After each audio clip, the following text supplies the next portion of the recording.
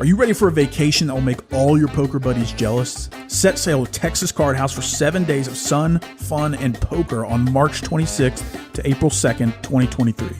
Sailing out of Galveston, Texas, the Royal Caribbean Allure of the Seas is one of the most awarded ships in the world. As you sail for 7 days with Texas Card House with stops in Roatan, Costa Maya, and Cozumel.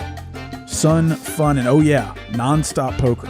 Texas Card House is bringing their world-class staff on board for 7 days of cash games, tournaments, and no matter your skill level, we've got games for you. Texas Card House Poker Cruise, Royal Caribbean, Allure of the Seas. Cabins are going fast. Don't get left in port and miss the vacation of a lifetime. For full details, visit TexasCardHouse.com. My name is Eugene. I'm the tournament director at Texas Card House Dallas. I have some exciting news for our tournament players in 2023. We will be starting a tournament rewards program that is offering a $15,000 free roll quarterly, and there's 2 ways to qualify. 1, you can be top 20 on our money leaderboard. 2, you can be top 25 on our loyalty rewards leaderboard. Follow along at TexasCardHouse.com for more details. Do you have like another... Evening, everyone. Welcome to TCH live from Dallas, Texas. My name is Derek, and I'm joined by the one and only German moneymaker, aka Chris. How's it going, Chris? Welcome back to Texas. Yeah, thanks a lot. I'm so happy to be back. It looks like a super fun lineup today. I'm already excited to watch. Yeah, I know a lot of our viewers are going to be excited to hear your commentary and hopefully a lot of your play in the near future. And from what I understand, you just landed about 2 hours ago, right? Yeah, like I landed like at 2 p.m. and 4 hours ago. Directly to the hotel and took a shower, and now I'm here. But it should be an exciting game. Let's get right into the action. 20 million. Let's go. Yeah, and for our viewers out there, we're actually going to be doing a PLO bomb pot, I think, for the first time on our stream. Our table has had the capability to do so, but the players haven't really been wanting to until, I guess, recently. Mallory brought it up today, and all the players said yes, so they're doing a $100 per person PLO double board bomb pot. Let's do some quick shout-outs here in the live stream chat. Frank, Kicker Problems, Poker Monkey, thank you for tuning in early. Poker Monkey asking if you have any jet lag here. Nah, what's jet lag? No, I was so excited to come back to TCH. Yeah, you're on pure adrenaline still, I imagine. Right. Then Mallory asked me if I can do the commentary, and Mallory says please, so you cannot say no. Yeah, I really appreciate you stepping in here and commentating with me tonight. I see Wolfdog, SNS, LFG, JW, and JD. I misread her like message to me. She's like, yeah, that's right. We have some, a lot of our regular players here. Paolo, Jay, Mr. Delivery, and C3 will be here shortly. Brass Monkey. But we have new players, Scott and the 60, actually a horse race, a racehorse owner, excuse me, not horse race, racehorse owner, born in California, I had to clear out some space in my garage. It wasn't a big deal. He's been playing games, card games since he's about 10 years old. Scanner cards on this What one. I heard, super successful in this horse race thing.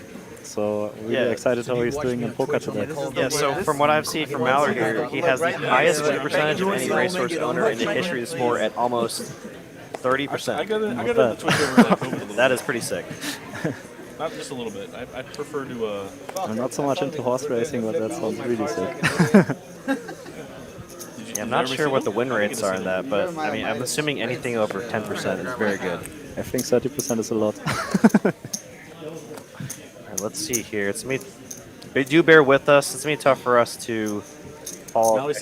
Paul does have top set on the bottom board. I will refer to the top board as the one that's top on the screen. Bottom one that's on the bottom of the screen, of course. JD leads small. Like it's a top pair open ender. Is there a Twitch stream they had double bomb pop PLO? Middle pair and some nice runner options. Now he has a nut flush draw on bottom. Paolo has like top set. Has to be careful because of the potential 10-9s, but it's not out there, I think. Yeah, JD does have a gut shot on the bottom as well. Let's see, 4 on the bottom is going to give Paolo the... He's going to have the bottom board with the set. Breast Monkey makes a set on top. So it's set and set are going to be the best hands at Showdown here. Let's see if... A very scary board, so I don't see... Yeah, imagine a lot of them are just going to try to get to Showdown with just sets in this, especially with only one board. This will block that. That's really, really tough to follow. Yeah, Breast Monkey will bet out here with his middle set on the top board. I imagine Paolo will just make the side call, even though he has nothing on the other board. Really only realistic loses to... I mean, he loses to 5-6 and 9-10. Maybe crying call. Yeah, he knows he's only winning one board if he does Such a beautiful hand. win, and it is going to be a chop here. You know, and that's been the first ELO double board bomb pot on our live stream. Kind of hard for us to follow, but we'll get better at it. Okay, pretty tough if Breast Monkey wants the river. So he has a nice blocker to the 10-9 straight on the bottom. Oh, I didn't even notice. He actually had the nut straight on the top. Breast Monkey. He has a King Jack? Yeah, he had King Jack. Yeah, okay. Then I'm out. I completely missed that. Yeah, he had. That makes a lot of sense why he bet out. Though. Yeah, that's not the game. All right, on to the real game now. Thank you all so much for tuning in early. 100 viewers already. 8 minutes into our stream. See Charlotte Dawn, Skullbone, the Life Shuquatic. Thanks a lot, Charlotte. I had to think about it for a long time. Ryan Braun cheering on Jeremiah. Yeah, Jeremiah in the 7th seat. Actually does Twitch streaming. Streams a lot of poker. So on Twitch, how many hands do you play at a time? It's growing that community over the past couple years and starting to jump into the live street, play more live poker. So it's cool to see him join us here at TCH Dallas on the live stream. And Shorshi came here for playing, opens the 10-4 suited from the bottom. 4 is quite tough for someone. That's pretty good for your age. Yeah, Thank you. This is back 10 years ago now. I played when it was AOL, and you could only stream one at a time. Oh, see, that was the problem. That was the problem. Your internet was so It's a slow. really fun game tonight. You could only look at the hands like loading. Exactly. I think I won. Chris and I were actually talking a little about the positions of the players before the live stream. Really mentioning how, and we thought Jay had a kind of a tough spot. Right? He has 3 very solid players on his right. Oh, these are all gonna be Even though people say like you kind of want position on those players sometimes, but it's when you have the best position on those players, it's hard to even get paid off. Exactly. So really, really tough spot. And then he also has Mr. Delivery to his left. So he can't open so wide because he will get 3-bet pretty often. So he has to play very solid and then has to find the spots to get value against Players that are usually not willing to pay off light. Very, very tough to get value against George and Paolo. Maybe he can get something against JD. But let's see. Will be really interesting. And I shuffled 10 1Ks. Welcome back. Reasonably big stream. I got someone here from the Twitch side of things. Red Hot Minute says, "Let's go Jeremiah." Yeah, I imagine we're gonna see a few more Twitch stream viewers than normal, since a lot of his community is from the Twitch side of things. I'm excited to see how he's doing here at the high stakes live game. Not sure which games he's streaming on Twitch. To be fair, Jared, I'm 50. I'm a fucking idiot. Chips way up. I'm just a fucking. See someone in the live stream chat, I guess follows me on Instagram, asked me how the foaling was. It was last Friday. I went foaling with Safine, Delivery, Todd from the UK. George actually went with us too. Manu went with us. And George surprisingly actually threw a very good spiral for his first time ever throwing a football. But for those of you that don't know, foaling is a mix between bowling with the pins and you throw a football at it to try to knock it down. I'll have to show you these later. Yes, I want to see. But it was a lot of fun. I actually had a great time. Of course, in our group of players, all of us, degens, Safine and George had to do a heads-up battle. Of course. For a nice simple $500 there. Yeah, easy one. Safine won. It was actually quite close. 88 degrees outside. I'm bringing a jacket. Considering. George opens the 10-4 suited and Paolo goes with the 9-2 suited. So let's go. Quite the start here. That's a like Let's mixing the action here. I didn't know Volca made sweaters. Paolo here. Right off the bat, getting a premium. No? After the 9 deuce, he's also opening jacks. That's interesting. Paolo, you must have got a girlfriend. Small blind flat, that's interesting. Yeah? But I think it's yeah, valid strategy there. And thinks everything. Yes, he's going here for a range check. Paolo has both options. He can check back or go for a small c-bet. I think that's completely fine. And yeah, the small blind now has yeah, both options. I think on this kind of pretty drawy board, check raise makes lots of sense. But he chooses very small sizing. So Me too. yeah, the problem for Paolo now is that he's blocking lots of potential bluffs. So something like King Jack or Jack 9. So yeah, it sucks for sure to continue on basically every turn. So yeah, pretty nice fold from him. It's like a bounty jackpot or something. Yeah, I think JL definitely could have gone maybe a little larger, considering how wet the board was. I mean, considering a lot of his combo draws, would probably want to go a little larger as well. I mean, and then I kind of want to do the same thing with value. I imagine his thought process there was having so much of the board, it's hard to get anything to really call unless you had exactly like an overpair. Yeah, that's more. That would be like one of the reasons to flat. So when you block too much of the board, then yeah, pretty nice to have like something like this in your calling range. So to give Paolo the chance to continue bluffing. But yeah, check raising is for sure like no mistake here. Like it's pretty standard. And see, there's one of those spots here now. Shorshi gonna open the action with the pocket 8s J, gonna 3-bet with the pocket jacks. The number stings, you know. Let's see Shorshi folding here, but this could be one of those spots where Jay can show us what he's got here, so he can get the most value from Shorshi here. Arguably one of the tougher players on this lineup. Yeah, I don't really know the number either. Right? You gotta put all the forms and send it to the guy. The guy comes back to you, and then you're like, ooh. Same board. That's Queen 10. exactly what happened. I think it was also diamonds as well. Very similar board texture. Jay gonna go for a small c-bet here. But like very small c-bet, right? Yeah. Yeah, Like 200 and 900. Yeah. Interesting. Yeah, always nice to take down the pots here. Well, yeah, same problem Paolo had, but yeah, very nice to take it down. And good start. We tip 100 out of each of the flips. Let's see here, we have something from the Life Aquatic. Jeremiah streams cash on WSOP and Global, mostly 510, but he will play any tables that open, including heads up. So quite large for online play. 510, right? That's which side you said? On WSOP and Global. That's interesting. Yeah, it's pretty high stakes for online. So yeah, give him some credit. So was there action on the tournament? No. I mean, people even say once you get to 1-2, no limit online, that's when you start running like quite a few crushers. 1-2, 2-5, right? Yeah. Online, it gets quite tough. So if he's playing 5-10 or bigger, he's got to know what he's doing. Very boring. So many fun rivers. JL electing for a little bit larger open. Costa Rica was great. It's the first time I've seen you since you got back. So what brings you to that? We'll take it down though. Just poker? Alright. Maybe, I guess. I don't know. You must have a girlfriend. You definitely have a girlfriend. Congrats on the girlfriend. Paolo hasn't been here. He's dressing nice. Look at this. She's doing a good job. Brian McNaught says he plays up to 100, 200. Looks like he's going to fit right in here. Still, we have our straddle on occasionally. Yeah. It will be for sure an interesting game for him.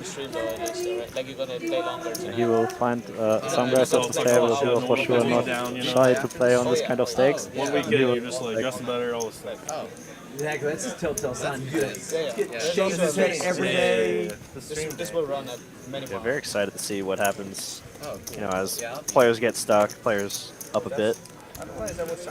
Yeah, I guess I haven't seen you, Paolo. I don't know. With two new players in the mix, right? I mean, the other 7 players are quite familiar with each other. As the players get to know each other, it'll be cool to see how they adjust. Yeah, it will be really interesting to see how Jeremiah is doing with, yeah, out of position against George, JD, and Paolo. So pretty tough seat for him. Just a great flop here for Shorshi. Probably going with his range here with a small sizing. Nothing for JD to do. should you think? Here's ideas. We'll just call in position. So you can do much more when you're in position. So he might think of specific turn cards to try to get the money in, but I don't think that's one of them. They're also very deep. So with his pocket threes, he can call like basically as a turn set mine. So hoping to hit a 3 to cooler exactly hands like Ace King for the maximum. And your hand is like, yeah, very tough to see. So like nobody expects that you float there with pocket threes. But yeah, for the small sizing, I don't think this float is terrible. But yeah, I think you should just go for the full here. That's an interesting point that you bring up, or like an interesting term you brought up, a set mine on the turn, right? And that typically only works so if you're deep enough, right? And the sizing works a lot. Right, it's like you basically have two pretty clean outs to the nuts. So of course, like in this position, it's a little bit dangerous because JD could also have like all the higher sets. So like this set mining for the turn works like you said. Like you have to be very deep, and it should be unlikely that your opponent has like better sets because otherwise you are in the reverse cooler situation. Yeah. But we've all seen that before. The reverse cooler where you know, the opponent checks their top set and you hit your set on turn. But in this spot, I don't think it's so bad because like, there are way more combinations of Ace Jack, Ace Queen, Ace King, where George has like potential big problems to get away. So yeah, I think it's fine there. You're raising 3-bet from JD and take it down here. Pretty standard. We're probably going to see a lot of this given the exact configuration, especially with Paolo, JD, like the order that we see, right? Jeremiah, George, JD, Paolo. We're probably going to see a lot of 3-bets and 4-bets in that configuration. Especially from George, I expect lots of 3-bets. I think he has like lots of incentive to isolate, so he doesn't want to play too many multi-way spots with JD and Paolo behind. So I guess his 3-bet like percentage will be pretty high today.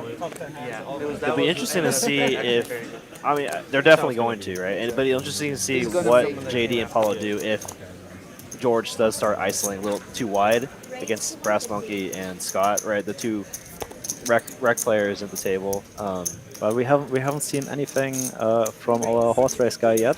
So let's see how aggressive he is.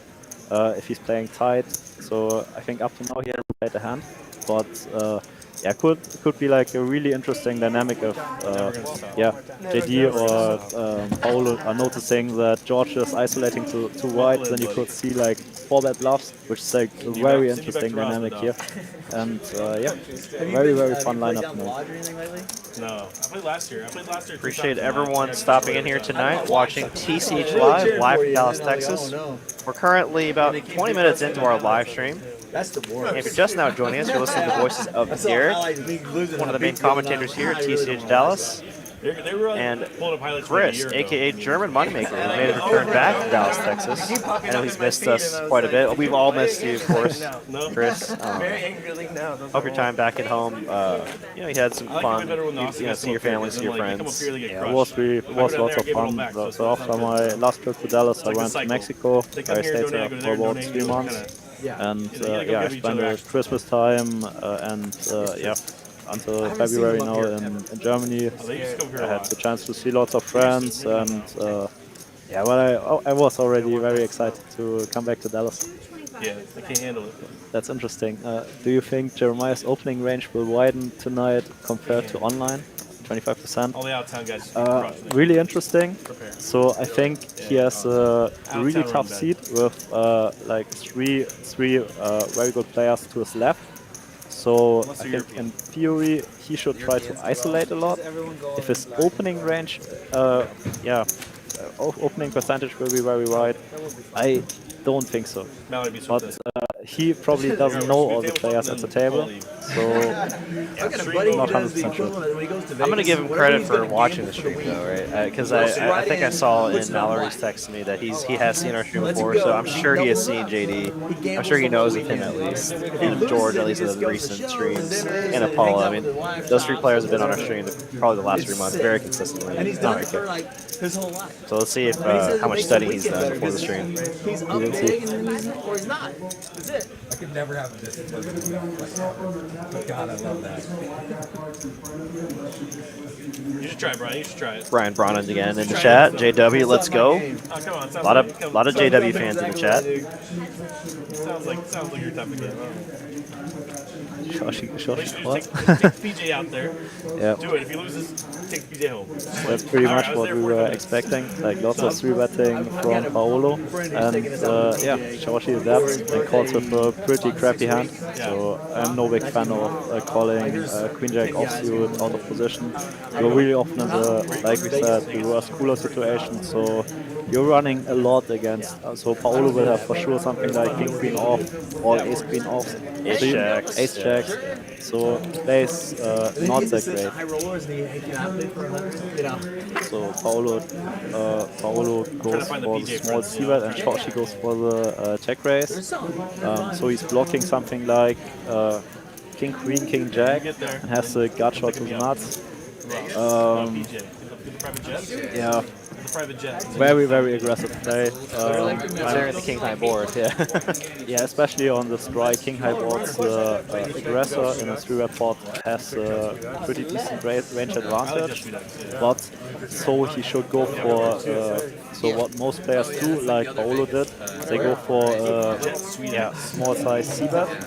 And when we now see that Paolo is 3-betting very wide, so he's 3-betting wider than he is supposed to, George is supposed to check raise a lot to get rid of all his crap, and that's exactly what happened. George goes for very first he makes a very loose call pre-flop and then a very aggressive check raise on the flop.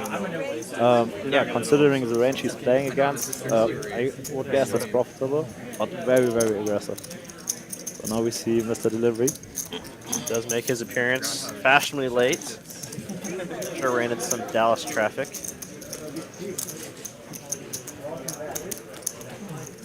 You know Sean Winter? Yeah. Prepare here for Shorshi. He opened the action here, so they're going to check to him as the initial pre-flop aggressor. For the first time ever playing live poker. As in Florida. Pretty standard here. He came in and played some nightly tournament I was playing. I was maybe senior high school actually. Like $60 nightly. Definitely see JL continuing here. Got shot to the nuts, backdoor clubs. Didn't know when the action was on him, didn't know what to do with the cards, literally had no idea what he was doing. Yeah, against a small c-bet, he has to call here. And he was playing crazy. But I expect Shorshi not to size up. Yeah, fast forward 3 years, 4 years, he's playing massive games in Bellagio. So, yeah. That guy's good. Yeah, that guy's good. Who? His name's Sean Winter. It's going from the 1/3 now to the about 75%. My age. And you probably wouldn't know him. I mean, he plays JL now could go for a potential bluff, but on this Ace King 10 board, I'm no big fan. So he could maybe do this with it was like a $60 nightly tournament. some Queen X or Jack X and hearts. So where you have at least backdoor flush draw on the side. But very good board for Shorshi. So I like his upsize here. And I really they build a new room, the best bet room. It's has a private back room. They're running big games. They tell me the vast majority of people that I know, especially people that would be into betting sports already. Is this a lot of fun? Some people want to play in his game. Yeah, if it wasn't already rough for Jay here in the 2C, Mr. Deliveries here, very solid player. I don't know. Very aggressive as well. he will get some action for sure. So, but very, very tough to play now. Achievement unlocked. Achievement unlocked. Yeah, rumors he had all the chips in the room, in his box and all kinds of crazy stuff. I think one yellow bird, so maybe 15K. And I went to Vegas one time and saw him playing 200, 400 PLO or something like that.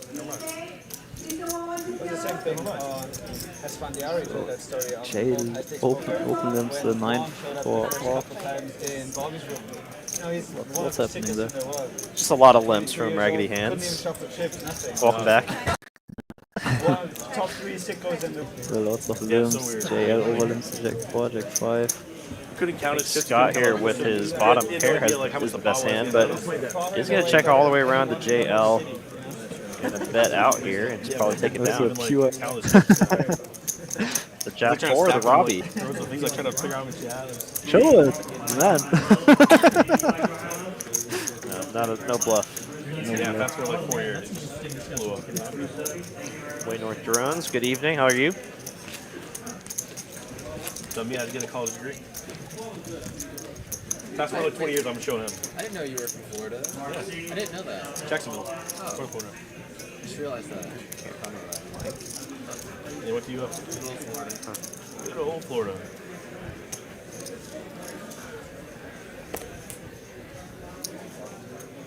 $150 is the bet. Raise to $150.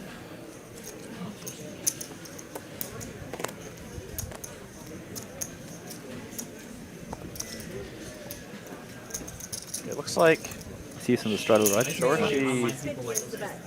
No, I think Did he's Shorshi limp? No, I think no. he actually did. Oh, no, that should be the big blind. He's in the straddle. People will be asking me, they're like, Steven, like, what do you think about JD opens, Like, mostly I'm trying to remember how much is gets called from the hijack, and a squeeze from JL. half of 1,000 is. 6 times 2 plus 4. Yeah, I like the fault there from JD. I've actually heard him. I've heard him say this personally. Jay, did you get him? 9-8 suit is probably one of his least favorite hands Yeah, makes a lot of sense. against 3-bet pots, which, like you said, makes a lot of sense. The cooler scenario, Queen Jack 10. You hit your straight, but the likelihood they have an Ace King very high. Anyway, most players call too many suited connectors when they're out of position against 3-bet. So when you have to find the good mix to defend there, just don't take your 9-8 suited and take just a little bit more 5-6 suited. So that performs overall much better and it makes it just easier for you to find the correct minimum defense frequency there. You got that You Pitbull look like a lookalike. bad guy in every John Wick movie. I say he looks like Pitbull. That's what I said. It looks like probably gonna see a lot of limping from Jay For Mr. Pitbull. tonight. He will be limping JD, gonna to check behind. Yeah. Trade right in the trade. Straight and a flush draw. Flops the straight flush draw there. Pink. What is Halloween Check, fall this year? check. We have a Halloween stream, Ace high gonna be the best How hand. dress up. Looks like JD's gonna take a stab at it. costume contest, let chat. That's like $100 present from JD. What would you dress how you're gonna leave for like 3 days? Don't forget about it. I think there's going to be like a topic, like a. Always gotta have a topic, yeah. I see what you're saying. A theme. Yeah, I would say, yeah, the word you're looking for is theme. What's the movie where they wear all the masks? I like making Purge. I like making fun of people who have high fluency just because I'll never Like the sex party. Like Eyes wide shut. Eyes Wide Shut. There you go. The tough thing is how many movies are there, or even like Man, themes anytime that, Steve comes to the table, we could does have, like, does he bring a different relatively distinct conversation to the table? Game of Thrones. I like playing with him a lot. It's always so much fun. And everyone else dress up as like Makes it fun for everyone for sure. Like me guys, who do you want to be? Okay, we know who Agent Smith number 5. Yes, absolutely, please. 175. A little bit of both is fine. Halloween ideas. So we're like way early. No, but now's when you gotta start prepping. Poker players are terrible at planning ahead. You know what I'm saying? Yeah, pretty standard so far. I was So trying to get people Scott together goes like for plan a stuff tier for open there, WSOP Paolo and, defense. They're like a week beforehand. Oh like, boy. that's what I'm saying. Yeah. Yeah. Literally. Paolo will check. Or they're like, oh, I'll just get everything Probably a comp. So I'm like, $200 one, you're CVAT such a and degen. $700 Two, check raise. King 10-7. Scott finally finding Goes even a for a good big flop. CVAT. Comp and let me sit on the couch, you know? Oh, that's nasty cooler. Yeah, there's actually a 7 on there. It's King 10-7, not King Jack 10. If they're degen enough, they'll have a There we second go. room, just so you know. That's Yep. for Top pair, good kicker. 28-year-old Decent kicker for Scott. I completely agree. Tough to imagine your opponent has any stronger king. If you imagine a player like Paolo would So if you hunt or fish, all these probably stupid re-raise a hunting lot of and those fishing buddies holdings. are bunk beds. Yeah, of course. Yeah. Well, So let's see how he plays this. So fortunate for Scott here, he does have a jack in his hand, right? So it's gonna make it less likely Paolo could have a hand like queen jack here. Yeah, but he has at least to call the flop. So Paolo is playing very aggressive. So he has to see a turn. So hope for hope for an action card. Oh no! So much fun. That's Are you kidding me? That's an action card, yeah. Are you kidding me? Probably one of the best cards for The Scott. theme was like the Pretty circus. good It card. was great because there were Pretty so good many card different like for distinct Paolo characters. to go for a very big And bet. like the ringmaster, Try you had Lion to Tamer, get as you much had, money like, free, in against the you had, king like, as I was an possible. ice thrower. Yeah, especially when Yeah, Scott wand, so it's like you could decides really to get, like, bet different relatively costs. large on the flop Some of the and other ones, it's call just like everyone just kind of wears his the same rate. Oh no! You might be fucked, sure. Wow, right off the bat here, a 19K pot headed towards Paolo. Boat over trips. Unfortunate turn card there for Scott. I mean, I can imagine most turn cards you get away from me, other than like a jack or a king. Yeah, I'm no big fan of his shove. So when we think about Paolo's range, after his check raise and his pop bet on the turn, so he's already like very polarized. So I don't see Paolo having lots of tens because he's 3-betting pre-flop, but he's basically representing something like. There's no 3-bet pre-flop. 10 on the river, 1 No, he's bet. Well, when he's not 3-betting, I see. so he has probably no tens in his betting range because I would expect a 3-bet. Sorry, I misunderstood. So I guess when he's check raising there and potting turn, he's mainly representing something like sevens, king 10, or as his bluff, probably something like queen jack, 9-8, or counterfeited 10-7. So and when we see this range, we have even against his drawing hands like queen jack with our king jack a pretty nice blocker. So that's why I think call here performs better to keep potential bluffs in. So like 10-7 is pretty much dead.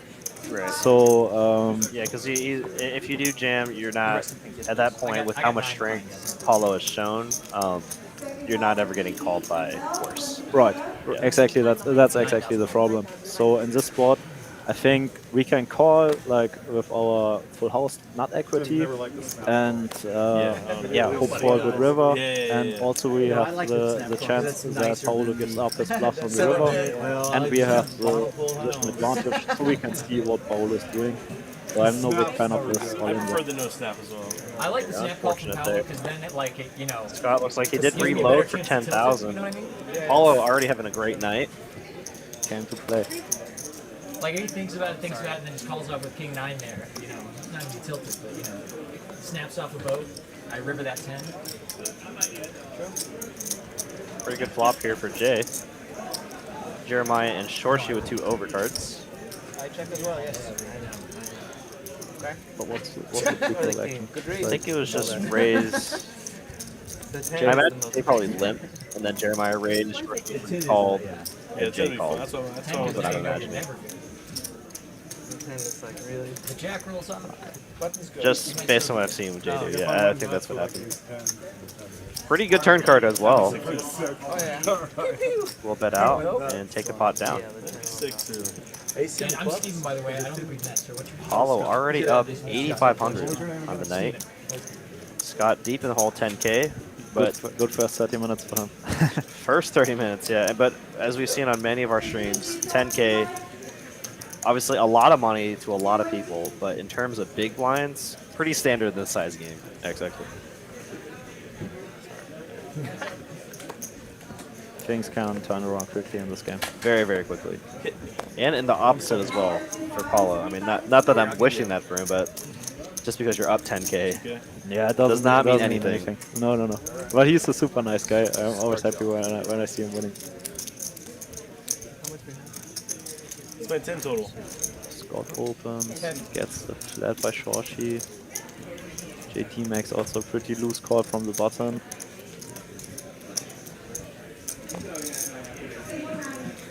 Yeah, Queen 10 off.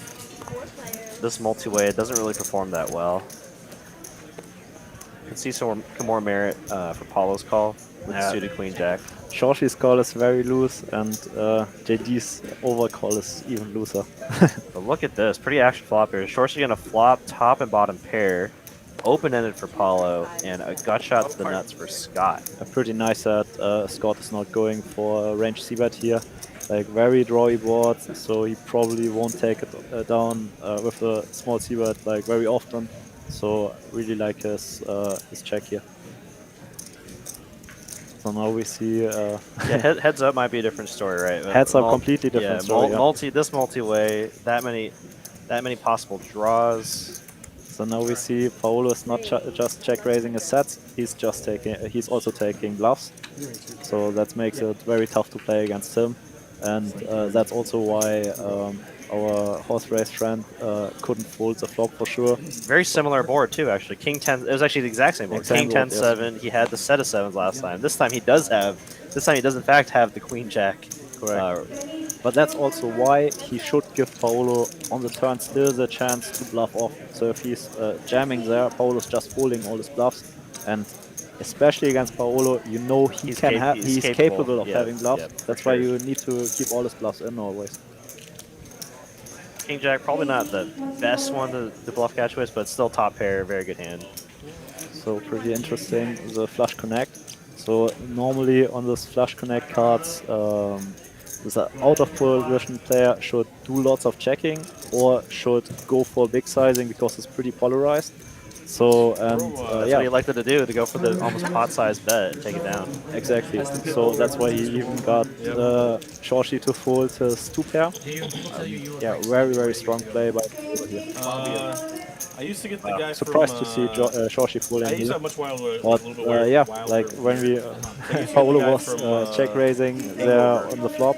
I think it was four-way. Yeah, so it's very strong. Very strong, and then continuing on flush connect with a pot-sized bet, which is like incredibly strong. So and very polarized. So yeah, credits to Paolo for taking this line, and I don't blame Shorshi for folding there. Yeah, and he had no club in hand, right? So it's he's giving him credit for all the flushes there.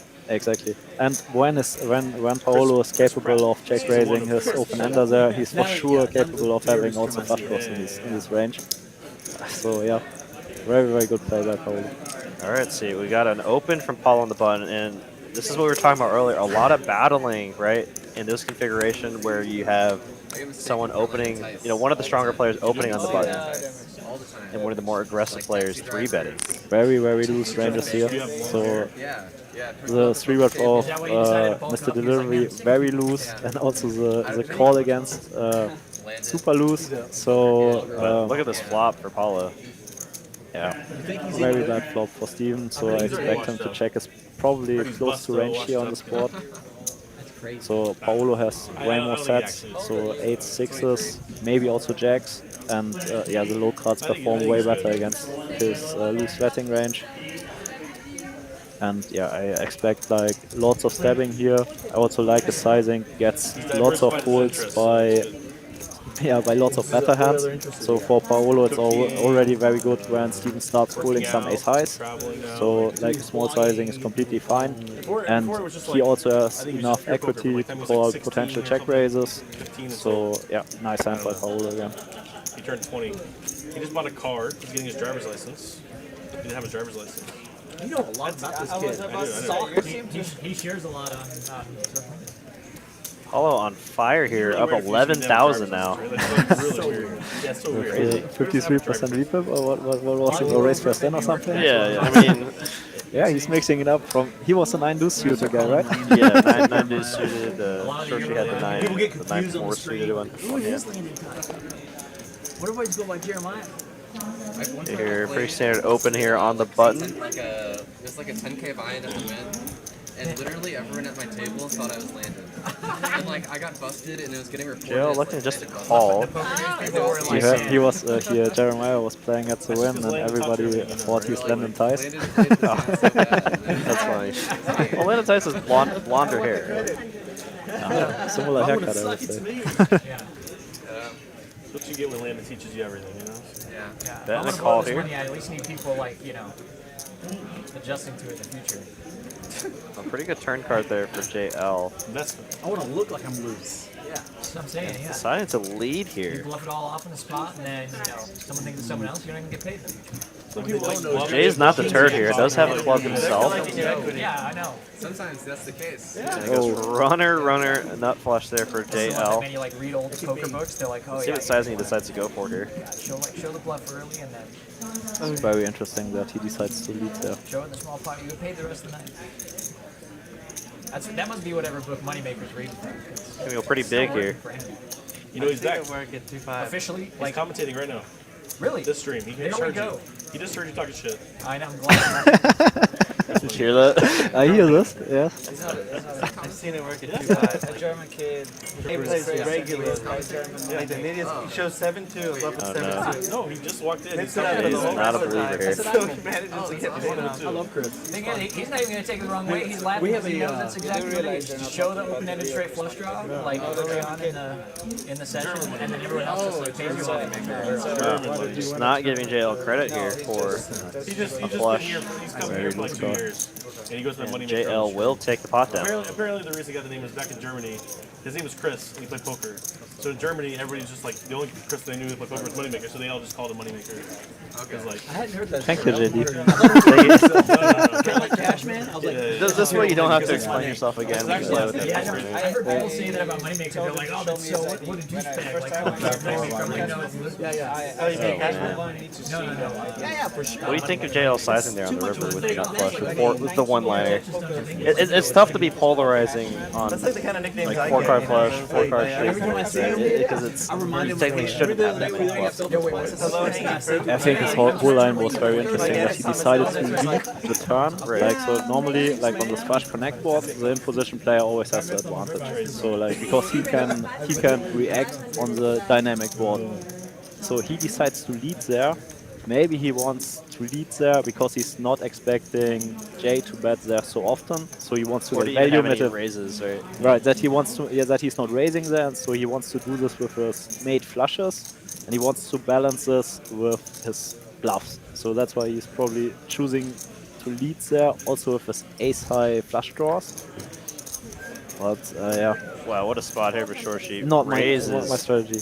gets 3-bet, 2 cold calls from Jay and Brass Monkey with very strong playable hands. And Shorshi gets the 4-bet here. Did Moneymaker get that like today or like? Yeah, I think today, yeah. I saw him today. Yeah. Phillips back. Moneymaker's back. Jay doesn't want to fold this hand, but don't see how he can continue.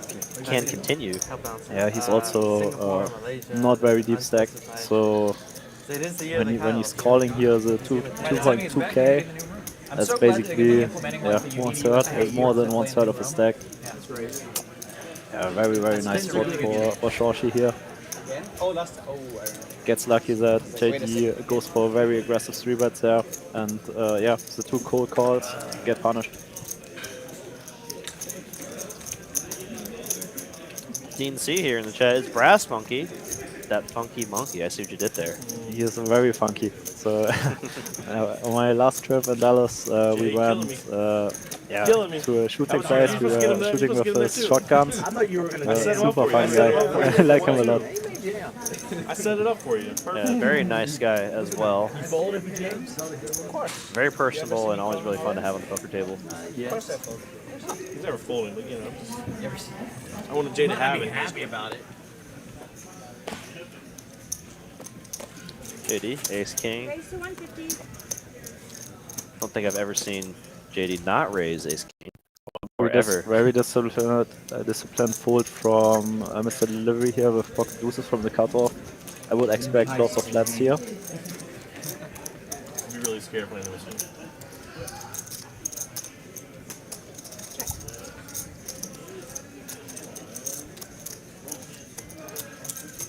Wow, and Jeremiah deciding to donk out here into the pre-flop aggressor.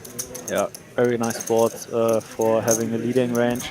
So he has probably in higher frequency sets, potential 2 pairs and straights than JD has. So JD has like very often hands like he has. So something like Ace King, Ace Queen, Ace Jack.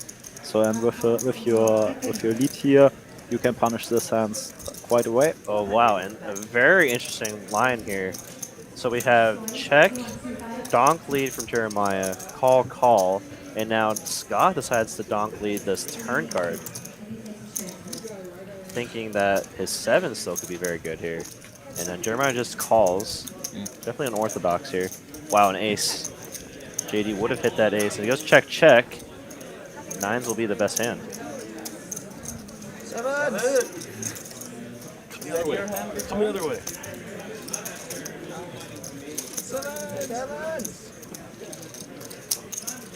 He's ace on the turn. That's me, boys. Ah, Jeremiah bought in for 20k. I haven't seen this. Looks like Jeremiah is the deep stack tonight. And actually, no, JL bought it for 20k as well. So 2 20k buy-ins. So we could see a potential 40k pot. But JL reloaded already 10k, right? Yeah, we might still sit Yeah, no, he bought in for 10, got stacked, and reloaded. no, Scott. I'm sorry. No, JL JL, bought it yeah, for 20K. right. You're sick of like How'd it that. go? Actually got second. Oh, there you go. Really? Big brain play. I was a little tilted. Love of the Have you been game. on the stream? Apparently everyone knows Jeremiah as Landon Tice's good friend. 175, right? 175. JJ McLeod says Jeremiah is by far the best player in this lineup. Uh-huh.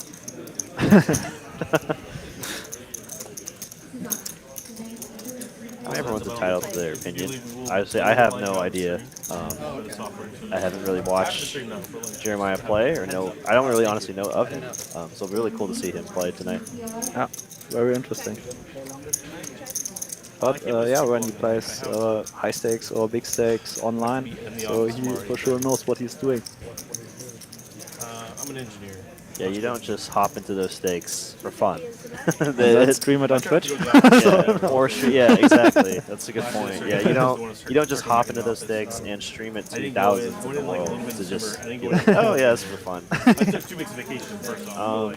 Great question here from Ken. Actually, yeah, I usually do this one for stream. Sorry, guys. So for any new viewers out there, our chip denominations on this stream, the $1 chips are white, the red chips are $5, the green chips are worth $25. The black chips are worth $100. The pink chips are worth $500. The teal oversized chips are $1,000, and I think a few players do have the 5K yellow birds or Pikachu chips, is what I can call them. Those are worth You go from $5,000. like letting everybody work from home, telling everybody you want them back in the office every day. They probably are one. They just heck out. That's what I said. Yeah. I actually don't think so because Oh they wow! were so slow So according to at Danny Marks here in the chat, and how's it going, Danny? Nice to see you in the chat.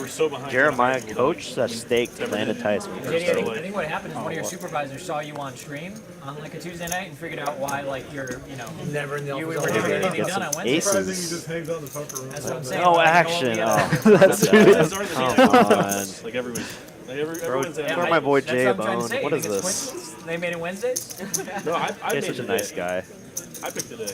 Yeah, And very he's young. just, the fact that he's willing to just hop in this this game, this told me, game like, of titans, you should come in one day this a week. I battle, was you trying know, to figure out, like which that. day we go, okay, let me think about To it. have the money is one thing, Like a right? week But later, like, which day? to I'm be like, I'm willing not to sure play yet. with Like, these people in my head, is I'm like, another. I got So this. yeah, That way hats you off stop to on Jay stream for and always be like, wanting to "Oh, guys, I play. gotta go Yeah, I back." had all these Off like things. with I had Fridays I planned. super Saturdays nice I guy, hang and he around, loves have to all get these things this. going on. Like he's really looking for games like this where he can. He's like, he likes the challenge. He right? likes the challenge. That's Yeah, exactly I why he's respect there.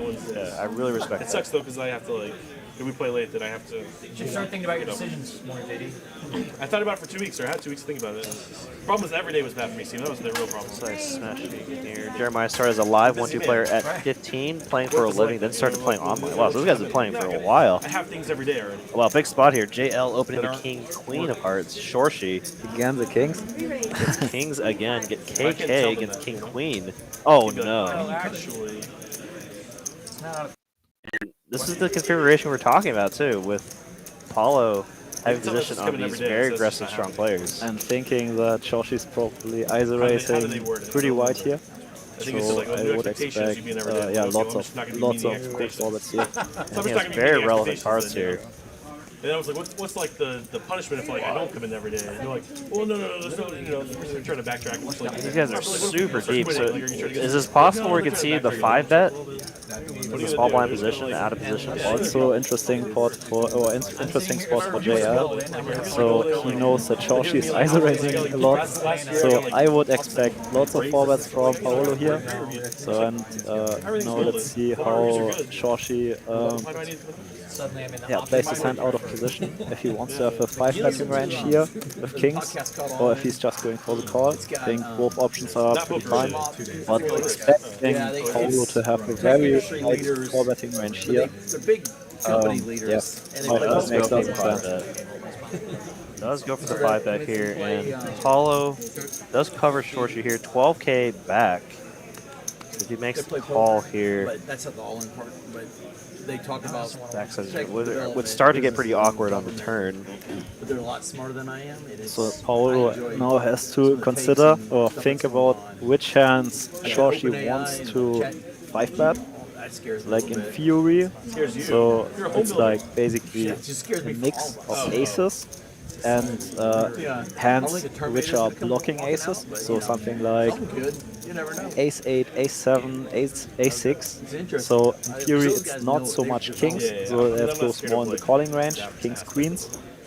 So his ace-king has with the ace like a very relevant blocker, and he knows that Shorshi is good enough to notice that he is going probably, or that Paolo is probably 4-betting pretty wide, so folding is like not a thing in this spot.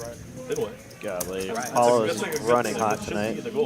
So when 5-bet finds that top pair top kicker. When we now think about Shorshi's range, so like I said, it's built around aces, ace X, so he can probably go for a c-bet here, and with a very small sizing because he's targeting mainly something like kings, queens, jacks, which Paolo is probably calling, and like Paolo has like as top range aces for sure as a trap, and yeah, some ace kings. Very interesting spot here. Yeah, I don't see Paolo doing anything but just call. Yeah, the problem is that Shorshi's range is built so much around ace X, so he could have the ace 3 suited, he could have the ace 2 suited occasionally. So yeah, he can't do anything with calling here, in my opinion. Oh, that's a bad turn card. Right, I mean now the ace 2 suited get there, the ace 3, the ace 4, the ace 5. Kind of a brutal spot here for Paolo, but I don't see Shorshi continuing with just the kings here. Yeah, with this check here, that's a good up. Whole labs were just like metal. That's a good feeling there for Paolo. That's what they're doing, yeah. Yeah, the question is, what is Shorshi doing with his aces himself? So it's just one combination. It's just gotten better. Jack's pretty much blank. Yeah, check, and Paolo is probably going for a block bet, I guess. So before we get to Terminator, it's more of like a, what's going to happen to the economy? That's kind of the question. That's a better question. Yeah. What would Paolo try to target though with the bet here? That's a good question. So like I said, like the main hands Shorshi should 5-bet here are aces and weaker aces, which don't perform so good post stops. So maybe some bluffs would be ace 9, ace 8, ace 7. So that are mainly the hands. So that's why he should go for a small sizing, exactly like he does. Yeah, pretty small here. To 3,500. target like his pre-flop 5-bet ace X bluff. Wow, that's a very sick hand. Massive pot here.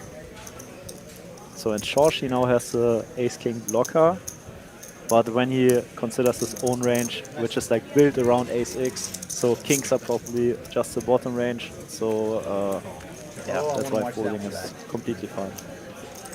Wow, and another massive pot. Paolo up to a 30k stack. Daniel Marks here in the chat says, Moneymaker, I told you that you weren't welcome back. Yeah, actually, if you recall that day you were in the stream, Danny and I, we banned you actually.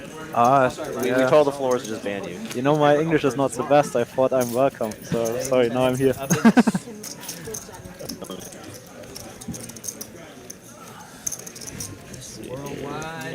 Lots of props for this Jeremiah guy.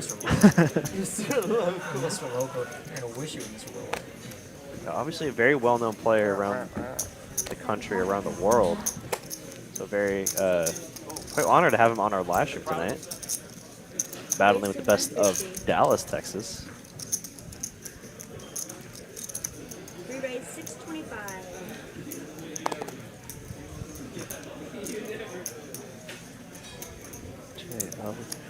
Very big 3-bet of Best Monkey here. It's bigger than 4x. JL anyway goes for the call. That's what I said, like lots of players like to defend lots of suited, even here one gappers out of position. And yeah, good flop for Brass Monkey. Goes for about 1/3 C-bet, which makes lots of sense. And yeah, nothing for JL to continue. Giant mug and a fucking vacuum cleaner and shit. Or he had that look. Yeah. Yeah. I had the thought, but yeah, seems like this guy doesn't like the fold. Dyson behind you. yeah, cause Have it plugged in, and then like you're gonna find you. Like, man, this guy's Definitely an crazy. unfortunate result there against Shorshi, but just brought the vacuum from home. definitely wanted to battle back. Put it behind you, just like as though so it's in shot. Oh, so is that your thing online? It's like we're vacuuming up the money, like and like the vacuums go across the screen. It's just like a funny animation thing. That's fun. Trying to make it fun. It's hard, like they were saying, like George was saying, it's kind of hard to make cash games fun. There we go. All right. A little bit of rebound here for Scott. Yeah. So in other words, you're gonna retweet whatever this, and then you're gonna make fun of us while doing it. Like I tried doing the stand-up game, like in Florida, they weren't into it. Streaming online poker. That's for JD. Streaming Oh, I online see. poker. Yeah. But that is exactly what we were expecting. So that JD, Shorshi, and Paolo will go for lots of aggressive races. In a tournament, there's a story. You know, So you get knocked now out, he's you come running back, unfortunately you into it. get the deep run, there's the bubble. Yeah, you really don't want to invite Cash, it's just like, you oh, know, the strong players like Paolo and Steven into the pot by just calling. Exactly. So Scott uses a pretty small sizing out of position, so it's less than 3x. JD will make the call here. That's why, yeah, JD. Oh Ooh. boy. Oh boy. I've got a bad feeling. Yeah, that's a JD flop. I've got a bad feeling about this. But very nice sizing by Scott. So puts in much pressure. Goes immediately for pot. Essentially committing JD if he does want to go. Doesn't give JD a prize. Got him. So One time, dumbass. One time, dumbass. 1S dumbass, he said. Never. There we go. That's a nice Easy money. I know it kind of sounds like I'm cheering against JD. I was just cheering for the unfortunate. Yeah, it was cheering for Scott. Oh, you're cheering. Oh man, I mean, no, JD is okay. 7-7. nice run up there for Scott. And just like that, right? I mean, he was in for the 10K bullet, bought another 10K, now up to an 18K stack. So just like that, he's only down 18. I would not have been sorry if I hit the spade. Yeah, feels like he's winning. All good. Absolutely, yeah, that feels like that is an absolute win. Yes. In a game like this. Now JD is the one down 10K, reloading, reaching into the chip bag. I see that Pikachu chip. I see a roll of cash. I see more chips coming out of the bag. Oh yeah. Yeah. I think we got a game tonight. I think so. We have a game tonight. There's no dong on the waiting list or something. He hasn't been really liking to play on the last streams lately. Yeah, I know. But I hope they all come against Mr. Delivery. Yeah, exactly. I will ask I've heard rumors, I've heard rumblings that, you know, post-stream, it's fair game. Yeah. They're not paying me very much, so. Or pre-stream even, you know. No, guys, Ben CV is German. So.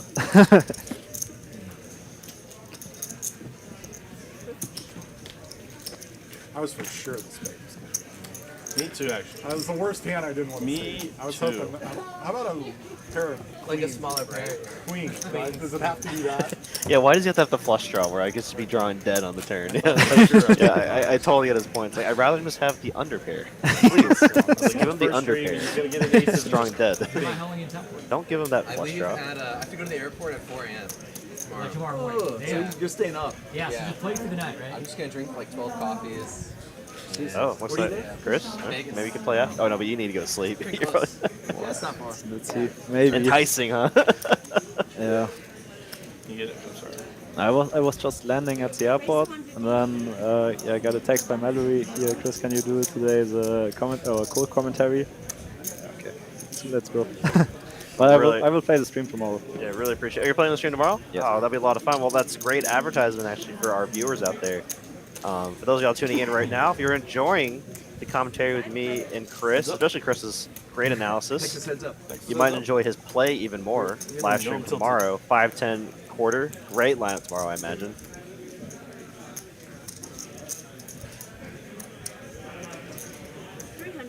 Jay here with the combo draw. And I see multiple straight draws here. JL driving the action here with his top pair.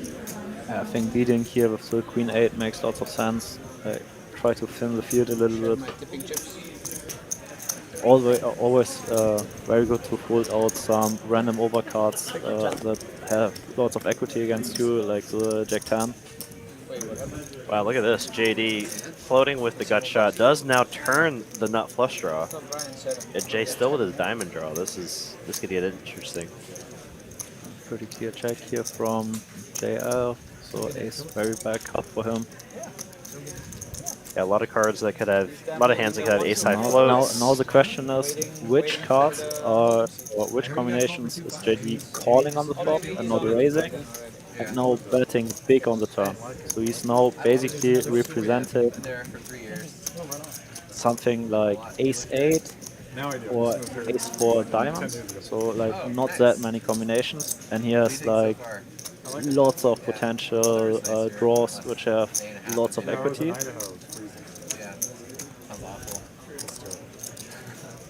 So I don't think JD will ever have something or like some kind of set. Probably not even a 2-pair, which is not connected to the ace. So he has not that many value combinations here. It's real airport convenient here too. Like Dallas, you can get anywhere. One flight. JL actually gonna fold. Is the best hand, but tough to. Oh wow, he would have river trips. And JD now arriving on the river with just king high. Not one to give up. Especially where the flights are now. So now from Dallas, it's just over. No. Classic JD line. But yeah, now there's one combination of ace 4 diamonds and one combination ace 8 suited. So rep pretty thin. Yeah, we're really just betting that Jay had exactly diamonds there, right? And just yeah, but against diamonds he's ahead, right? So he has the thing out. Yeah, no reason to. Yeah, true. So, I'm not sure. So then we went point. to Alabama, which was kind of close to Kentucky, and her family's close. Especially against Jay, right? Likely to even turn his hand into a bluff, right? So very likely to check back a lot of hands that just miss. Yeah, I'm no big fan of this play. Within the flights, because I own racehorses all over the country. Yeah. And even the ace 4 is counterfeited on the river, so he's not shoving this. So he's basically just wrapping the ace 8, which he is probably raising also sometimes on the flop. So, yeah, wrapping thin JDs. Raise to 500. So you're not moving the horses around with you? No. That makes way more sense. That's what I was like, Look at this, JL. Also the action here with 8-7 offsuit. Sorry, how much? No, excuse me, 3 betting. A raise from JD in the low jack with 4-3 suited, and a 3 bet with 8-7 off. That's aggressive. It's in my lifetime. Yeah. Does flop a gut shot, and look at this, JD with a pair and a flush draw. Yeah. That's a monster. Also bad flop for JL to continue. You can go probably like for c-bet, but yeah, 8 off is like super aggressive to 3-bet. They're out of position. Continuing big on this kind of board. I did not. Like when he wants to continue, I like his sizing, but I would be like more a fan of checking a lot on this kind of texture. Yeah. Yeah, it's really good. What are they? I've heard Let's Do That. Yourself getting exactly check raised here by a lot of big hands, like a lot of hands that Well, JD is in position, so he's rebetting out of position. So on a like this kind of board is like very dynamic. So the in position player has a big advantage. That's why your incentive as an out of position player is to keep the board as small as possible, and that you do by checks. So and if you see bet a lot here, you give also first you give the in position player the chance to call you. So he has still like the advantage of seeing the turn for besides the price of spot.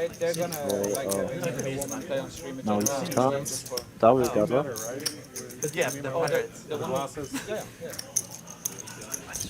He back calls with the low end of the.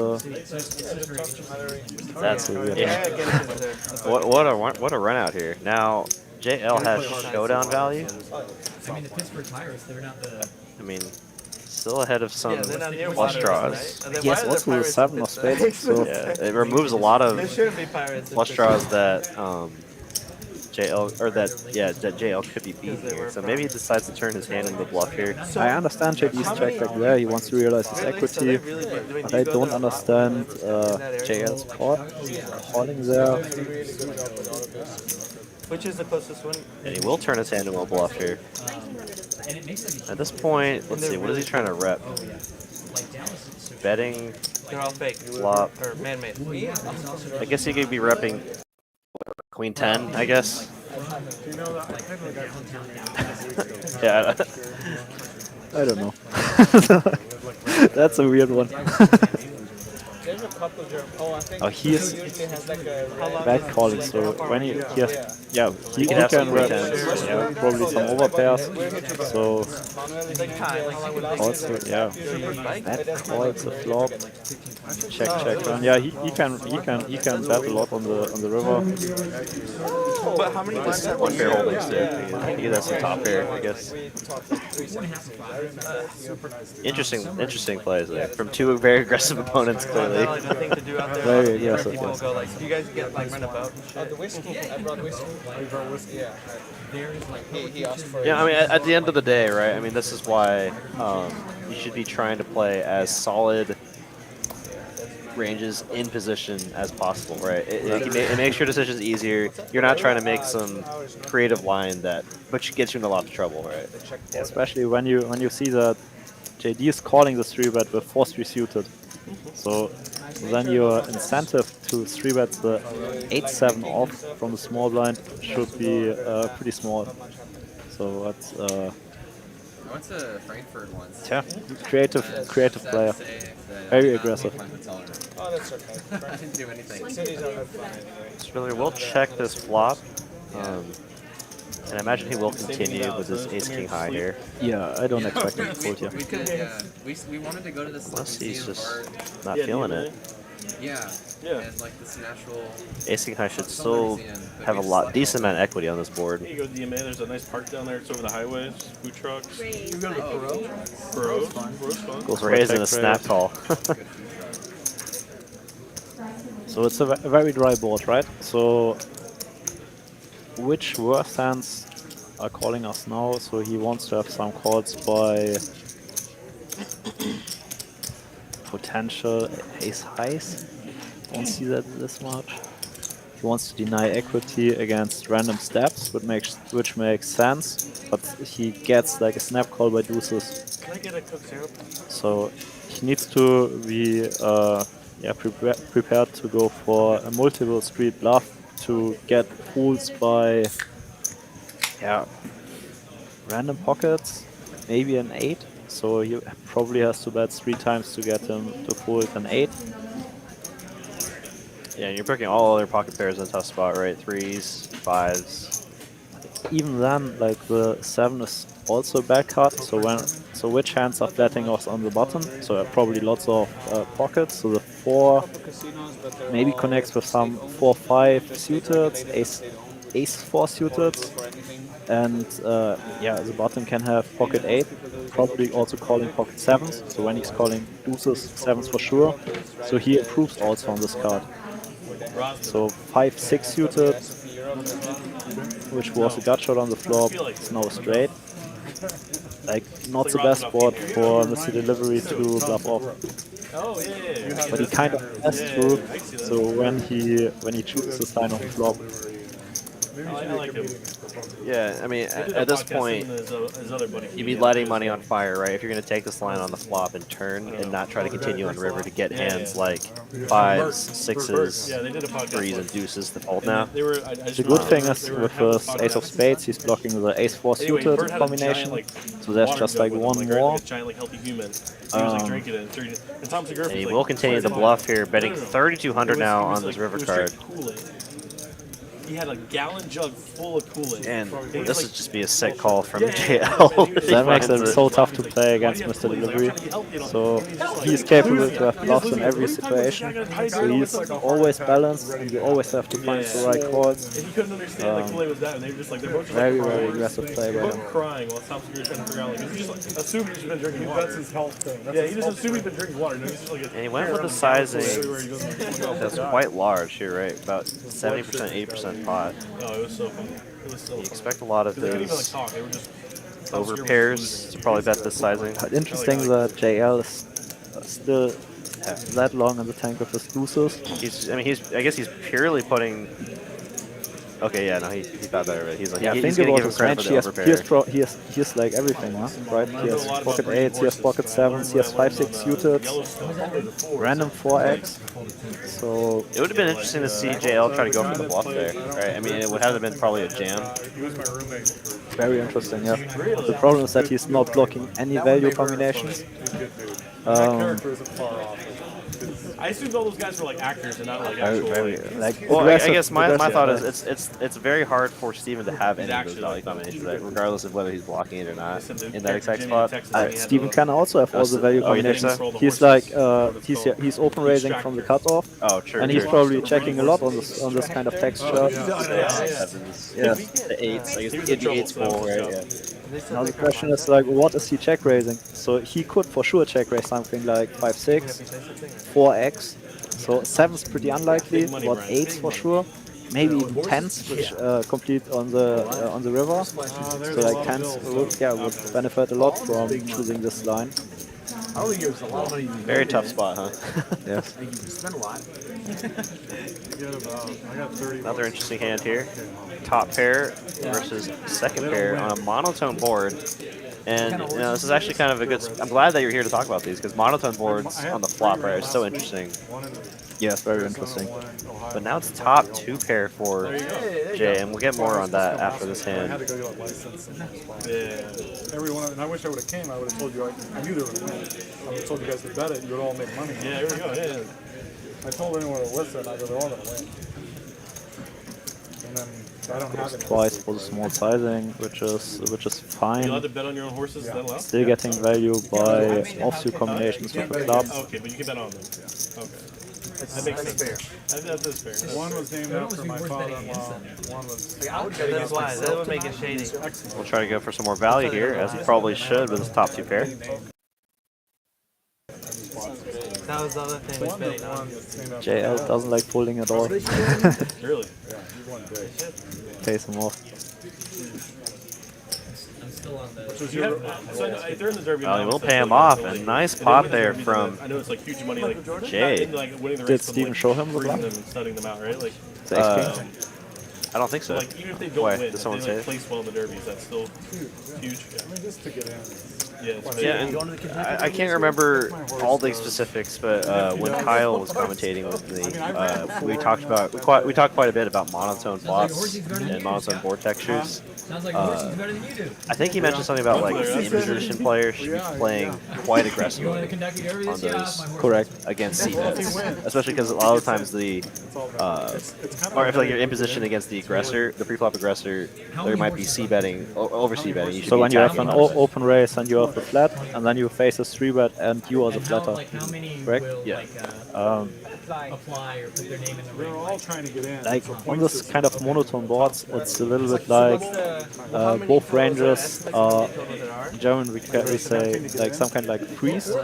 So because both ranges contain flushes, so in all the other combinations which are no flushes are like not nutted anymore. So that's why both players have pretty big incentive to use small sizings. And in poker theory, always when some player uses lots of small sizings, you should attack this a lot. So that's like the basic concept. Like the NBA, right? Especially in a 20-horse field. The NBA, unless there's like Top pair for JD, I believe he just called against Scott's raise. Yeah. So JD's probably in the straddle, right? Yeah, or the third blind. But like the best horse is always going to make it to the Derby unless they get hurt. Yeah, Right? I'd say even less. But they get injured easy. With LeBron, or at least used to be, he would already cut those odds. Whatever team he was happy. any of the teams plus The Derby's hard. Yeah, exactly. 20 horses, they're all very good, and it's just the There's, traffic. There's like so much hanging around. team at the team level. JD remembers it from his As opposed to like, and I think the series helps. But like the NFL, there's so much variance. There's not as I much don't always know. skill I own the difference. horse, I know.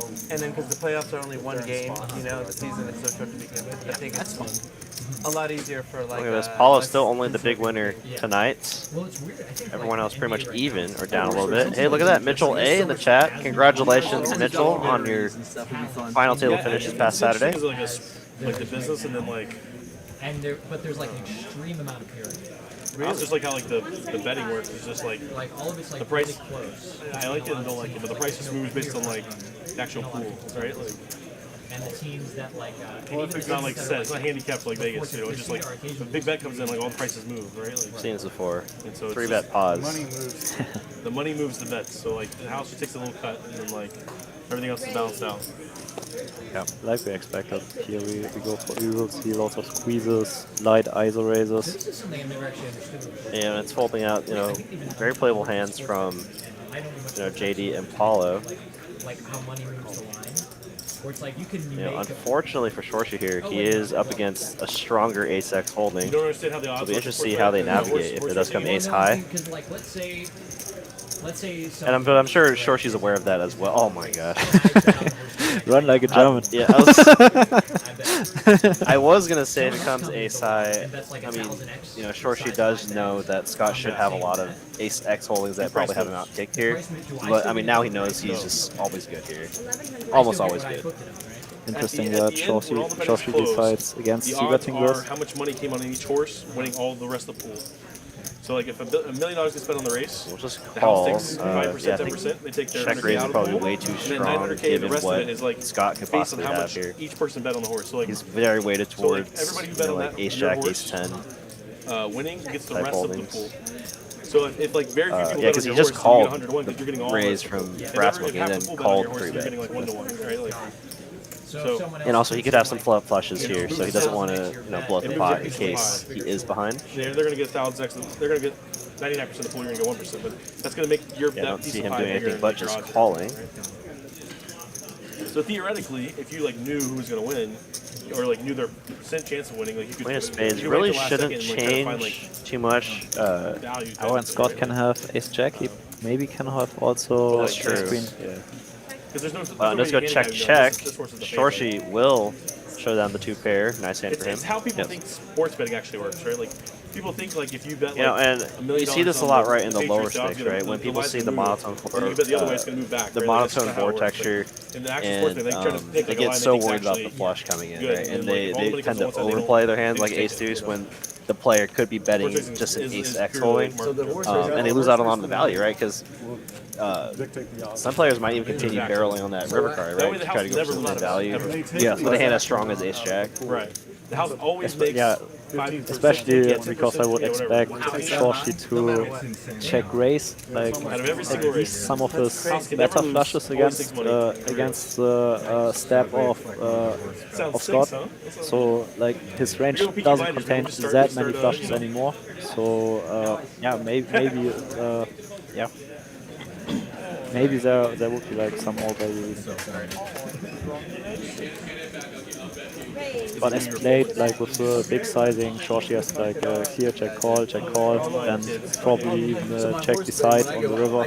So when Scott's going for big bet on the river, maybe he has a flush. When we see that he's check or snap checking back his ace jack, so there are not that many combinations which bets there which are worse than ace deuce. Oh, and that's true. And the fact that or Scott didn't need to table his hand there because Shorshi was, I think, out of position there, so he was able to push the show. So the fact that he tabled his hand there is going to let Shorshi know that he's not value betting his ace jack, probably not going to value bet his ace king, his ace jack, his ace 10. So yeah, it'll be interesting to see if he uses that information later. Oh yeah, put 50 out for that guy. I'm glad he left. He loses his. Against a player like George, if he shows the winning hand first, I'm never showing anything, not giving him any information. That's probably the best thing you can do.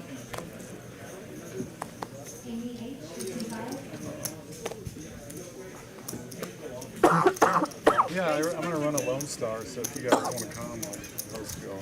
That'd be fun. Your horse is so much fun. Come to Paolo.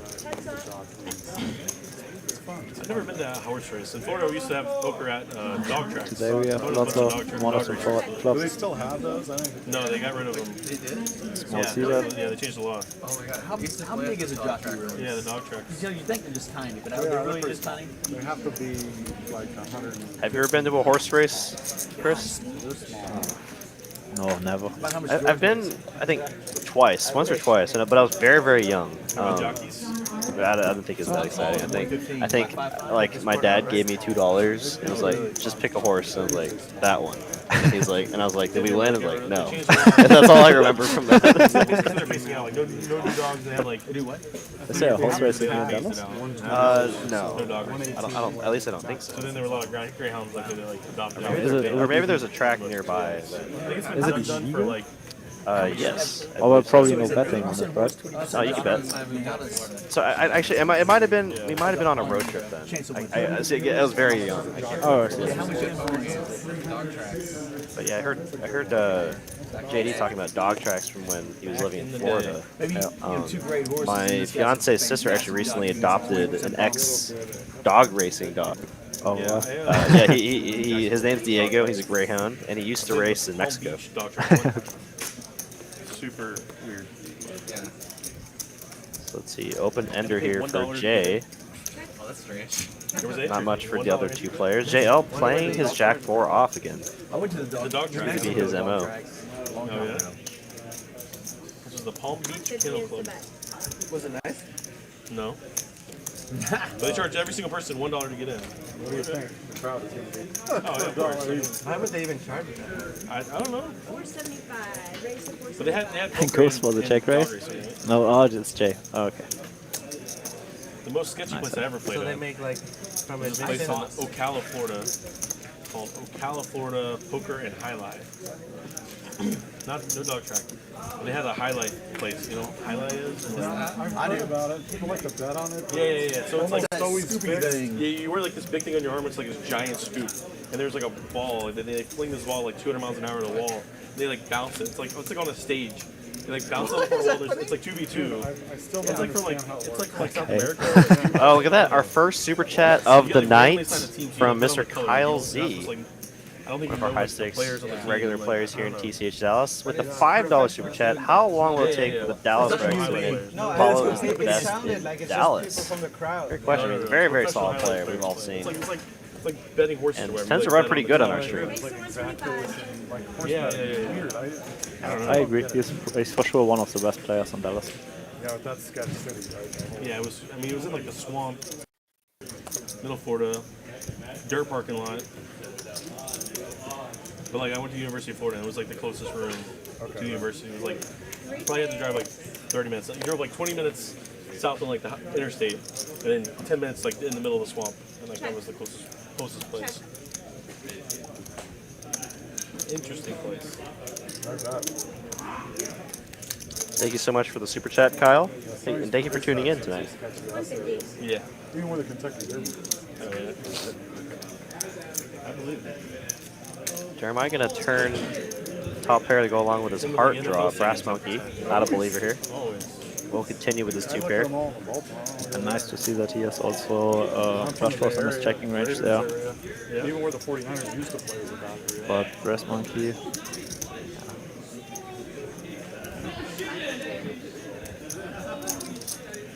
Nice hold by him. Kelsey stressing the point that the best I'm from Jacksonville. the absolute best. Some rough sides around I the wouldn't go city, so like, far. You kind of find your guy, and you just like, we all end up like parking in people's like front yards and stuff. They One of the business, best. so they're, like, you just kind of like find your guy, and you get to know him for the season. You're just like, all right, I'm just gonna like. Oh, you've talked to Paolo quite a bit, right? $20 Do you know what he does All this shit happened in my car. for a living? I guess he's playing poker. I actually assumed he wasn't. But, Parking in Kelowna used to be just everybody's front yard. Yeah. not They stopped that. not like to discredit his skill in poker. I thought he had a Still think full-time Jacksonville's job, the honestly. Really nice houses here, like 12. Not that hard.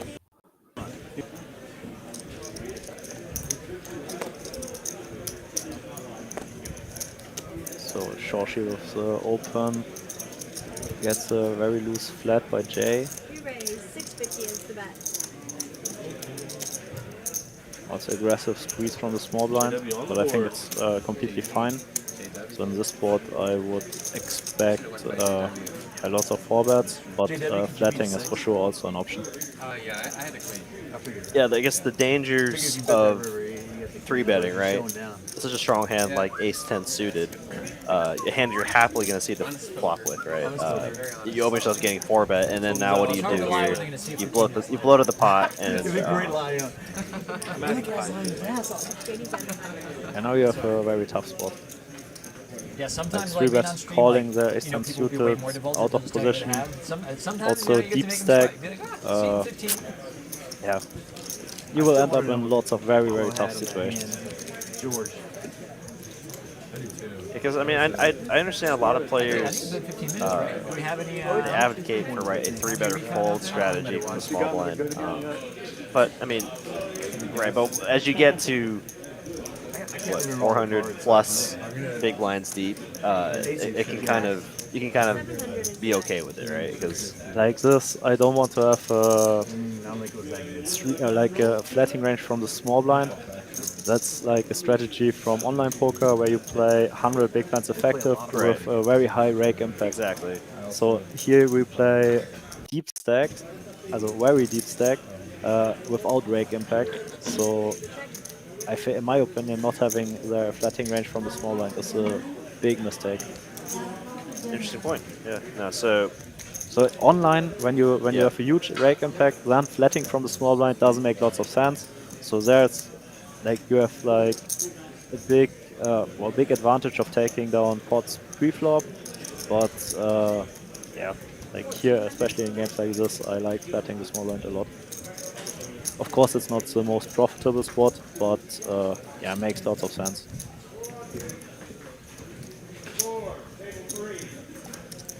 yeah, I guess considering the stack depth, right? If you're willing to 3-bet more from the small blind, right? It's less likely someone's willing to 4-bet you at that 100 big blind depth, right? It just like the thing is, like when you 3-bet out of position, and you're very deep, the in position player has a big advantage. Sure. So he can react on all kinds of board textures better than you.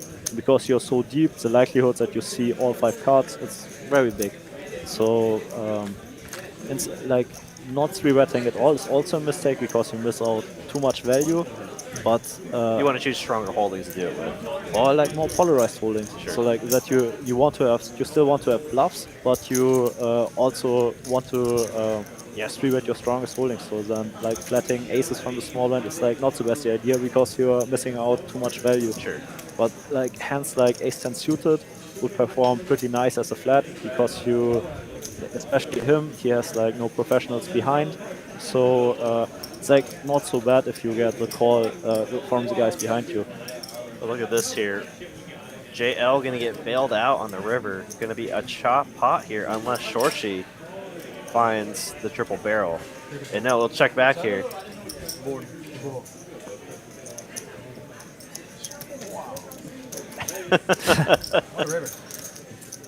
A $7,500 chop pot, and Shorshi is just grinning. Wow, you called me with ace-10 high. So I was still leading. I was still winning.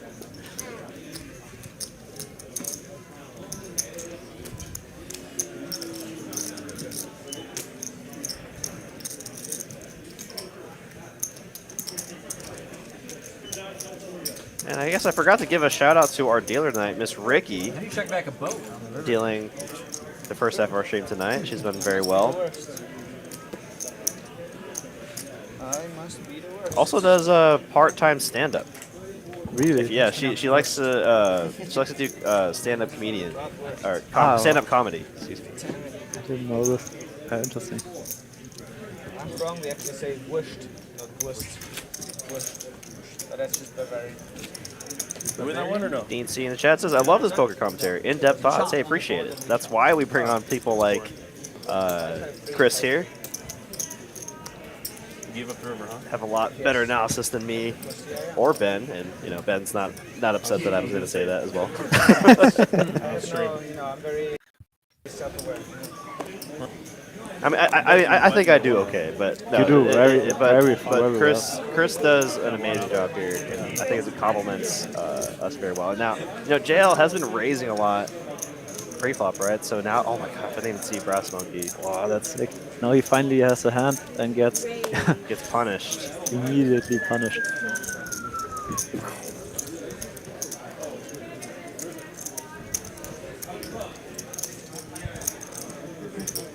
So, wait, what? Okay. 500, 1-6. 500 was a 3-bet, right? Yeah. Okay, for some reason I thought that was the open raise. Like, was there a No. fourth straddle that I missed? Okay, so it was a 3-bet and now a 4-bet. I think pretty standard just call here from JL. I don't know that one. Where you had Way too tight to fold. Way too aggressive to 5-bet. Oh my gosh. Are you kidding me? That's brutal. He's never folded a vote. It is a monotone board, though. Money's going in. Yeah, but it's kind of it's not very relevant in 4-bet pots. Maya, I'm sorry, we're gonna have to ask you to leave. Oh, really? They tell you if you win today, you're never invited back ever? No, I haven't been told anything like this. I don't think JL should do anything really but just call, right? I mean, because win the day. Yeah, when we think now about Brass Monkey's cold 4-betting range, so it contains probably aces, kings, queens, which we are completely then something like ace-king with so in case he has the ace-king in clubs, we get stacked anyway. So what do we want to do against the ace-king combinations, which has one club? I think raising makes lots of sense, and I would not expect that Brian folds something like aces or kings. So I think raising should be for sure an option here. So you definitely think he should have raised the flop? I think I would have. So just trying to get the cooler in as soon as possible and avoid like a club on the turn, which is a scare card. So I think like raising should be for sure an option here. Yeah, and I guess with Brass Monkey's exact stacked up on the flop, you don't really need to raise too large to get the money in on the turn, right? Exactly. To get like a pot-sized bet on the turn, to put aces or kings. Probably when you raise, I don't see Brass Monkey calling a lot. I expect him to shove a lot. Rejam. So then you have just like an easy setup. So in case he has a flush, you are not drawing that. So and in case he has ace or kings, you basically have him that. So. But credit to Brass Monkey here to be thinking about it here, right? I mean, 4-bet, very likely JL could have queens here. So now it looks like a little bit weird, you know? He just called the flop and now raises the turn. So in case he would have like a flush draw, would he have maybe raised the flop like to target like the great fold there for Brass Monkey. To target like the range C betting. But and now that's an amazing fold by Brass Monkey. Really a great fold there for Brass Monkey. I think he would have he would get all the money when he raises the flop. Yeah, I was about to say, it's kind of a disaster there when you get kings to fold with that little money behind, but it's almost to the opposite point. With so little behind, what is JL bluffing with right there? Because you can't get any hand to fold. Exactly. So for that amount. Yeah. So a lot of credit to Brassmonkey there for finding the fold there, realizing, well, I mean, what is JL bluffing with? For my last 3,900, nothing. Nothing, no. So, Very Cowboys nice and fold. Ranchers, they played this like little city, you know. No way I'm It wasn't getting super out. big. It was like There you see the Brassmonkey is also very experienced live players. I played a ton with him, and yeah, he can also put you in very tough spots, and yeah, can make like amazing folds like that. What we saw here.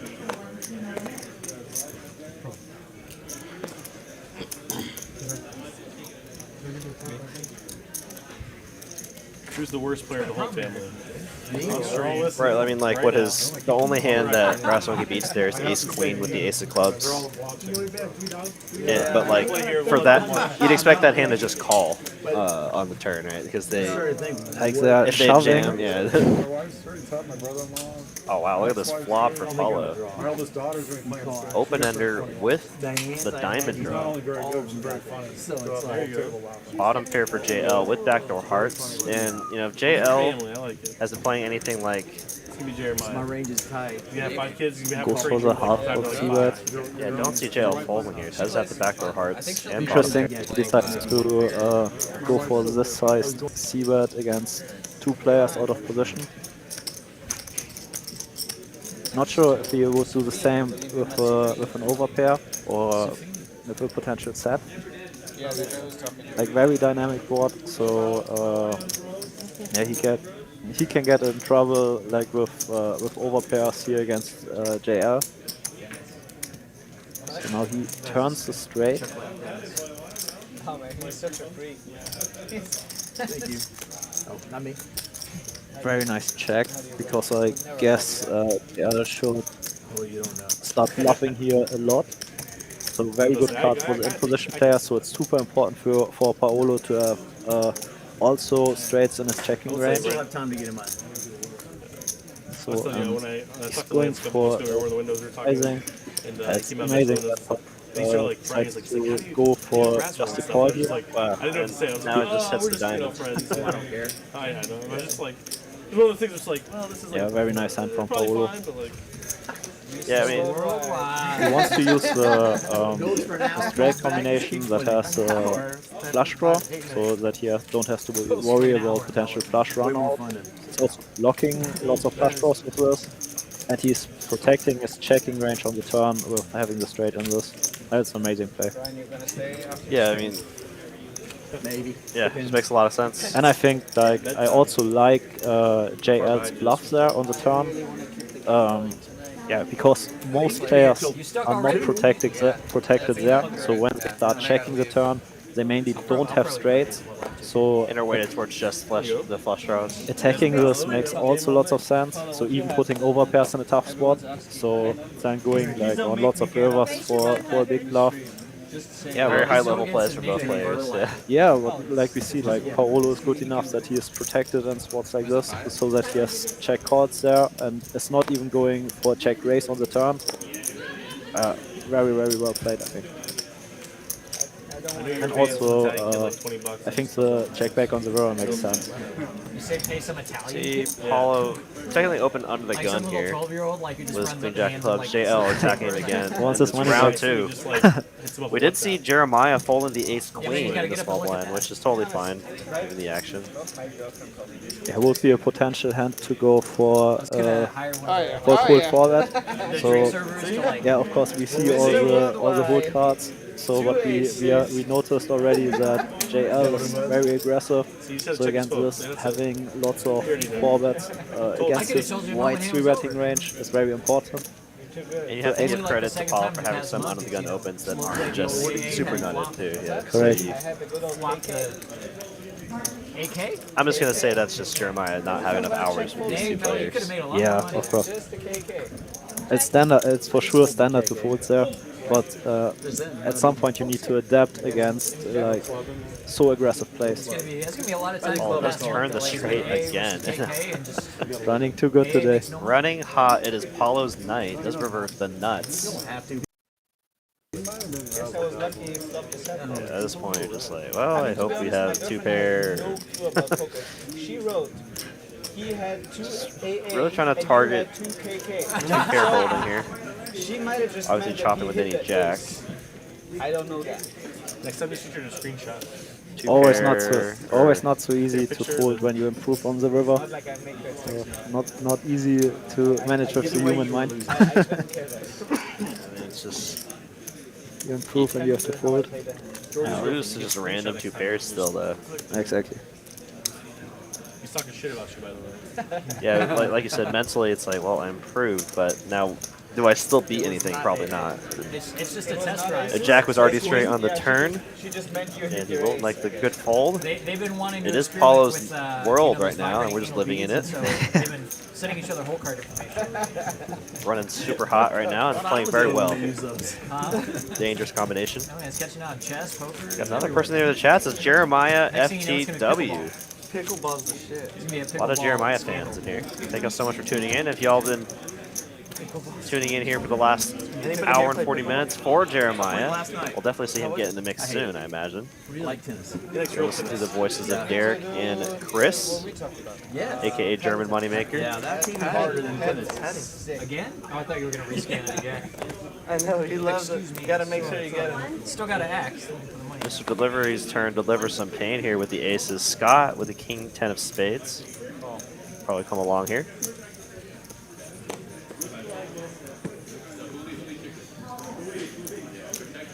Hey, ask your girlfriend what he had. Biddy will I got the call feeling I know. with 5 strut hit his 5. Looks like a strong See what the flop brings. Oh no. Three clubs. Again, Scott gonna flop top pair, and Delivery gonna check his aces on his board multi-way. Maybe gonna try to go for the check raise here, feeling like I think so. I a think lot of so. the opponents are weighted towards King X holdings that they're never gonna fold on this flop. Same thing like Paolo did in the hand before. Also, Mr. Delivery doesn't want to see bet his range here, so he needs like some combinations in his checking range that are full value or that protect his checking range. So, and one of the nicest combinations on this board is the aces combination with the ace of hearts, because you don't have to be worried about too many flush draws. So, like even a free cut on the turn is probably not that bad for you. Right, you're never drawing dead, even if the heart comes on the turn. That's it, right. Correct, Yeah. and like your opponents can't have too many flush draws Right, anymore. correct. Especially with King of Hearts out there as well. Exactly, and so checking here and going for a check raise performs pretty good. Wow, and I'm surprised to see the fold by Scott, so very nice fold. Now is the question if Steven can balance this play with potential bluffs. Absolutely.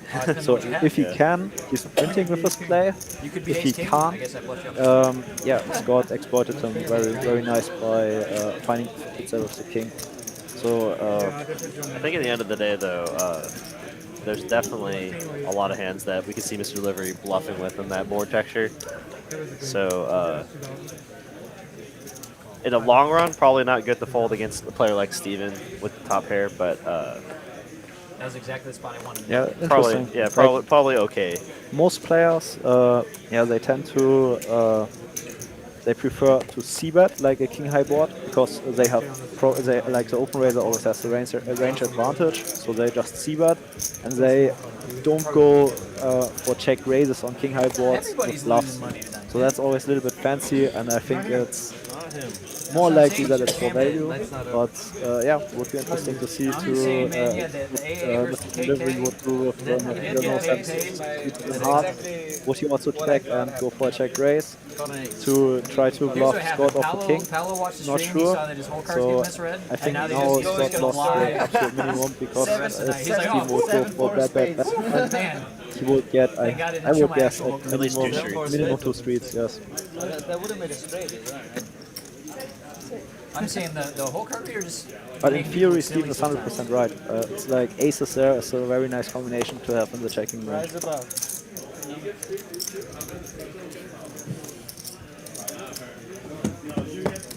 Nice hit. Now, the nice thing is it's messed up enough that if I ever need like plausible deniability for playing a hand like absolutely Nice not, one, I'm Paolo. like, I had yeah. top set. None of this. Oh, that'd be fine. I'll keep that in mind. That's what Cashman should have done when he had the kings versus Rom. You know what I mean? You remember when Cashman called the 3-bet with 10-3 suited? Because he thought it was Jackson suited? Oh yeah. He could have used it there. He could have. Yeah, he actually knows what it is. Yeah, he actually, because the 3 and Moral of the eight, story: never own up to your mistakes. Always lie your way out. Oh, exactly. I played a hand Sound and like everybody kept you're going up to me for like a week. They're like, how did you pull that turn with like No, that does sound like one of the like Jack high no draw or something? sort of like So they had like Jack vaguely 6 offsuit misogynistic and pieces like of I got advice that I raised my give deal. at I'm like, sweet weddings all the time. I called for like 90% of the stack full rivers. I was like, what were you thinking? What were you doing? It's always stuff that they think is like funny, Really and, like, high, you know, yeah, actual good advice, really but it's always something advanced. that's like patronizing the woman.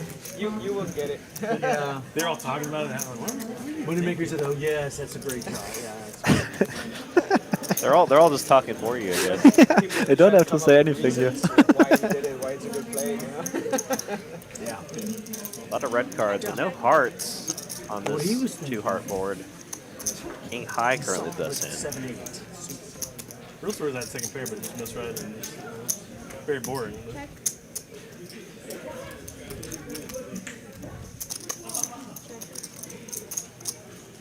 So JD decided against the c-bet on the flop, so it's probably give up. 10 for Jay. What was already the best hand now has showdown value.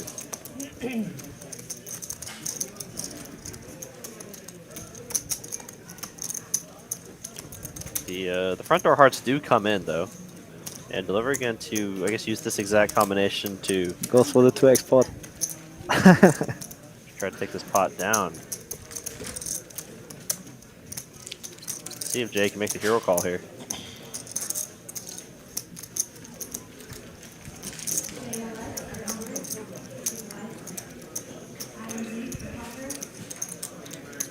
You can never really tell with Jay's body language. Like sometimes you feel like he's about to fold, and then he just randomly puts in the call. Oh, there it is. He makes the call. Nice call there from Jay. Nice call. Yep, got him. Yeah, it's still very hard to make a flush. Good call. Regardless of what the board says. I mean, river. I mean, given the action, right? It's hard to think someone has an ace. It's really flush or nothing, right? Yes, right. Like when Steven goes there for a 2x pot, he's saying he has a flush or he has exactly nothing. It's like no like random 2-pair. Yeah. So that's what he is representing. Yeah, 2 pairs or even top pairs wouldn't be betting that sizing. No.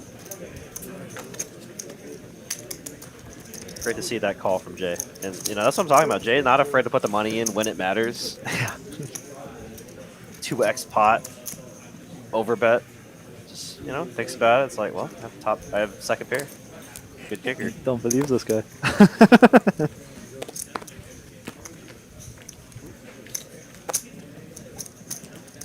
We rolled so much, I thought you'd be better at it. Maybe Steven misread his hand. Like, Wait, I was kidding. It's a walk.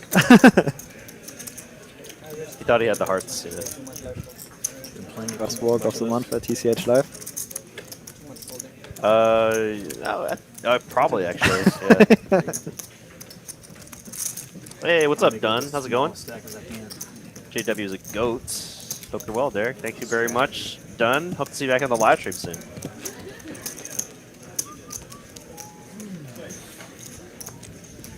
It's been a pretty entertaining. Well, like the first like hour or 15 minutes, there's quite a bit of action. It's kind of died down a little bit, but I'm sure it'll pick up again. If you're just now joining us, welcome to TCH Live from Dallas, Texas. And if you're just now joining us in the live stream chat, be sure to hit that like button. Helps the channel out a bunch, especially if you've been enjoying the commentary from yours truly and Chris, German Moneymaker, who will be playing tomorrow on our Wednesday 5:10 quarter game. I know Cashman's in the game. I know you'll be in the game, so it should be a really good lineup. I imagine OFC's playing. I can't imagine he's not playing. Right? I hope so. Haven't seen this guy for 6 months. I'm sure he's excited to try to take your money. Yeah, for sure. Everybody is. Deuce on the river. Let's see, ace is the best hand here. This multi-way, I don't see JD value betting, right? I mean, well, He says yes. no, still gonna go for it. Big size. I guess if he's deciding to bet this, right, he's thinking he can get called by a queen, right? Right.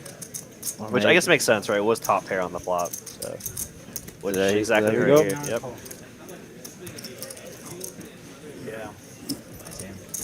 Nice bet there from JD. Obviously, the dangers of occasionally doing that, right, is you'll run into better hands. Based on the value owning yourself, but yeah, but I guess when the turn is checked through and they check again to you on the river, then you can go for some value. I think it's a nice bet from JD. man, fighting words from Danny tonight. Moneymaker is lucky I'm not invited. I would buy a German car with his money. Then you ever play also in the after stream game? You're welcome to join. House shit's always a mess. That's why he has so many racks at his house.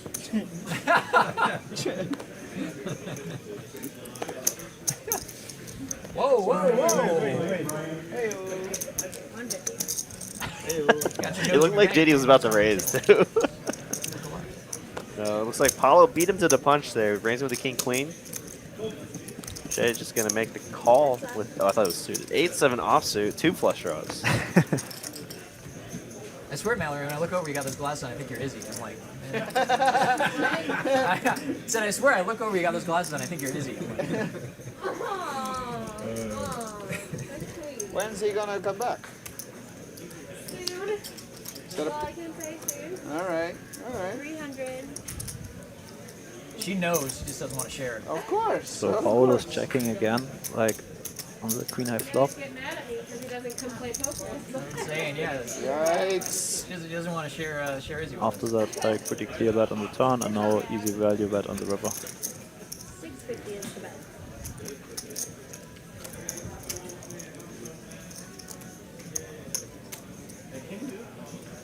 I think there's much better hands that Jay can make the call with here.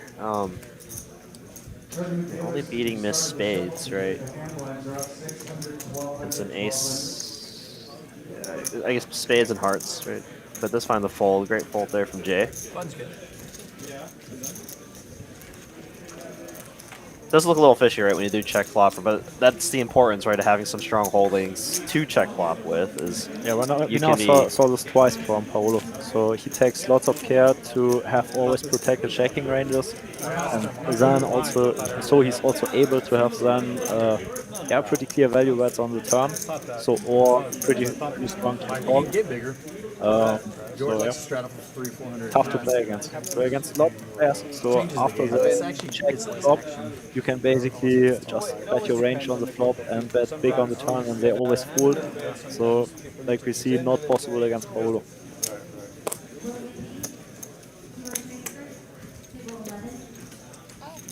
Raise to 225. Just like any other poker table.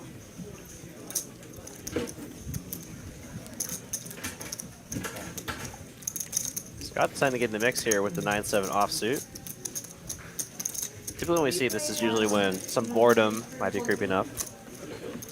Let's see what the flop brings. I do see a set, a boat instead, actually. Look at that, full house for Jay. Crying check. Oh! Oh boy, now Brass Monkey gonna turn top pair. I need to kill Top two pair. The good kicker. Super rich Wall Street whale. And we see this a lot from Jay, where he decides to set the trap a lot, right? Don't expect to do anything but just call. When I remember Jay correct, he always liked to have some traps in his range. Yeah, if he raises here, it'd be way too strong, right? Given the action, so I do like the call. Oh, nice call, nice call. That's a hit. Not too much. Taking care of the no 10. Oh, that's sick. Are you kidding me? Yeah, like stay there. My cat as well. Really is shouldn't travel so much. Yeah, what do you like? It's a big problem. Yeah. Oh boy. Deuces? Stay at your house. The deuces. God. Good deuces. The deuces. That's a good counter. Oh, unfortunate run out, but No, he disciplined had enough to find the fold there. So we needed to happen Great to Paolo. bullshit. That's exactly what we needed. Nothing you can do there. That's just poker. Right, yeah. Sometimes, I mean, he played it every street, right every street, I think, too. It's just, Yes. would rather have seen the 6 for him than the 10 or the 8, right? The 6, then he gets the money in against Scott.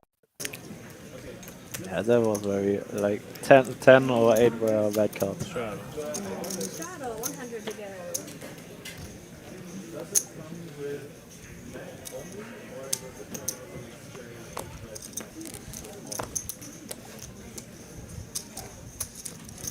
Raise to 300.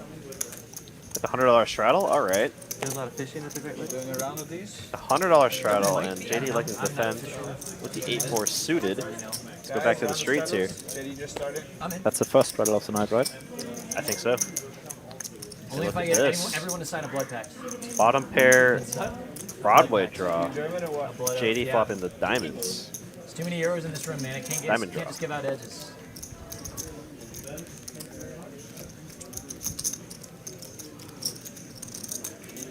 I would respect people more if they just like said the exact things I just said. Instead, they just sit back, wait for it to get to them, and then.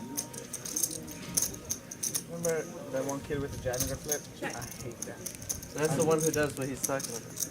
What about? We've been lately. We've been like for the last couple of Oh, weeks. we've it's been nice. trying Like, to he goes for the constantly range bring C-bet on the flop, checks back turn, has like lots of showdown value. Also not much here JD can do. So yeah, also nice check back on the river. I I think both players played it quite well. The guy who's cleaning it, yeah. Nice hand there for JL. The only other winner actually tonight. Paolo and JL winning. Paolo JD, is crushing Scott, it. Brass Monkey. Everyone agreed and blah, blah, blah. And it hits the guy, and he goes like, "Oh no." Down 22K between the two of them. This doesn't sound Or 3 of them. right. I don't want to. You know, it's obviously a fucking German kid. It's always like that. Was his name Chris? No. And George, Philip, Also no. Moneymaker? Also No? no. No? Also no. So many German kids on the list. Anyone need beverages? Hey, Delilah, Can I have a Comes Girl? I'll take the same and a cup of ice cream. Got the $100. Looks like we're doing a round to straddle. They should Seems be like. in charge of all the Germans so that we can that's all. lodge the complaints and he can hash Yeah. out. Jason is trying to do. Yeah, I got the thumbs up from Tyler. It is a round of $100 straddles. Should be action orbit.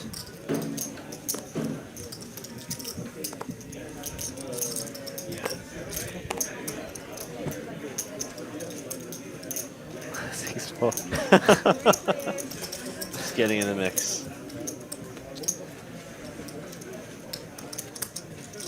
Jay gonna find second pair here, and given the act, wow, Paolo just going for it with the Jack Deuce. Oh, fantasy play. Yeah, Jay has a pretty clear call.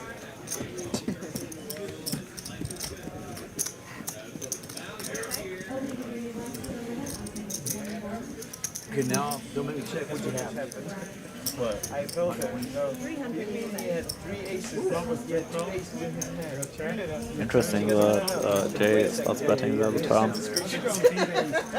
Like probably a good spot just to check behind, right? And When Paolo checks there in the straddle, so he probably doesn't have so many strong aces, so he's leading the flop, representing probably maybe something like a weak ace X, and checks the turn. Yeah, I think you're value owning yourself a lot, so when you bet there you also give flush draws the correct price, so I'm no big fan of this better. hey Mark, how's it going? Welcome to the live stream chat. You were looking at 32 and you only have 35 left. And I know. But I thought I was drawing dead. Yeah, there were not many interesting hands for Jeremiah yet, so things can change quickly in this game. So the others had some kind of, especially Paolo had some kind of card rush with aces again. So yeah, let's see how things develop for Jeremiah. Got it, yeah.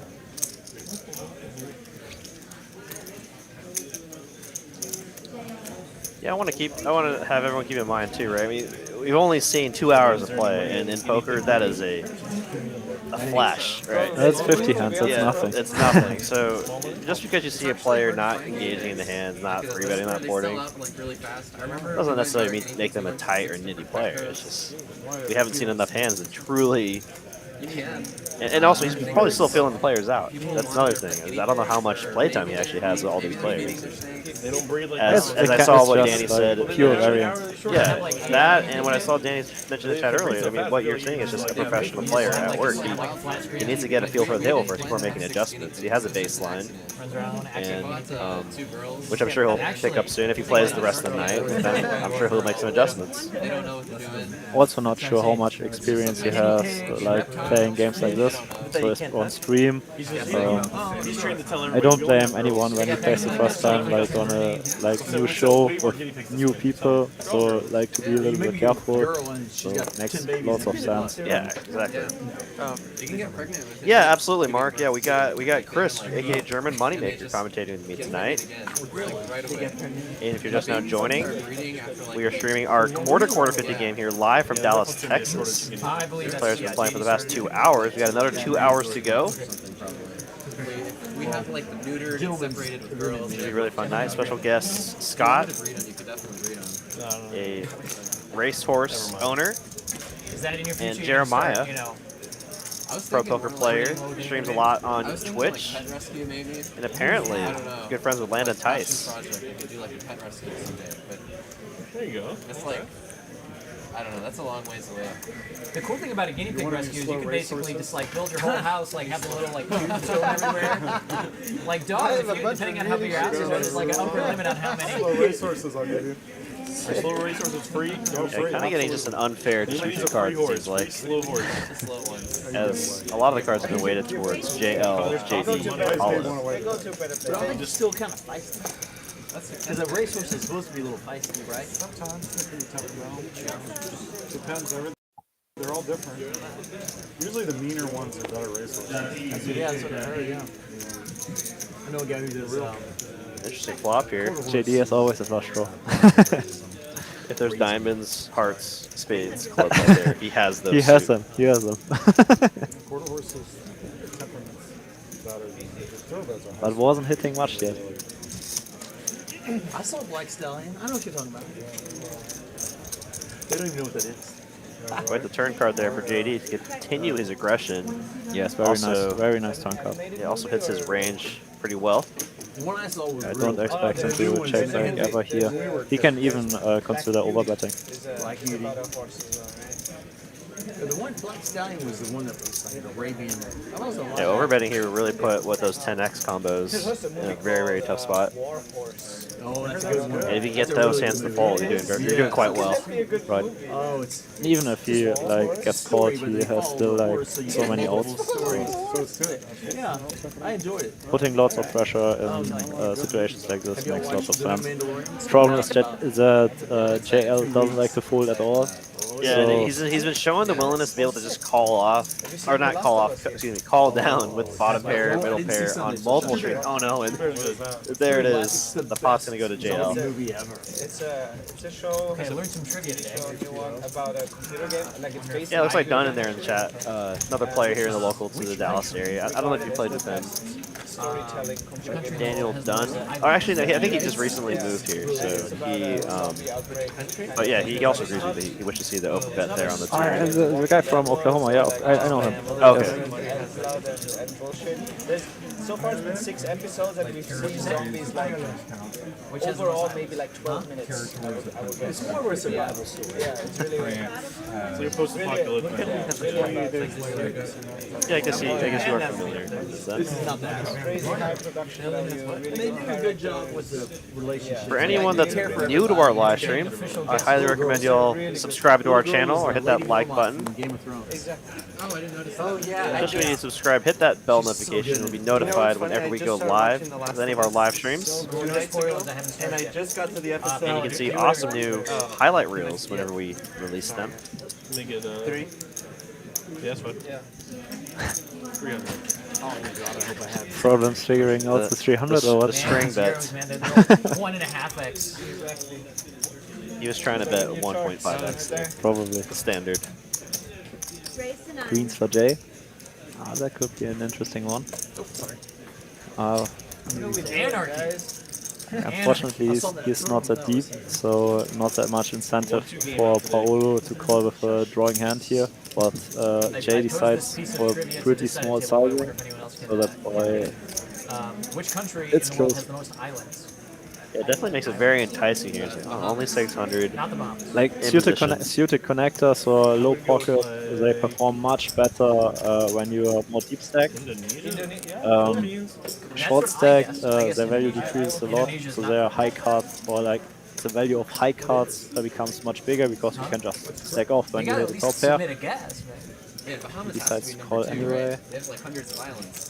But also very skip spot for Oh yeah, Jay. Brian, I just somehow Happy believe it or to not, take I'm it barely down. watching Game of Thrones. And I'm on Just that It looks like John says he's close friends with some of your friends, so they're quite I just started watching The Last of Us 2 days acquainted. ago. It was so trippy. It was like, Uh-huh.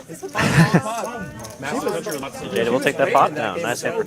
And Jay has just really been towing the line of even so far. I guess she wasn't. But both of them were Yeah, it like looks like that's the first half of the stream there. And we're on to our that no second one wanted to die. Oh, yeah. Kilo bomb pot. Yeah, for those viewers that missed the first one, we are doing double board Kilo bomb pots at the dealer tables in the beginning of the stream. It looks like we have, I think, Cat dealing our second half of the I stream. believe so, yes. I don't know the exact. Do we on this trip? No cap. So welcome her So the last to the one, live you stream. caught up on that? $100 one pot. I'd say 3 episodes. So, but to give you a sense, Indonesia has some So far, 19,000 islands, and it's not the most. It's not Russia. It's some 19,000 islands, but it's not the most. They took some cat. You know, both of those, 2 of the 3 leading casters last of us on Game of Thrones. Yeah. And there we have a shot of our room. Packed house as always. The Red You Viper. can see some of our regular players actually on table number 9. I think it's Season Fish That's one of those and impactful Fiend scenes I've there ever seen. battling it out. Yes, packed house every single night. We have our cash games galore. Oh man. Our Tuesday night $300, $100 black chip bounty tonight. Always action packed here at TCH Dallas. If you have to come here to our card room, I highly recommend it, especially if you're local. Anywhere in the DFW area, we're centrally located in the Sandwich Center off 635 and 35. On to the double board PLO bomb pot. Here we go. We're treating the pot as 900 though, right? Yeah. So the pot's 900. It's not. Oh, I'm sure there's people that To crush someone's eyes like that? Like whole, Eyes like eyes make are someone's like your head fragile. Eyes fine, no, but the whole head explode, like the skull explode. Spoilers, man. Spoilers. Jeez. You're just complaining I think about I'm the it. last person still watching Game of Thrones. I mean, I've never seen it. I'm probably not going to watch it right now, but Yeah, now you know. still. Now I know something happens with eyes at some point. In these 8 seasons. Yeah. Every time we wait, this is the person. This is the guy Every with the single person. eyes. So here we go. Double board bomb pot. Let's go. This is the guy with the eyes. Here we go. So I see a set of 4s. Okay, this is going to be... Please do bear with me here. And also we got Jeremiah here in the mix, betting out on this board. Does have the nut flush on the bottom. And top pair and a gut shot. Nut flush has a lot of weight in double board bomb pots where you can't get counterfeited. You can't be quartered that often. What is it, $100 tip? And I already pulled it. Oh, okay. That's why I'm on this right. Got it. I pre-pulled it. This time. Yeah, Canada was my next guess. I don't know. Canada is more than Indonesia, but it's not the most. And look at that, Jeremiah can take that pot down. That's fine, face. Just a bet. Australia or some shit. Mandatory. On to So what is it then? It's second half of our stream. 2 cards. Sweden, Finland, and Norway actually, they all have like nearly like somewhere around like a $250,000. What? $250,000 islands? It's very far off. We could all own our own island. I guess you have to count them from space. There's no way. Jeremiah, I think Florida alone has like 1,000 islands. Really? Yeah. Okay. There's all these like keys and stuff in the Everglades and stuff. That makes sense. It's just some land in the ocean. Yeah, there's a lot of. You got like the main keys, but there's a bunch of just like tiny keys. They all have names. And half of them. Yeah, I think Florida has more than the Bahamas. It's the state. I don't know. That'd be my guess. You should fold. I fold the last 25. It's a bad sign. Too much. Chips don't even want to go in the pot. Not a good sign. It's funny though, right? Because like intuitively, like islands and things like somewhere warm. There's a pretty interesting one here for Scott. Does turn to nut flush out and good shot to Broadway. JD cannot continue. Swedish mercenaries is so interesting. Yeah. They're 4 square and the way they stand and fight, and nobody could get through their little pinprick. Swedish mercenaries. I have one in that. It's vein. interesting. It's the city with the most bridges in the world. What's that? Oh, city. Oh, We're gonna take a look at the stacks here. Paolo, a 31K stack, up That is a very good guess. It is not 18,000. Venice. JL up 5,400. Jeremiah up about 1,600. If you can't go anywhere because there's no land. Larry up 500. Everyone else in the red or just about even. Venice is actually second place. By the way, look at your millionaire stats. I got like a number way less than you. For DFW. I got like 80,000. Oh.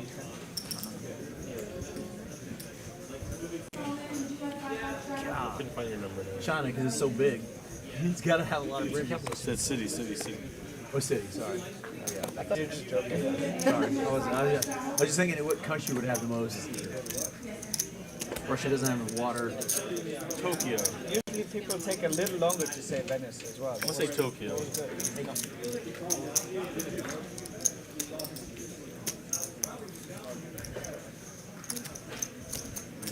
Shorshi here with the ace king, opening up the action. JL gonna call for the small end pocket nines. What is it?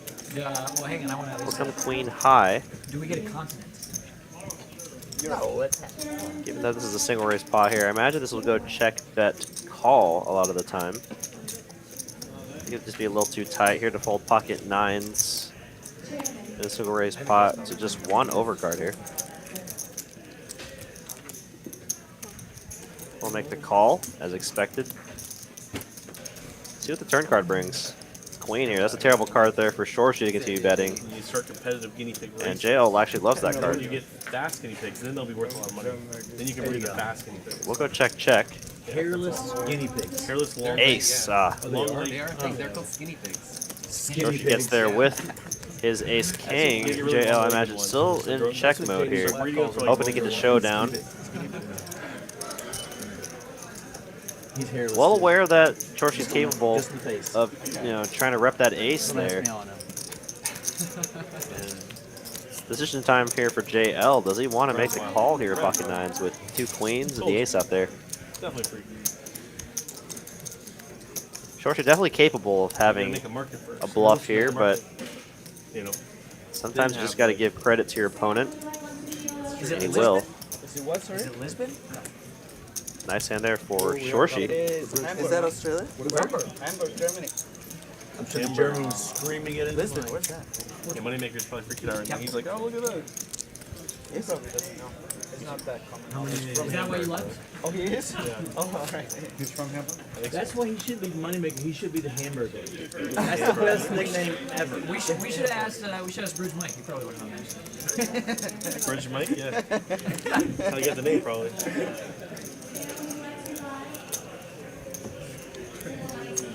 They're calling you Bridge George. I really hope they don't. Bridge George. It really doesn't work, all these G's. Yeah, it doesn't roll off the tongue. Bridge Mike is like probably it's got nice rhythm. Yeah. tab? I don't know. I was like, can I make it 250? I don't know. Looks like we got about 80, or excuse me, 58 likes right now. Let's try to get that like number up. Everyone, hit that like button if you've been enjoying the content so far. Chris did step outside for a little bit, but he'll be right back. How do you know when you're done instinctive? See some multi-way action here. Will come 5-4-3, 2 clubs. Backdoor spades available for Jay. Backdoor clubs as well for Shorshi. Both of them with straight draws as well.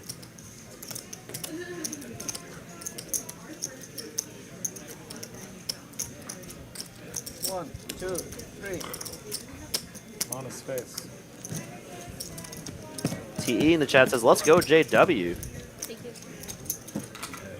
Yeah, unfortunately for all the JW fans, he's been kind of card dead first half of the stream, but still got 2 hours left. Hopefully he picks up some cards, gets involved in some pots. Some players mean that as a compliment. It's kind of the Paolo show tonight. You can brag us. Make fun of Stephen Rose. Oh, absolutely. Yes, please. Guess. 50-50. Guess. I was so irascible as a dealer, man. Like, for the most part, people, well, no, I was pretty chill, but, like, for the most part, people, like, you know, didn't tell me, like, be quiet, just steal the cards in the box, but occasionally people would, and I would just ignore them, because I'm like, there's 8 other people who I'm like, I'll talk to these people. What did you do, like, private games in Chicago area? Some. But, like, I started in At a casino? Yeah. When was this? My first dealing gig was in 2016. When did you start playing? Huh? When did you start playing? Absolutely, yeah. Card dead, but still up 1,500. Taking it serious. I think a lot of that was from that bomb pot.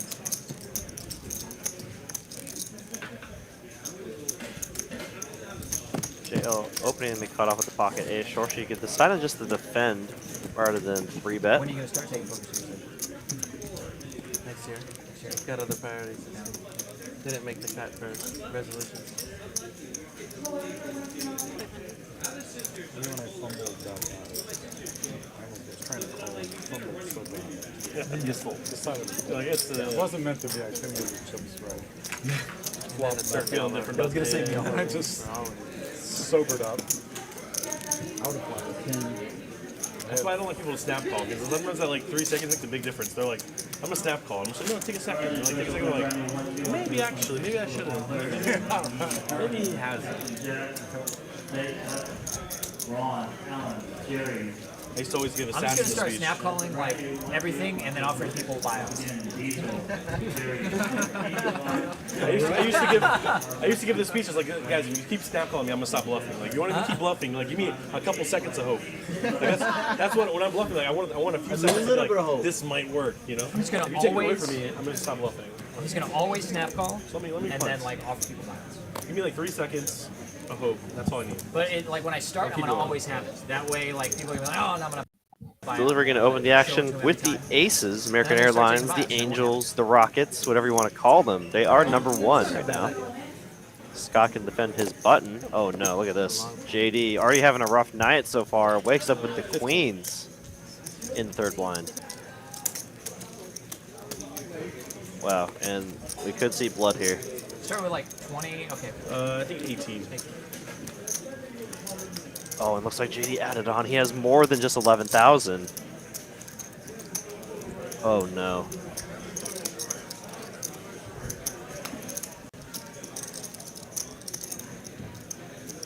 We already see one queen in Scott's hand. And as we're seeing this hand develop here, Moneymaker makes his return. Aces versus queens here between JD and Mr. Delivery. And JD is a lot deeper than what it shows. He has about 18K, I think. Who knew? Real sober. What's that? He seemed like a comedian. JD is a comedian. Is she? I'd love to go watch her do it. It'd be fun.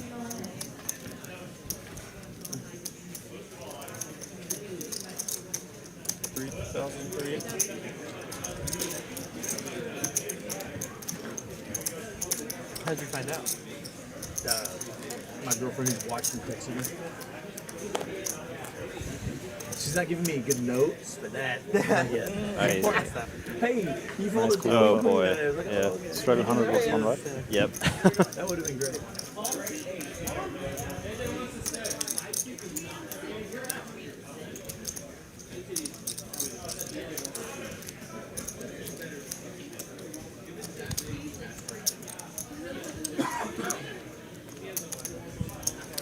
Does come 754 complete rainbow in a 4-bet pot. I would expect Mr. Delivery to go for a small size c-bet. He was actually Wow, pretty large actually, considering. very big, like for a 4-bet pot. So he, I don't expect him to use the sizing with his full range. So Might raise alarm bells in JD's mind. Right. I still like cannot fold queens here.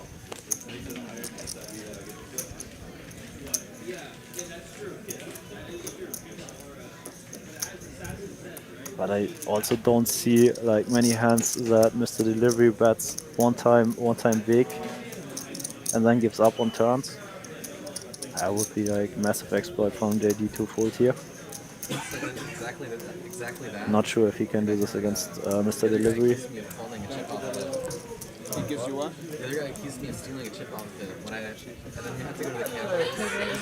The Norwegian guy, Bellagio.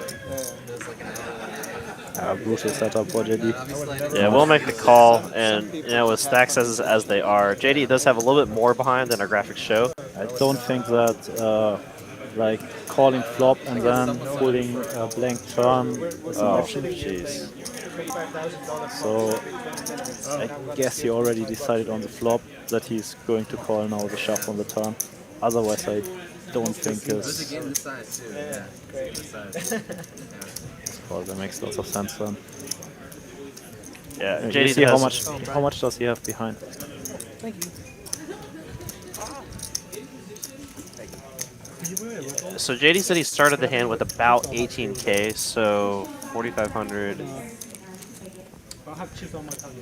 38. 12 behind? Yeah, about 12, about a little less than a pot size bet, so about 3/4 pot bet left. Yeah, delivery will shove this turn. Thank you, sir. Calling flop and then folding turn doesn't make sense. So yeah. Twice. Yeah, setup. Unfortunate spot here. We'll go twice. King doesn't matter. Looking for that case queen. And that will be delivery. Stacking JD, it looks like. Because I think he had him covered regardless of whether the graphics were correct or not. And it's a much bigger pot than advertised here. I mean, so if JD did start with 18k, we have a almost $40,000 pot here between JD and delivery. Yikes. Yeah, I mean, and I'm totally agreeing with what Danny said. Regardless of whether or not JD was that short or deeper, yeah, the $4,500 bet on the flop, very unorthodox, given it's a 4-bet pot. Right. But yeah, worked out pretty fine. So with choosing this kind of big sizing on the flop, he makes sure to get in the coolers against kings, queens, jacks. And if you would bet small on the flop, and then sizing, which brings him like an SPF 1 on the river, he probably would get some folds by queens and jacks on the king river. So he avoids scare cards by using the sizing. The question is if he can balance it. So if he's capable of choosing the sizing with his ace kings, so and bluffing off. So it's a board with basically no possible draw. Yeah, very interesting. I think that's why JD was even considering the fold on the flop. But I don't think that there's an option that he can call flop and full turn. Yeah, with how big the pot was at that point. Yeah, right. So like JD had basically on the flop the decision if he wants to play for it all. Not sure if Mr. Delivery finds bluffs in this situation. Yeah, I just didn't want you to feel like. But if somebody can have bluffs, then probably him. Yeah, it's just he must have really, really wanted to get it all in on the turn, regardless of what game. So to that point, I can understand it's just so unorthodox in a 4-bet pot, right? In standard, what standard play there would be. JD having a rough night tonight. All the money going towards the left side of the table here. Yeah, and at the end of the day, we all know that Steven's a very smart player, and Danny in the chat saying, I'm sure Steven had a specific reason.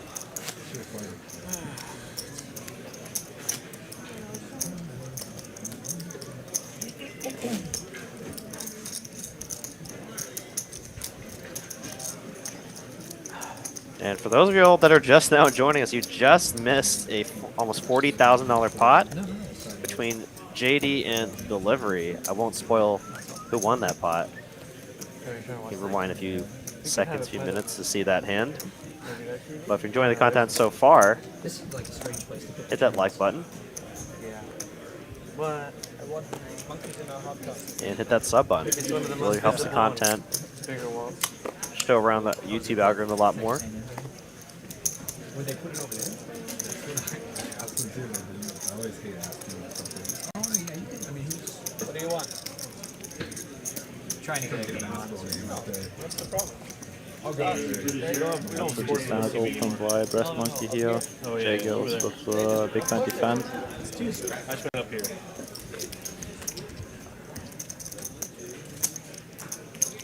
Interesting. Now Breast Monkey with a flush draw. Guess he will go here for range C-bet, goes for sizing, which is under 1 star. Interesting to see. Jay has pretty clear defense. So now things get interesting. So is Breast Monkey continuing to bluff here? Just sizes up, so now he goes for the, like after the about 30% on the flop, now for 66%. Interesting, I think on this card makes for sure sense. He has more ace queens than Jay does. Wow, and he gets Jay to fold the top pair. Yeah, it's a very tight fold. Nice hand there for Brass Monkey. Probably against the one player that would fold that kind of hand. Jay Flats in the chat says, just joined from Los Angeles. Well, thank you for joining us here tonight, Jay. There's actually another Jay on the table that you can cheer for if you'd like. The song is about Blue Ridge Mountains? No, that's a different one. That's West Virginia. So this is great. My grandmother came to Texas on a covered wagon. Can you imagine that? She staked a steak and got her 100 acres, whatever it was back then. Are you serious? Yeah. From where? It wasn't that far, but they were up in Arkansas. But you know, they had that thing where I forgot the name of it. 100 acres they got? Yeah. They got other good deals back in the day. It wasn't real steak. Let's just say that. Really? No, it was dangerous. Wow, now Shorshi with a very loose open from the cutoff. Yeah, yeah. It's like the middle of nowhere. Unless do you want it? You can have it for now. Interesting that he chooses this in the big kind of Mr. Delivery, so for sure not scared to battle it out today. Yeah, you got a catalog, and you picked out your house, and you ordered it. They shipped you all the lumber and nails and everything. And Very rough night for JD. Let's see if he can make a comeback. It's crazy. They still have, like, the house is gone now, but they had the manual. Also a pretty tough seat for him. It's really cool. Those people are way stronger than I am. I mean, Granny can do anything. Ordered my house in Sears and Roebuck's camp.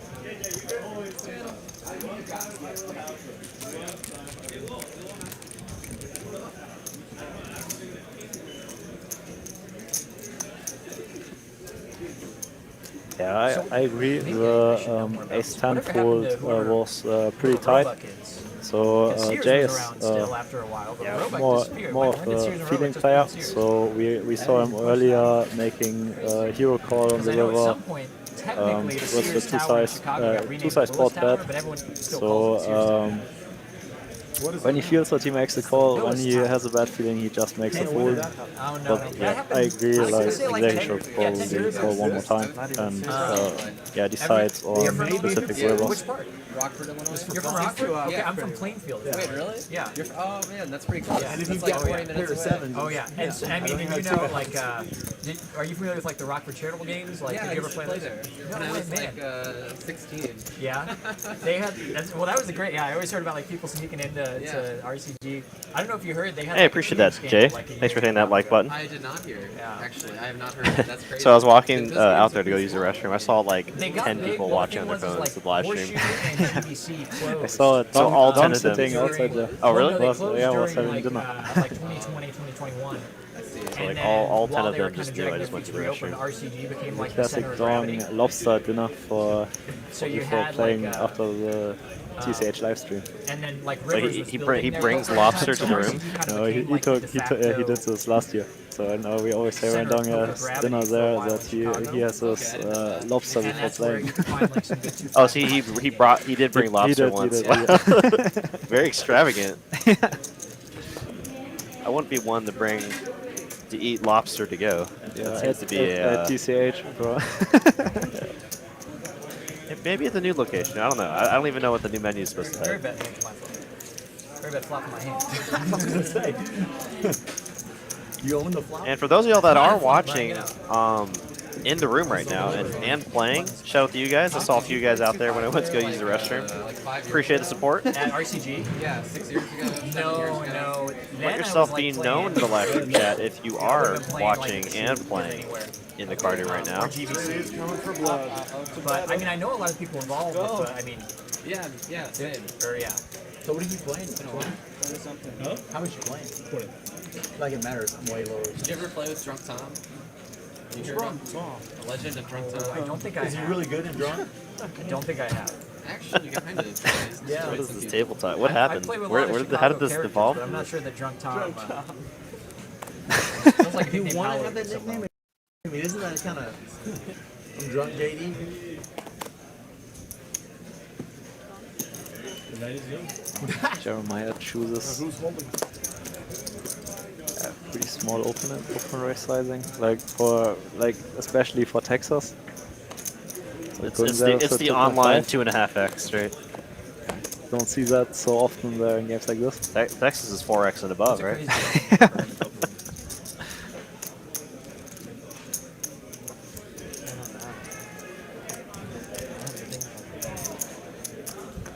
Doesn't seem like there's gonna be much action on this. Oh, no, okay. That's an Turn interesting one. top Just like pair. One that's out there. One that surprised you. I mean, I'm Jeremiah excited. loves that card. Little does he know, Brass Monkey has the better kicker by 1.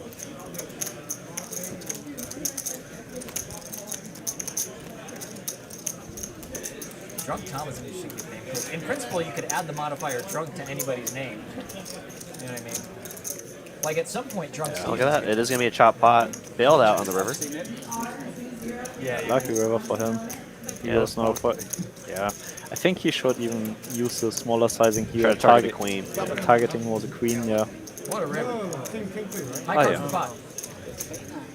Yeah, but I mean, even in a lot of, I mean, in live poker, right? A lot of players tend to not like to fold what was top pair on the flop, right? Even to overcards on the turn. So I mean, I could see how players he could still make a lot extra money by betting that size. Correct. So Jeremiah, you like go to high maybe school out there it's too, or did you even move before high it's even completely No, I went fine. to high school So Rockford. in case now it's just a question is if Brass Monkey is calling a queen on the river, he's folding, his sizing is bad.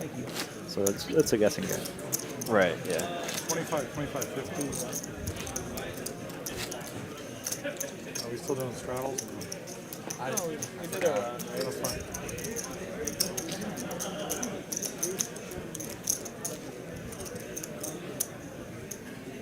Yeah, I guess going back to that whole thing with the Have you sizing, right? played He back in decided to go Chicago with the any time, 2.5x. recently, or- No. It's been You know what? I used to play 2-5 at the where everyone here in this card room used to play at. I guess it was Windstar. It was 2-5, 500 cap. And keep in mind, it was 500 cap, and people were still opening 4x in a rate game. Yeah. So like, I remember it blew my mind when I'd like watch some vlogs and people were like talking about playing 2.5 in Vegas, and they were opening to 15. And I was like, wait, what? The people not open at 20 in Vegas? It's not working. And then one of my buddies I would play with at Winstar went to Vegas to play some 2.5, and he was like, oh yeah, this is so bad. Like, I knew it was bad when I was in a game. Someone opened to 15 and then 3-bet to 35, or like 3-bet to like 40, and they're like, he's like, what is going on? And getting a fold. And exactly, actually, word for word. He said, yeah, someone opened to 15, someone 3-bet to 40, and the person that opened to 15 folded. He was like, oh, I'm in a terrible game. I missed this Oklahoma. I mean, Oklahoma 2.5, which was all Texas players. It was good to have like a nice room back in Chicago. Very, very, very interesting. Kind of the player pool or how players like to navigate pre-flop can determine the pre-flop size of your raise. Yes, games here in Dallas play very different. So I was missing that so much. So German games play exactly like you said. So like you basically have to play close to GTO as possible. So the games are pretty short stack. So you have to avoid pre-flop mistakes, and so that's pretty normal. So when you open like 2.5 for 3x and you get a 3x 3-bet, so you need to have a folding range. But here in Texas, nobody's ever folding, so you have to adapt to like the different settings. It'd be pretty frequent where it's like you could the game could open, you could be first on. Yeah, and single raise pots, they tend to be infinitely looser, right? So that what drove the higher raise size. Yeah, it's like it's just an adoption. So that's why you see lots of online players like who just play online in Europe. They come to Texas, so they have big problems in the beginning to adjust to these games. So I had the same problem. So when you come here and you open at this 2.5 game here, like 2.5 for 3x. You play every hand like six way or something. Right. So you have to find new strategies, which makes the game also interesting. So here also you have way more straddles or double straddles. So you have 4 blinds, and things get really interesting. And you have to adapt. And it's not even almost just Texas as a whole. Sometimes you have to go as deep as game to game and player pool or players at your specific table. Dependent, right? Like sometimes just even that 4x might not be enough, because if it's like a really deep table, you're at that point the blinds don't matter. You should look at the stack depth instead of the blinds, right? Get out there, Phil. Yeah, that's why I love this game so much. So you have to adapt to every situation, and that's why it's also it's not boring for me. So when you just play this 30 hands per hour, you have to try to play the 30 hands as perfect as you can, and there are so many potential adaptations you can make, and lots of online players struggle with this because they are used to play their 500 to 1000 hands per hour, so they say it's boring because I don't get enough action. But like I think here there are way more things to consider and for performing as optimal as possible. And the one bomb pot every dealer change too. That's a whole other thing too. Right. Here, got some chats in here. Jack Rivers Poker. I'm definitely going to stop by next time I roll through Dallas. I know where I play. I know the players there terrible. That's where I want to play, but I'll see about there.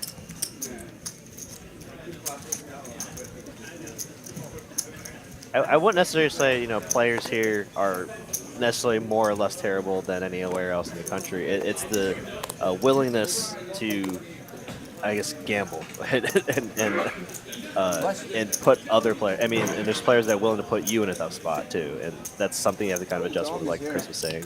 Yeah, I think like Texas players on average play more aggressive. So then there's like more money here in Texas, so people are capable of buying in deeper, and they are doing it. So that's why the games play, in my opinion, completely different compared to other regions. Yeah, they're buying in deep with the idea knowing that they could lose it and they're fine with it. Yes, right. It'll be a while. Till the heat cools off. But that doesn't make it necessarily easier. Exactly. Yeah. So I didn't want you to I didn't want our our viewers to confuse action There's with always some easier. guy. Yeah. It's, in my opinion, it's tougher to play against an aggressive opponent than against a very tight one who's probably losing money. But yeah, here the money goes in, and yeah, you are really often in a very tough spot.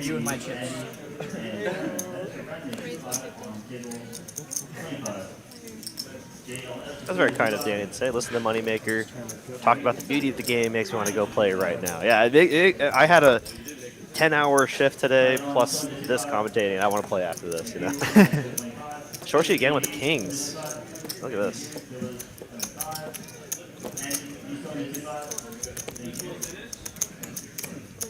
Somehow has Kings when Jeremiah has the King Queen. Maybe a little frustrating there for Jeremiah. Third time Kings for Shorshi, I think. Yeah. On the button as well. Nice hand for him. Danny, hope to see you tomorrow in the after stream game.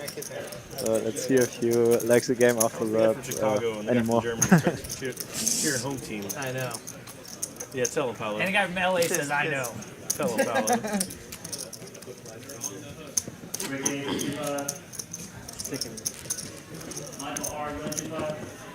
Also, JD. Also, JD, Kyle told me about the guy on the live stream that like you like had a bit of beef of. Where you're talking about the Austin players going, you know, or Dallas players don't fare well in the Capitol. That's fairly close. Yeah, so it's like the trades, you know. You don't fare that well down there. They don't seem to fare well up here. Oh, sorry. Very aggressive. I did overhear Steven talking about how whenever a Dallas player heads down to, I guess, the Austin area to play on the live streams, they tend to not fare so well. I did see Brian do really well. I think you were actually playing on the same live stream. I saw there was like a whole highlight reel of Brian. I was like, oh, Brian like crushed it. Yeah, made that sick Ace King call. That was crazy. Was it a 5-bet bot or something? Yeah, I think it was 5-bet preflop and he check called down Ace King high. Yeah, on the turn. Very nice call. Better against a pretty aggressive guy. I think aggressive pro, Pierre. From Italy. Yeah. Well, it's only been I was like, I was still waiting for my seat because they had problems with scanning my German passport. So I was sitting like next to the table because I had to wait, and I just saw there he already stacked two players. I said, what's going on in this game? Yeah, that was a fun. You're from Dallas, right? Not trying to talk about it too much, but yeah. Well, sorry, I live here now. I think he's probably the one Dallas player that do okay over there. He lost every time. I lost. I'm not sure. I think lost as well. Yeah, I think he tried to bluff. I think Doug. Should do it. Well, he got Doug to think about it for like with the set. Which what does Doug always say, right? Don't fold the set and then hold him. Are you from here, Brian? Yeah, he was. Oh, what's up, Tiny Poker? Nice to see you in the chat. Hey. Like I said, my parents are out in Blue Ridge, which is tiny. But yeah, I guess we haven't seen. Actually, I haven't seen Brian in a while. I know he likes to travel. Yeah, I think so. But I haven't heard from him too. It was always a pleasure to see him on the live stream. He's a very solid player. Hope to see him again. Yeah. What's that? When did you get to Dallas? Danny here in the chat says, I booked my room for TOC and WSOP main event. Anyone else going? Do you have any plans this summer? Or I guess by then you're won't be able to stay here. Yeah, I'm allowed to stay in Dallas. Okay. So you're going to just miss it. Yeah, then I will probably do some vacation and maybe I will go to Vegas for the main event. But like every year, maybe, and the last 2 days I didn't go, so maybe this year. But this year's, I think, Chris Moneymaker won the main event in 2003, so yeah, 20 years ago. So maybe this year is my year. Yeah, I actually might be going, Danny. I have plans to hop into maybe the Badugi 1500, and because they're the first year they're doing a Badugi only tournament. It's normally in the triple draw 3-game mix. I heard like in the mixed game tournaments this year, the first time Badugi is also part of the mixed game. Like the 8-game mix or something? Yeah, but I think this year it's 9-game. Oh, it's a 9-game mix now. Interesting. Okay. I'm sure Cooper knows about it. Like long days, and then there's so much like there's still like nights of activities. Paolo looking to flop trips here, continuing his sun run here. One of my friends from Germany, he also likes to play this mixed game. Mixed games, Yeah, he plays all the mixed games online. And I think he said that he now had to learn Boogie because for the WCT that's like one of the games. Oh, that's such a sick game, man. If you don't know variants until you play Badoogie. I don't even know the rules. I don't know. You got like dress suits, you're like in like dress shoes. Ace 2, 3, 4, all different suits in the mix. I was railing him when he played. He played like he's playing online tournaments, and then he's playing like Fulham, Omaha, and then he had like 2 tables of mixed games. And what's going on there?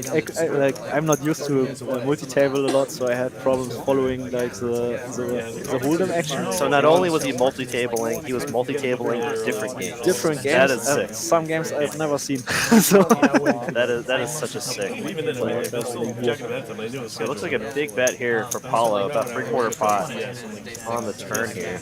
This time with the nuts. Yeah, essentially the nuts here. Don't see how J-Hal can continue here. Well, he is thinking about it. He also has pretty bad blockers, so because he is not blocking Ace Jack and Queen Jack suited combinations, so yeah, pretty bad combination to continue calling or bluffing here. Yeah. So in case you want to consider a bluff here, you really want to block something like Ace Jack and Hearts or Ace Jack and Spades. But he actually has the combinations which are the suits that are on the board. Yeah. So that's pretty bad. I like pretty bad combination to turn into a bluff. We'll let it go. Do a little bit of posturing there and get a great fold. Nice hand there for Paolo. Somewhere between 6 and 10 hours. Mark says he wished I had time to go. Tiny Poker says, first couple of weeks of June, I'll be out for some events in Vegas. Yeah, for me, I'm really looking just to play the mixed game tournaments. I got a taste of mixed game tournaments when I drove up to Oklahoma with Cooper and Tyler. And man, our mixed game tournament's the most fun. Because in like no limit tournaments, everyone's like so serious. No one's everyone's being very serious. No one's talking. They're taking each hand very, very seriously. I mean, obviously, you take each hand very seriously in a mixed game tournament, but everyone's just very like, they're a lot friendly. I noticed that a lot. Also, like, there's always a very different atmosphere at Omaha tables. Yeah. So Hold'em is really like a little bit more serious, and there's more even more gambling in my opinion. I remember last year I was standing like 10 minutes behind Cooper when he was playing this mixed game table. I looked so much fun. I was really considering sitting down, even not knowing the rules. I was probably in the mix too. Yeah, that's right. We're actually looking to restart it soon. I just stopped playing myself. One of the guys that was pushing for it a lot, Julian, another dealer here. I think he's looking to do a road mix, which is like Raz, Omaha 8, Badoogie, Stud 8 or better. Starting March 1st, for anyone interested, we're going to be playing 2040. Somehow we went super multi-way here. Shorshi with top pair, top kicker, or Maya. Easy draw here. Also multi-way. Decided against. How many people are He's probably in the strategy, right? If they run deep, like, there'll be like updates and stuff. If Jeremiah's in the +2, then it looks like he opened the action. No, I mean, it's not here. Yeah, Shorshi was flatting the base. Yeah, he decides against. Against C-betting. Check calling his flush draw. Now. I mean, TVs, the live stream and stuff, like a real-time live stream is fun. Could go for a check race here on this river. Hang out the Bellagio and not have to like deal with it. But then let's like contrast that. We'll decide the bet and probably get probably could have gone a little larger. Yeah, went for the block bet. Probably it was some kind of block bet in use. And we'll win this pot, profiting 1100. Interesting that he chose here block bet sizing. Dude, that's what you were saying. Yes, he could even go a little bit big, target more king queen. So I wouldn't expect so much ace queen in Shorshi's range. So maybe with the block bet sizing he's targeting also a jack. So yeah, I think maybe really interesting sizing. Oh yeah. It worked out okay. I had a guy who ran really deep that year. Maybe a block against a random 6, so to get a race on. Yeah, and I guess using that sizing right gives your opponent an opportunity to bluff with some occasional. When I think about it, I think I like a sizing block. So I wouldn't expect too much ace queen, so targeting a jack makes lots of sense. And if there's an even stronger hand, you induce like for sure a race with a 6. So yeah, it makes sense. Honestly, commentating over the PLO bomb pots was giving me enough of a headache. To commentate over an entirely PLO stream I couldn't do it. Too many cards. Yeah, I can't even keep track of every hand. I remember in the first comfort I played, so we were both not seeing the straight, so it's very tough. Scott gonna turn top 2 pair here against Jeremiah's 4, and they got shot. Will now bet for value. Hey, Dom, let's go together. I used to just stop taking poker trips. Or even just like stop taking poker trips. You know, you're there as. I'd be Braswell rich. An assistant with right. You're the second photographer, right? So the lead photographer's like sort of calling most of the shots, but then you're sort of their right hand. At least be like Braswell build me a home run. Man, Paolo has just continued in the upward trajectory. I don't think I've seen him drop below the 20K profit. Well, he's actually gone up, right? It was like 18K profit, and now the 21K profit. You move into whatever. Very nice profit. There weren't even so many straddles in the beginning of the stream. Yeah, so we got to think about it in terms of the $50 big blind. So probably what 15 to 16K of that was during the $50 big blind. So that's pretty sick. Swing there, 300 big blind plus. Badass. Hopefully George hasn't gone to back to the Is that an official invite? Yes. No. He's not going to put it together. It's like that. No interest for me. This is the one up on the hill, even the higher hill. That one's done. I got one on the yeah, that one's done, but I sold it too. Oh, okay. Jeez. Okay, Jeremiah getting the mix here, trying to isolate. And we'll take down some money pre-flop. I really like those because they had views, and it's like so hard to like. Yeah, after a start here at the streaming table, he gets lots of respect when he is going for a big squeeze. So yeah, nice to take down some of that money. Move, build, move. I'm not sure that's really the way it goes. In my job, that's the way it goes. He's the home builder. He can do whatever he wants. About 3 hours into the stream. Thank y'all so much for tuning in for the past 3 hours. With an hour left, we have our players that are super stuck trying to get even, and our players that are winning piles trying to extend that lead. Always creates a nice dynamic, and honestly, I feel like the dynamic only gets crazier the longer the game goes, right? And so we've talked about it before, and I know, like, I think even I heard Dong bring it a bunch of where he's like, oh, we need to do a 12-hour stream or a 24-hour stream. And honestly, it is possible with our technology now because I could go home and cast from home. But obviously, you do need a dealer, you do need an action tracker. That's just the only thing holding us back right now. Yeah, maybe like 24 hours is too much, but something like like a 10-hour stream. 8 hours. We'll start at 8 hours, right? Yeah, something like 8-10 hours. You can really see the swings, right? Like a true poker session. Could be brutal. So I was talking to Dong about this too. So he was saying, so yeah, you're not allowed to leave, and brings interesting dynamics in. So some players will be stuck a lot, some will win a lot. So even then, some people will have so much money, so let's say play out of their comfort zone, so it can happen easily. And that's probably the main reason why Dong would want people to have to stay, right? Because as they say, they up 40K, and he's for sure going to cover them, right? And that's kind of what we've seen in a lot of other high stakes players like Garrett. Like no matter how deep someone is, he is always going to cover them, and that makes him play out of their comfort zone. Makes it super tough to play against Dong. So I had the situation several times that I was very deep in the game. So Dong always covers you, always attacks you, and when you're not not prepared to play for it all, so he will have an edge and he will win money against you. So then better go home. But when you play a game like this, then you're not allowed to leave. The cage can be scary. Like playing this game 8 hours with him, so it can cost you lots of money. Would make good TV. That's what everyone's talking about. Like, Yeah, the for whole sure. $20 So I would be million down house. for this. Like, It would be fun. Yeah, Danny in here says Dom should do a stream like the $1 million cash game where they had a side bet for biggest winner and escalating blinds. Oh no, like they do like a VPIP side bet too, right? Like at the end of the 8 hours, whoever has the lowest VPIP has to pay like. Yeah. It's like you're probably the biggest loser, and then you have to pay an extra side bet.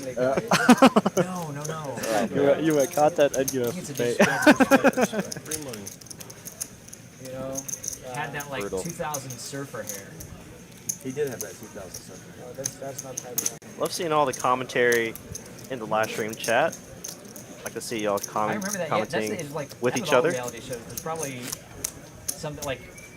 I know a lot of our viewers have actually met in person because of the live stream chat. Like I know Mark and Poker Monkey, Rena, Tez, like they all first met in the live stream chat and they all realized, wait, we all play at Dallas, and they all kind of became friends. So very cool to see that. On MTV. Yeah, that's I heard that one like of the Pimp My great Ride things actually like a here lot of was those TCH. cars were just like It's like like really big social substandard, clubs not where a functional. lot of people who Like would falling never apart meet after like a year and a half. like outside. Yeah. So they sit together, they play the game they love. Mm-hmm. So that's why it's so amazing that the space here exists.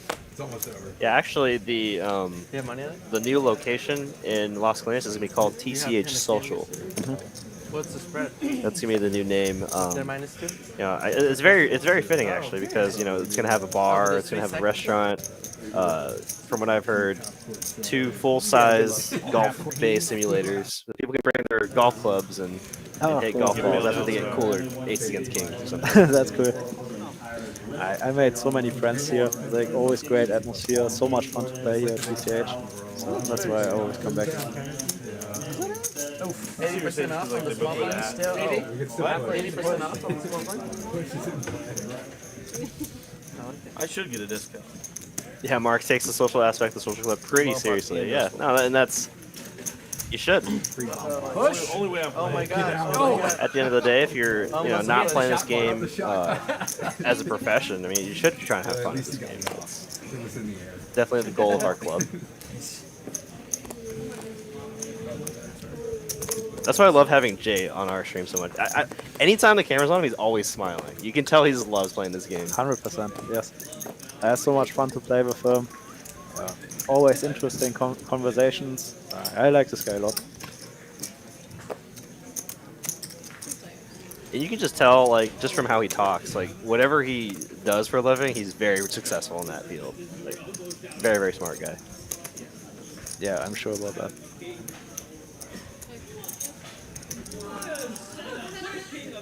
See, pretty blank turn card given the action here. Second pair is still the best hand for Paolo.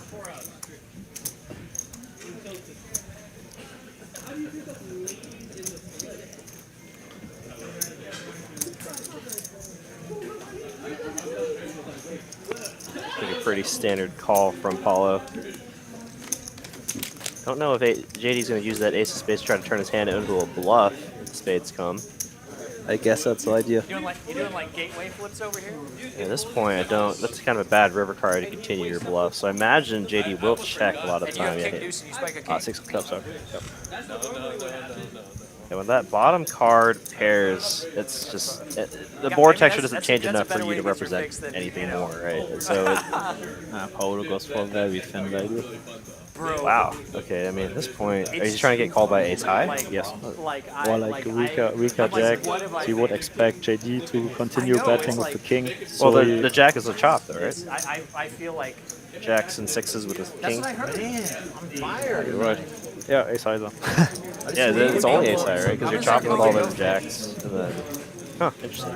That's very. Yeah, I haven't seen the chop pot, so that's then very thin value. Danny Marks, some questions. When is it opening, and does time/membership transfer over? On the when is it opening, I know they're trying to push for March. Obviously, a lot of things have to go right. From what I've heard recently, as recent as what 2 days ago, I did hear like flooring is done in there, like lighting, like the kitchen is completely finished. So like the bare bones of the card room is complete. So I think they're really just getting like decorations and probably getting the table set up, the chairs. We're probably still trying to figure out staffing, you know.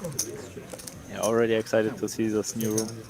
And I think for sure the time and membership will transfer over. With how the proximity locations, I think they're really going to push for that. And I think their end goal for sure is to have all time and membership to be transferable between all TCH locations in Texas. Churn and weird figuring things out. So this time JD decides not to go for a 3-way with his King 10 suited. So made bad experiences with this. There's peak days where we could get a secondary game going, but the place is already full. Yeah. Like Friday, for example, and Saturday, because the tournament all day, and then. My understanding is that they're looking to phase this one out. I don't think so. They only have 20 tables at the new one. They're going to do a big tournament. Yeah, pretty nice hand for It'd make more sense to have this. JL to put in a checking range, giving JD the chance to bluff. What square footage? Same number table. So now JD turns 2 pair. So in theory on this 4-card flush board, he wants to continue with potential sets or King Jacks as a bluff because you have potential to improve. But decides against this because he has lots of showdown value. I mean, as long as folks coordinate over the big table, But action killing river. At the end of the year, this It will be a chop pot, and it's funny that we were talking about the card room as the players on the thing. We're talking about the card room, and I guess Steven might have heard that we're planning on maybe phasing out this location. No, not at all. We're fully ready and prepared to have 2 full locations open. We definitely have the staff and are continuing to hire more staff to make sure this happens. So I mean, I'm looking forward to having, I know Eugene's excited to have 2 locations because then he's hoping to have like tournament series, like have freaking, event 1 in one location, event 2 in the other location, or combine. It makes it a lot easier in that sense to run tournaments. And then when we are running big tournaments, we have no location for all the cash game players, so they don't have to wait in the long lines and. It's an interesting idea. Wait in 60-person wait lists. I know, like, sometimes happens on our Saturday tournaments. Chris, who have you missed playing with, and why is it Carlos? I missed playing with Carlos a lot.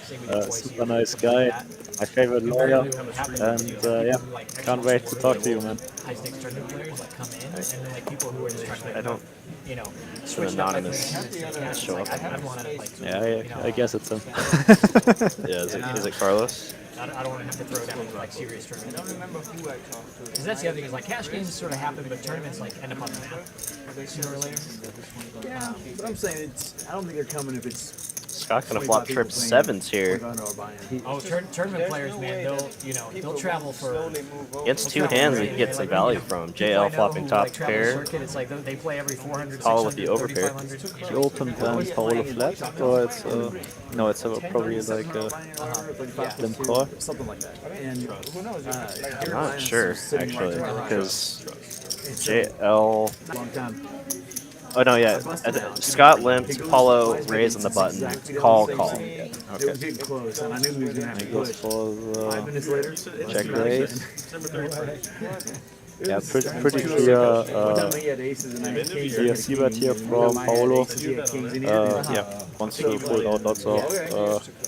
I think it's an interesting overcards. idea the high-stakes tournament. I think we won't bet on it. My read of the Dallas pool is that there's probably not a lot. Very good pull. So like 9s are not the best continue because he's blocking 10-9 straight draws. Not sure if he had the club, so with the club it would be like an even worse continue. Yeah, if he had 2 9s with the 9 of clubs, that'd be probably one of the worst hands. Also his steps there multi-way is already somehow polarized. He's for sure not c-betting his range on this kind of board.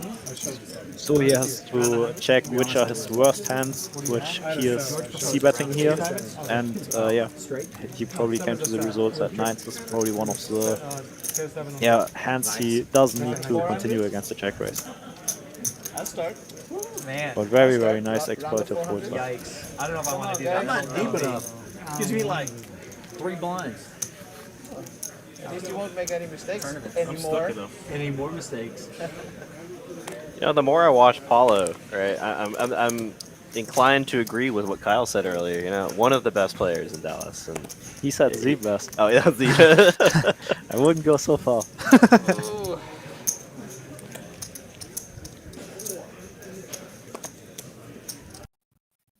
I mean, to say the best would be discounting the end boss.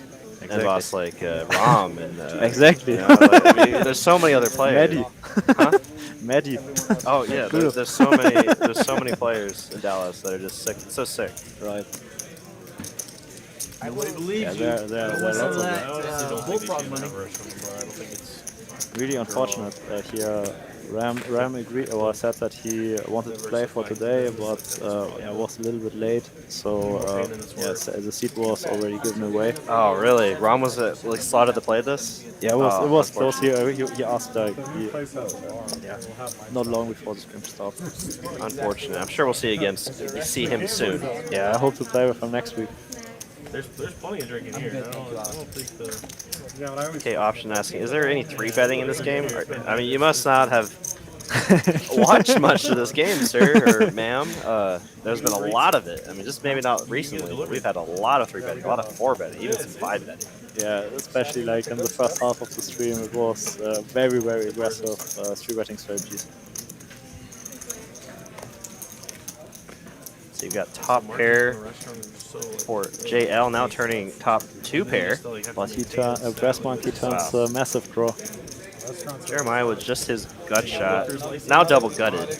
Brass Monkey open-ended with a flush draw. No, it's still hard, man. Restaurants profit over turnover. 300 people who are very happy with very mediocre food. If they have sandwiches, people will be. I think that's the thing I'm most worried about is if they have like a restaurant in the new place and they stop letting people bring food in. Yeah. That I think will like not be great. Maybe they still allow it. I'm hoping. Oh, that's a good point from Steven there, but let's watch this here.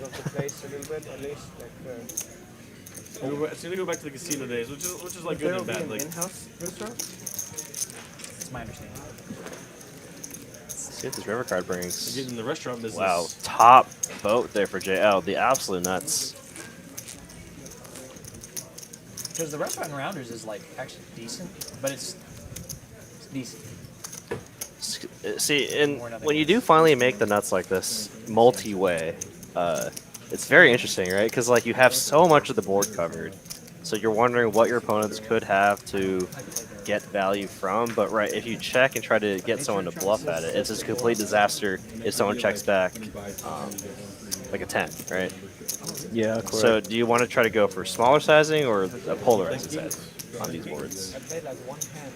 On especially this board, I think going for small sizing makes lots of sense because people will like you are targeting something like a 10, sure, and you will get raised by another potential board or like something like ace 8, ace 3. So they will raise anyway. So there's like not so much need to go for a big sizing. Like you're missing value against like the one ace which is left. So when you go for a small sizing and the ace has like a bad kicker, it will probably just call you. Yeah, it's never raising anyways. And it could pay like a big bet. So that's an advantage for you. But I think especially in this scenario, I would prefer going for small sizing and even giving like my opponents the chance to bluff at it. So when you block bet there, you even want to do this like with maybe a 10 when you have it yourself, so that you don't invest too much money, you get maybe some value. So just block bet and full turn. But when you use like, especially this spot, the M as a block bet, maybe you induce some random bluff with this and you target a 10. That would be my strategy. Makes sense. And you know, I guess kind of a hallmark of poker strategy, right? Is you don't want to be betting against a specific hand, but a range of hands, right? Exactly, so yeah. that'd be if you had to choose one, right? One would be if you went with the large sizing, you're targeting probably more specific hands. While the smaller sizing, you can either get your opponent to kind of spaz out, or you're targeting a wider range of hands, which is over the long run more profitable, right? I don't think so. I really like the flip. I really like the flip. Multi-way, it's always tough to. Yeah, that's what I was saying. That's why I put that multi-way at the asterisk thing. It's like because it's like you have the absolute nuts, but it's also multi-way, so it's very, very tough. Because then it also looks way too strong, right? When you're betting a larger sizing. I'm down for flip the last one. Whatever you're ready. I mean, we continue playing anyway, and from then on it's bump us. Poker's such a sick game, right? You could spend hours talking about one hand, and that's why I love this game. And arrive on 5 different ways to play it. Yeah, now when you would have like a multi-way solver, just solving the spot, yeah, it would take like forever until he gives you the optimal perfect solution. So that's why like human mind. For the human mind, it's so tough to find like the optimal solution. Call with 7 out of spades, you get that flop. It's about as good as it gets. The turn hits, and I'm like, got a 3-way pot here. We'll come Jack 7-7. Let's see. I'm missing it doesn't show the pre-flop action when it goes multi-way, which I guess it's understandable. yeah, but I'm not blocking ace 10. You could have had ace 10. So that's why Jeremiah here with the delayed C-bet. Blocking it somehow, then yeah, maybe. If I had 10-9, I might have. And Shorshi will make the call with King-Queen high. Maybe with bad intentions. Yeah, I was like, he can't imagine he's ahead. Oh, wow. And Jeremiah getting a river top pair. Though his kicker doesn't play, and Shorshi's kicker does play, so he might value on himself here. And he will. Block bet, I think that will induce a raise. Well, when the turn came, I was like, This is really where you can see the skill level of Shorshi, right? If he goes for the raise here. What do you think I had? Wow, look at this. And as if on cue, the German knows the German. The German knows the German. Now Jeremiah in a very interesting spot here. Like he's like, did you really float me with King High? Oh, and finds the fold. Great fold there. But I don't think he put them on King Queen. No, yeah. It's like, you probably put him on a 7. Right? That's true. I think it's he did have jacks. I wanted him to hit a jack. In case he's holding his King 9, there are like not many more combinations which potentially could call George. So yeah, not sure if this value raise is maybe too big in the spot. So yeah, when he will see the same hand now, or when he will see that he's holding a king there, he will try to exploit him by raising there to wider range, so having more bluffs in his river raising range, because it's like an exploited fold. This should be a 5-table tournament. This is one of the third finish. They have like other locations in Austin and Houston and stuff. They stream from those on the other days. But those are usually smaller, 2.5, I think. Maybe my opinion for I haven't really heard much from Brass Smoking a little bit. Does wake up with a hand on the button.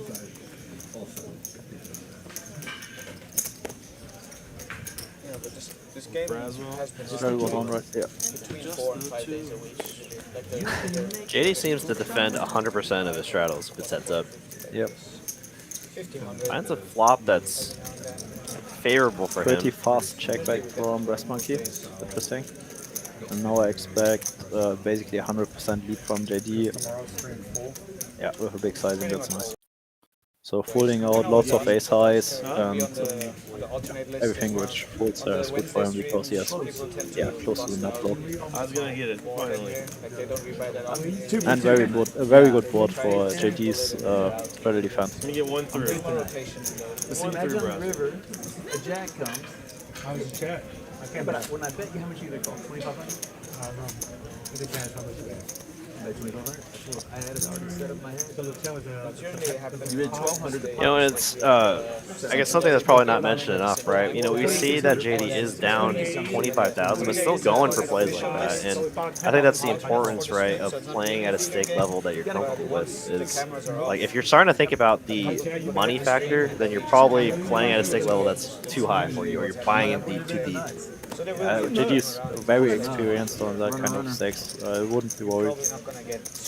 Yeah, it was more so for the viewer. Like if you're, like I'm saying, like for people that might be playing 2-5 and they see themselves not willing to make plays like that, or starting to think about whether their kings are good pre-flop, right? Then you're probably at a stake level that is a little too high. Yeah, or a point where you should go home. So yeah, that's another point too. So people would think I was bluffing, so I had to miss. I love that.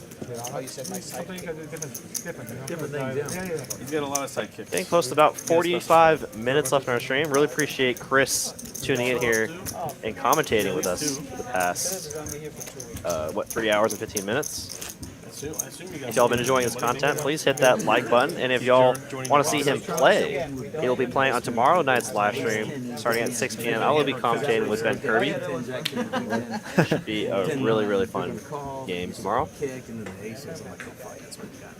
Well, the ace on the river happened that I don't want to be associated with any Yeah, of after the that, other I'm definitely never going. Wonder if Kyle was going to be playing tomorrow. Because he did mention he's going to be playing on a Wednesday stream soon-ish. Chris Cashman told me that he will play tomorrow. Yeah, I know Cashman's playing. I imagine OFC might play. And okay, look at this. Patience is key in this game. Let's see if he gets paid.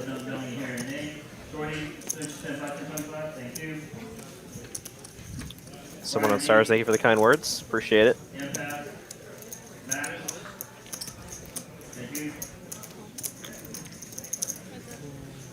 Jack 6-4. Jack 6-4. Almost. Uh-oh. Oh no. You know, we saw Brass Monkey get away with the kings earlier. Can't you think he can get away now? Maybe. Checks back the aces with the ace of hearts. Very nice. So I hope that it wasn't a big action killer there for him. But Brass Monkey On the stream?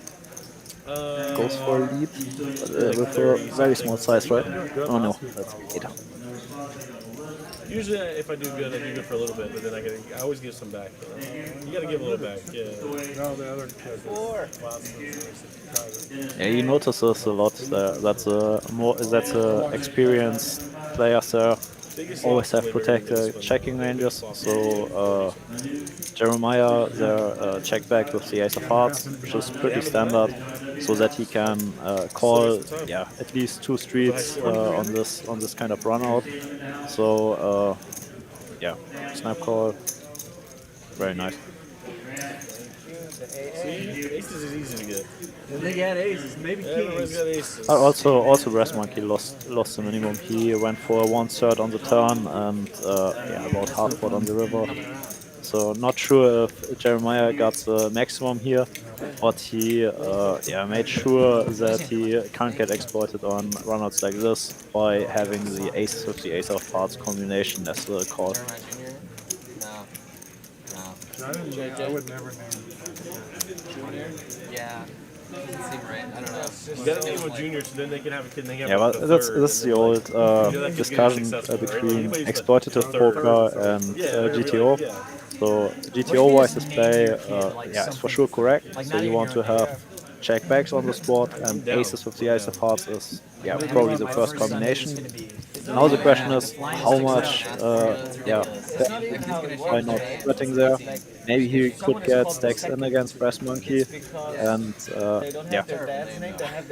not sure which is more important in this kind of spot. If you want to be balanced GTO-wise, or if you want to go for the play which brings you the most value. A number of children. One of them is a son named Gary Payton Jr.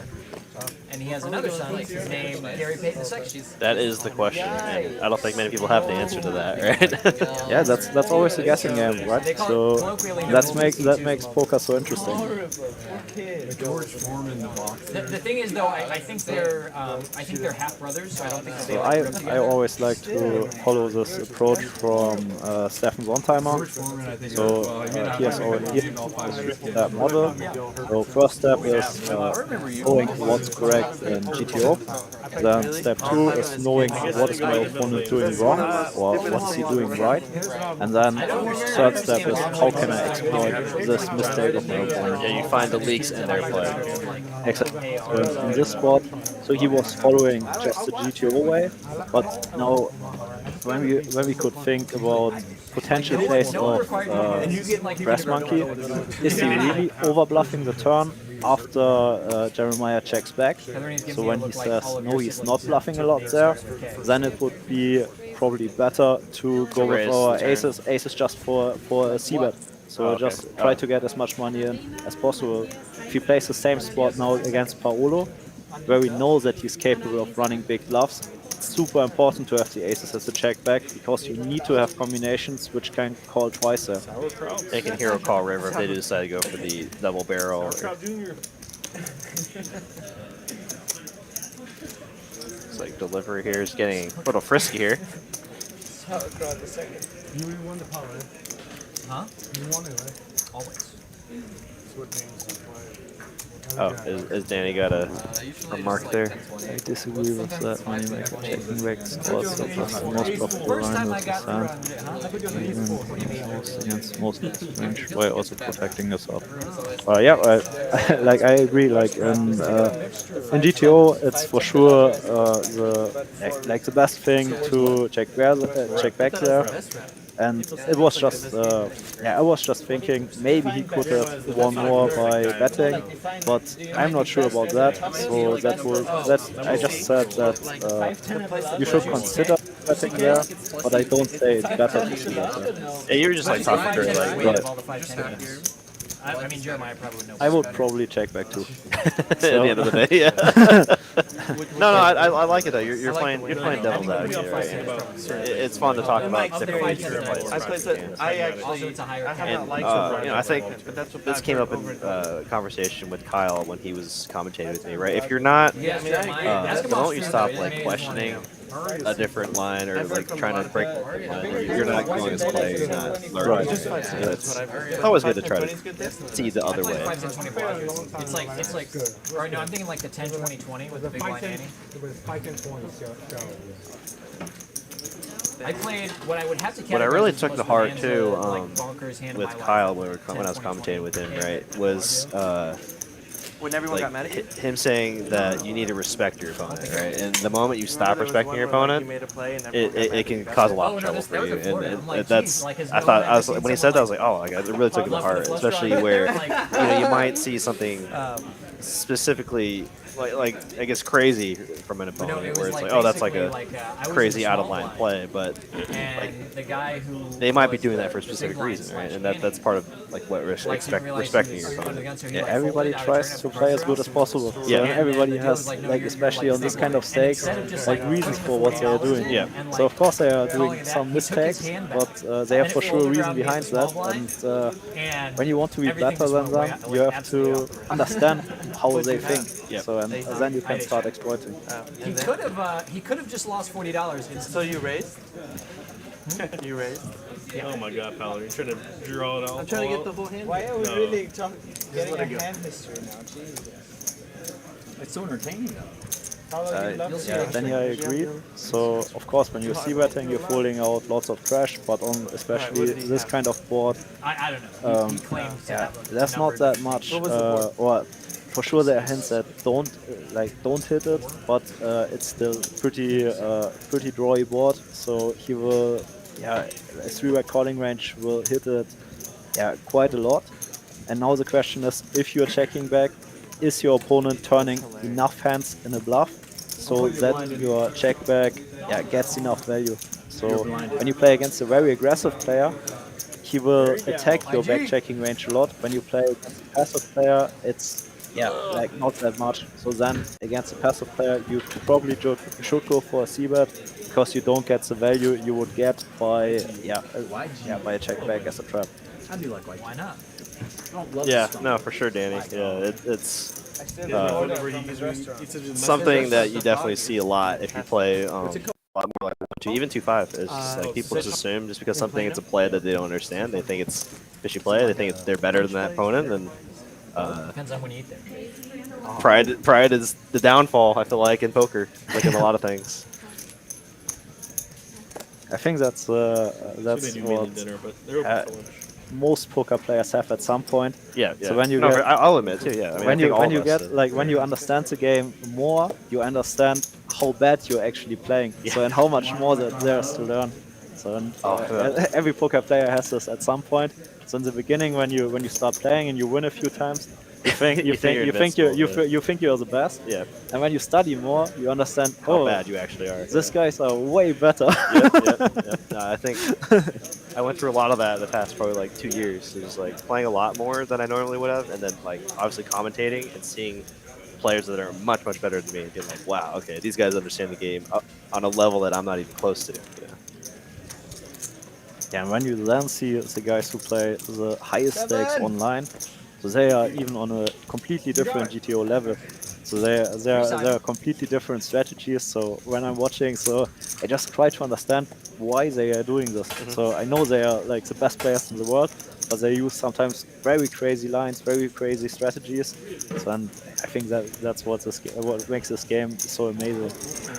It's ever evolving, right? I mean, what the game just 5 years ago is so different than what it is today. Completely. Okay, looks like Shorshi's gonna value bet his king queen here. Brass monkey come from? Is it related to Baccarat? Paolo's in the tank. My last name is Braswell. Okay. With an S. When I was a kid. Considering turning his hand into a bluff. No, he's just making the call. Okay. All my friends. Really, it's a one-liner too. So I'm curious to think. I'm curious to see what Paolo's thought process was there. Sing it. I need a beat. Maybe he felt like it's a board that Shorshi shouldn't have any value bets. You ever heard of this table? I just saw it was check 2 on the top on the turn. I wasn't following the actions. Yeah, that's the spot where I'm curious. Where, like, I'd like to know like what the player was thinking, and like, no, okay, not in a negative way. Not like, oh, what were you thinking? No, like, I'm like genuinely curious to see what Paolo was thinking. How many people have that nickname because I can't get it on any. Because obviously he has infinitely more hours than I do with George, and obviously you too, right? Because you haven't really played with George yet, right? I actually never played with George. So I was meeting him today the first time. Pillow nightmare, guys. The first time I ever heard your I watched like a lot of TCH live. I've seen lots of streams from him. Pilo's a great game to be a sicko. Guys, at more than 300 big blinds, is it okay to fold queen on the flop or turn? What about KK? Same question. Well, I mean, again, it's you have to give us way more than that, Mo. I mean, it depends on the board texture, it depends on pre-flop action, player type, position, so many things, so many factors, Mo. I mean, I guess if you're talking about the spot with JD against Steven, I'd say impossible. Right. You'd be losing infinite money if you're folding queens on that board. But if your question if it's sometimes okay, I would say yes. Yeah, sure. That's always the answer, right? Sometimes, yes. Yeah.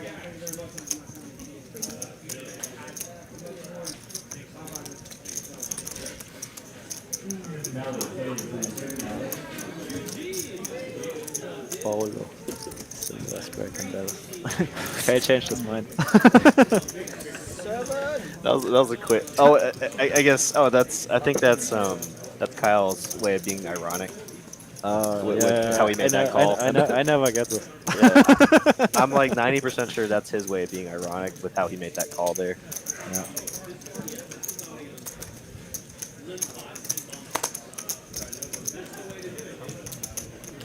I think Jeremiah Looks like Jeremiah will get some value on the river here, betting his king jack high. I think pretty standard. Nothing Shorshi can do there, but call. We'll see. I told him he wasn't allowed to bluff. So, I said I have a reputation, especially me. I said, two streets, and Jeremiah goes again for the small block bet on the river.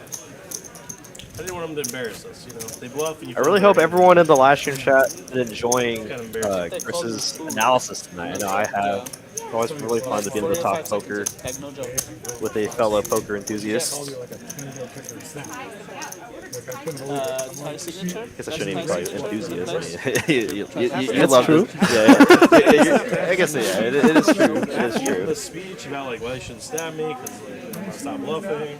But yeah, if anyone has any specific questions regarding our card room, our live stream, and if y'all want to ask any direct questions to Chris, here's your chance. So you definitely want to put those in the live stream chat. He will be playing tomorrow if y'all missed that. 510 in the quarter, It's like a 4-liner. 5,000 max, and match the deck. So we haven't seen Chris play here on our live stream in what, about 6 months, right? So it'd be cool to see him back on the felt battling with the best here in Dallas.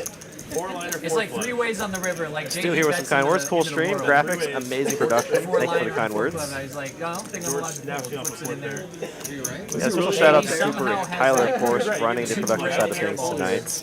Yeah, the new graphics look amazing. So very cool. Also the it's very sleek for sure. It looks good on the camera. It was 4 spades, it was a 4-2 straight, you know, and I don't think I'm allowed to fold, and everyone expects, like, I have a small bluff, you know, it's had, like, I just hit the 5 or whatever, and it was queen, jack, you know, I don't know. Man was good, yeah. Check backs are straight. Immediately scratched off the bluff list. Oh, he hasn't seen. Does that check that? Just look like a Oh, well. Oh, yeah. I get snap called there. Oh, yeah. He wanted to, no, he wanted to see It all JD's depends on what hand. they That's snap why. call you No. with. If they call you with a hand they're supposed to, it's like, okay, fine. It's late. It's always Finger is trash. bad. Yeah. It's always like hands that definitely should like. Come on, do you think Jay plays this game for money? No. Every day I'm like, I'm done bluffing. No, these he guys. wants to And see the next cards. day- He wants to see cards, exactly. I thought about bluffing it. And then after I saw what you did, I thought, good move. He was calling you for sure. I'm gonna have to go old Look at school. these Look at the stacks. post opener. Literally 37K. Like, don't And bluff there's these like morons. 4 other players with 20K plus stacks. I mean, we could definitely still see a 20, 30, or even $40,000 pot towards the end of the night Like, how here. am I stuck in this game? These idiots. 2 suited ace is going to go to battle, looks like. George is here. It's like, how am I I think stuck? the same every day. Every day. It's hard to Hey, make Adrian Perez, what's up, buddy? Brass Monkey, always dressed sharp AF. Yep. For sure. And I actually really like Jeremiah's outfit as well. At least like 300. Just the 2 of us. I'm glad I saved you money. Not a lot. Enough to count. I'm trying not to Enough to bluff. count. For the holidays. Welcome that to are new. clubs, though there are backdoor diamonds for Brass Monkey. She was on. And then She's got hard Very nice check, very dynamic board. Oh, can I get it? She's done, if she's done waiting, she's done Oh waiting. wow, what a turn. Not flush draw for both players. Delivery with a straight draw to go along with his hand. trying to bluff a guy with aces. No, I would expect like a big bet from Mr. Delivery. Tried that earlier. Bizarre bluff, too. He snap called it, too. 500 goes for the plus 400. Got an easy lights off. He gets the raise. I have like a light just like that for my streaming. Oh, yeah. My That's eyes- interesting. So Yeah, yeah, it's like my eyes are just fucked. Like, he checks back without any draw. Now he picks up the flush draw and turns. Yeah, plays aggressive. I don't know. So what is he? So now what is he checking back on the flop? What he is raising on the turn for value? Pocket eights. Oh, of course. that helps. That helps. Of course that helps. Not bluffable. Yeah, that makes a lot. Repping very thin, as we'd probably say. Right? Queen 9. Yeah, Queen 9. I was about to say, yeah, Queen 9 and Pocket 8s, right? Well, he's. I guess he is probably. Yeah, exactly what Steven's doing. I would consider the same because I think he's just wrapping Pocket 8s. Some Queen 9s, which he is like first flatting, And he has not delivery has a 9 too. and then not getting on the flop. That's what I learned. You don't really get that much. Yeah, I don't see much value. It's like very often a flush draw in my opinion. You get that. Against this, Mr. Delivery performs really good. Well, without the partner, nobody can sub. No, you get a affiliate. Could be hand as That folding for a Brass Monkey hurts a lot. So because he has like some equity, and he basically gets the correct price for calling. Easier than it was before. That would hurt a lot when he has to fold Yeah, here. it seems like there's no difference between affiliate and partner. Yeah, I think that's what's running through his head right now is probably getting the right price here and Maybe hoping his over is Once or good. twice, Brian. You call it. I'm fine with it. Go twice. I'm fishing. I'm fishing. I'm fishing. Yeah. But he's fishing better than you, man. Yeah, I'm pretty stoked about it. I'm pretty stoked about it. I just gotta keep going though. I can't get lazy. Wow, straight on both boards. Delivering a stack brass monkey. $9,800 pot headed towards delivery, and I think that's me up for brass monkey. Kind of a rough night for him. Seat open for donk the last half hour. Definitely a rough night for brass monkey. Unfortunate. Nice hand there for delivery. Brian, always a pleasure to have you on our stream. Hope to see you again soon, sir. Grand Empire. MJK232350 asking, looking to play Dallas poker soon. Are there a lot of reasonable hotels nearby? We have like 10 minutes left.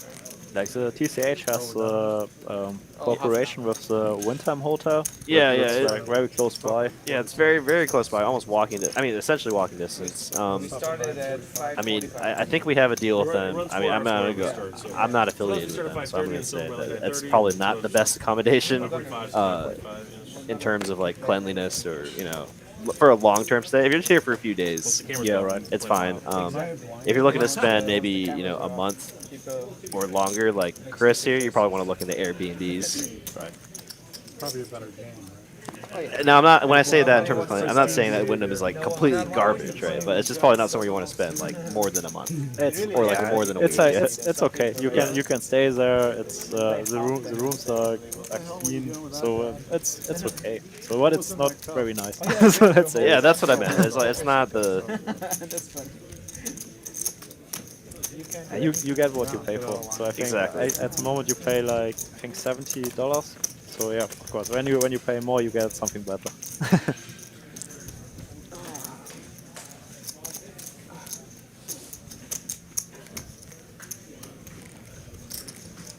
There needs to be drinking in the Yeah, and Adrian hit it spot there. A lot of hotels, 10 minutes drive away.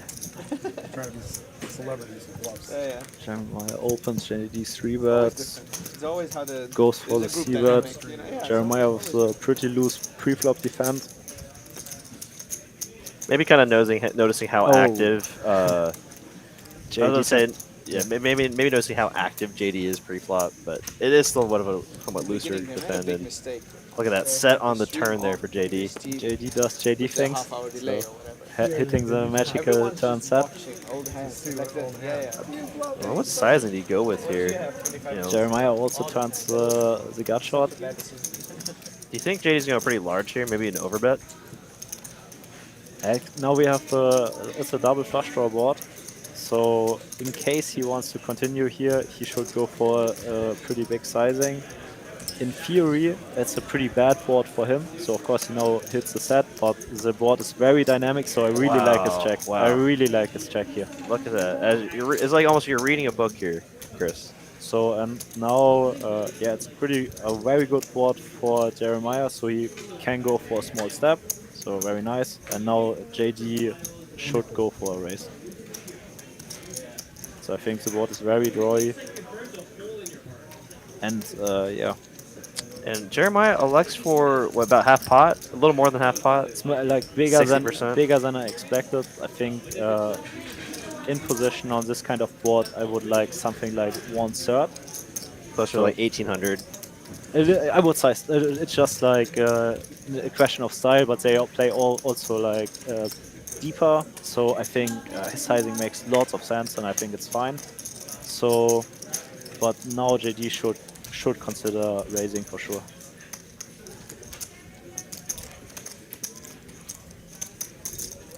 Could be the hand of the night here. But it's a very, very good check by JD there on the turn. Very not what I expected, but I mean, the more you talk through it, makes a lot of sense why he would do that. Because now, when he raises here, he should have more bluffs, technically, with how it's played, right? Like, on the flop, we have basically a range c-bet board. Sure. So he will end up with lots of trash here on the turn. So, and on this kind of board texture, he cannot continue so aggressive to continue bluffing here. So that's why he need for sure some checks. So, and if he if he checks a lot here, he needs to protect his checking range. So, and like a hand like 8s, so yeah, makes lots of sense because you have 2 flush draws here. So when you check, Jeremiah should check or attack the weak checking range which he potentially has. So he has probably lots of ace queens, ace jacks, and he can target this. So with a, in my opinion, yeah, slightly smaller sizing, but against this we want to have a check raising range. So I really like that he puts his 8s there into the check raising range, and also targets lots of potential flush draws. So where, yeah, Jeremiah can't fold now. Yeah, you talk about the, having the protecting your checking range, right? Protecting checking range. And you're doing it on every street, it looks like, right? You want to do it on the flop and sometimes the turn as well. Especially in this spot after a range c-bet board, which is on the king 9-7 for sure possible. You want to do lots of checking on the turn, and that's why you need strong hands on the turn where you want to check. Now the question is which hands you want to check here as a trap. So something like ace-king would make sense. 8s, you could also, there are also arguments for just continuing to bet, going for a bet, but this is also a very dynamic board. So like every heart, every spade, every 7. So there are so many potential cards which change the actual nuts, gives the in position player a big advantage. That's why the out of position player wants to do lots of checking on this card. And so if he's doing that with 8s, would he be doing that with 7s and 9s as well, the flop sets, or should he be continuing his betting with his flop sets? There are arguments for both. So really? Like wow. Normally for with sets, the the most EV line is going for bet. Sure. But yeah, against a thinking player like Jeremiah, right? Having their mixed strategy, like doing it sometimes with all kinds of combinations, is probably the optimal solution. And Jeremiah does find the great fold there. Yeah, very tough. So especially with the king jack, where he has the jack 10 nut blocker. So yeah, nice hand, very nice hand from JD. Yeah, timestamp that hand. That was a very interesting hand there. And we're seeing a raise from Shorshi, a 3-bet from JD, and in this exact configuration we were talking earlier, right? We got Shorshi, JD, Paolo, all within the pot here. We might see the 4-bet here from Paolo. He's very capable of it, and I think we're gonna see it right here. And there it is, the cold 4-bet. Yeah, nothing they can do. And look at all that dead money. Yeah, Shorshi cannot call, JD cannot call.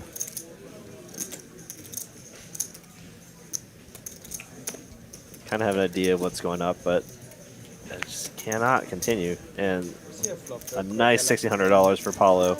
Great heads-up play there. Do it to him. 7. No 8. No 8. Easy. 9-9 king. Yep. My quad.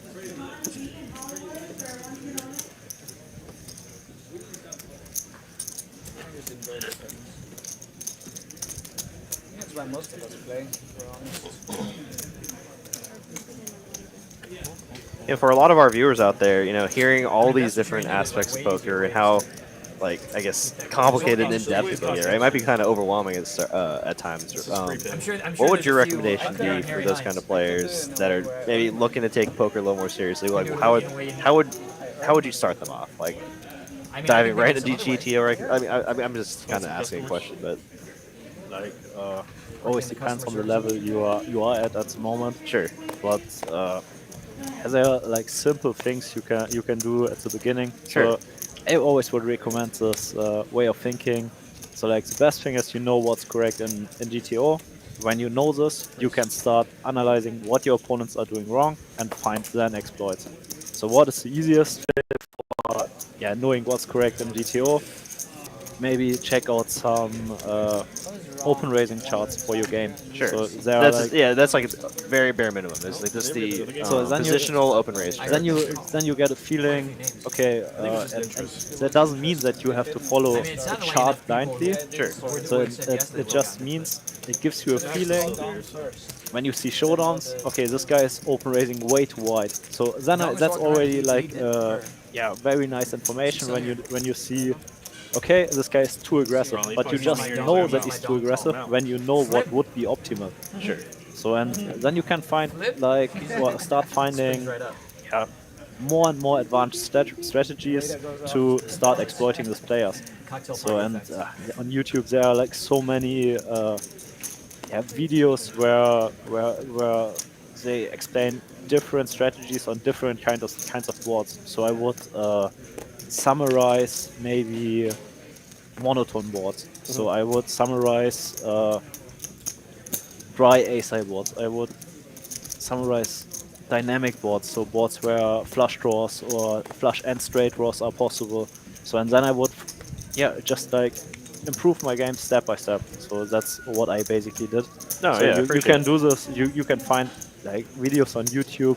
You can start working with softwares yourself, but it always depends on which level do you have at the moment, and what's your goal. So, Yeah, no, I really appreciate that. Yeah, that's actually exactly what I wanted to hear because I was just curious to see what your steps were, what you recommend, and like no recreational player needs to download a Paolo license, so it doesn't make lots of sense. The program is very complicated, and it takes forever until you understand how to use it. And there's enough free content out there. I was more going for like someone that's just looking to take poker a little more seriously. Yeah. Right. So then a lot of free content. First step, like check open rating charts or something. It looks like we're gonna have the $200 straddle on here as we're getting towards the end of the stream. Oh my god. I'm running good right now. I can feel it. No, 200, 400. So we got 25, 25, 50, 100, 200, 400. Okay, I'm gonna get it ready. JD. He's stuck the most, so he's looking to get it. It makes sense. Checks out. Emergency straddle. We're playing. Yes, we're not flipping. Oh, yeah, we're playing. Big game. Take it. George folds the king I street. dominate you. That's the blackjack hand. Yeah, hit. I dominate you. 9 deuce? He had 8-3 off. 8-3 off. Wow. Knew I was running good. See? 2K flip was what I was suggesting. No. Fuck you. Play. Damn it. Yeah, JD, you mind giving up position? No. Come on, let's see that German skill. Let's go. See the German skills. Be careful what you wish for.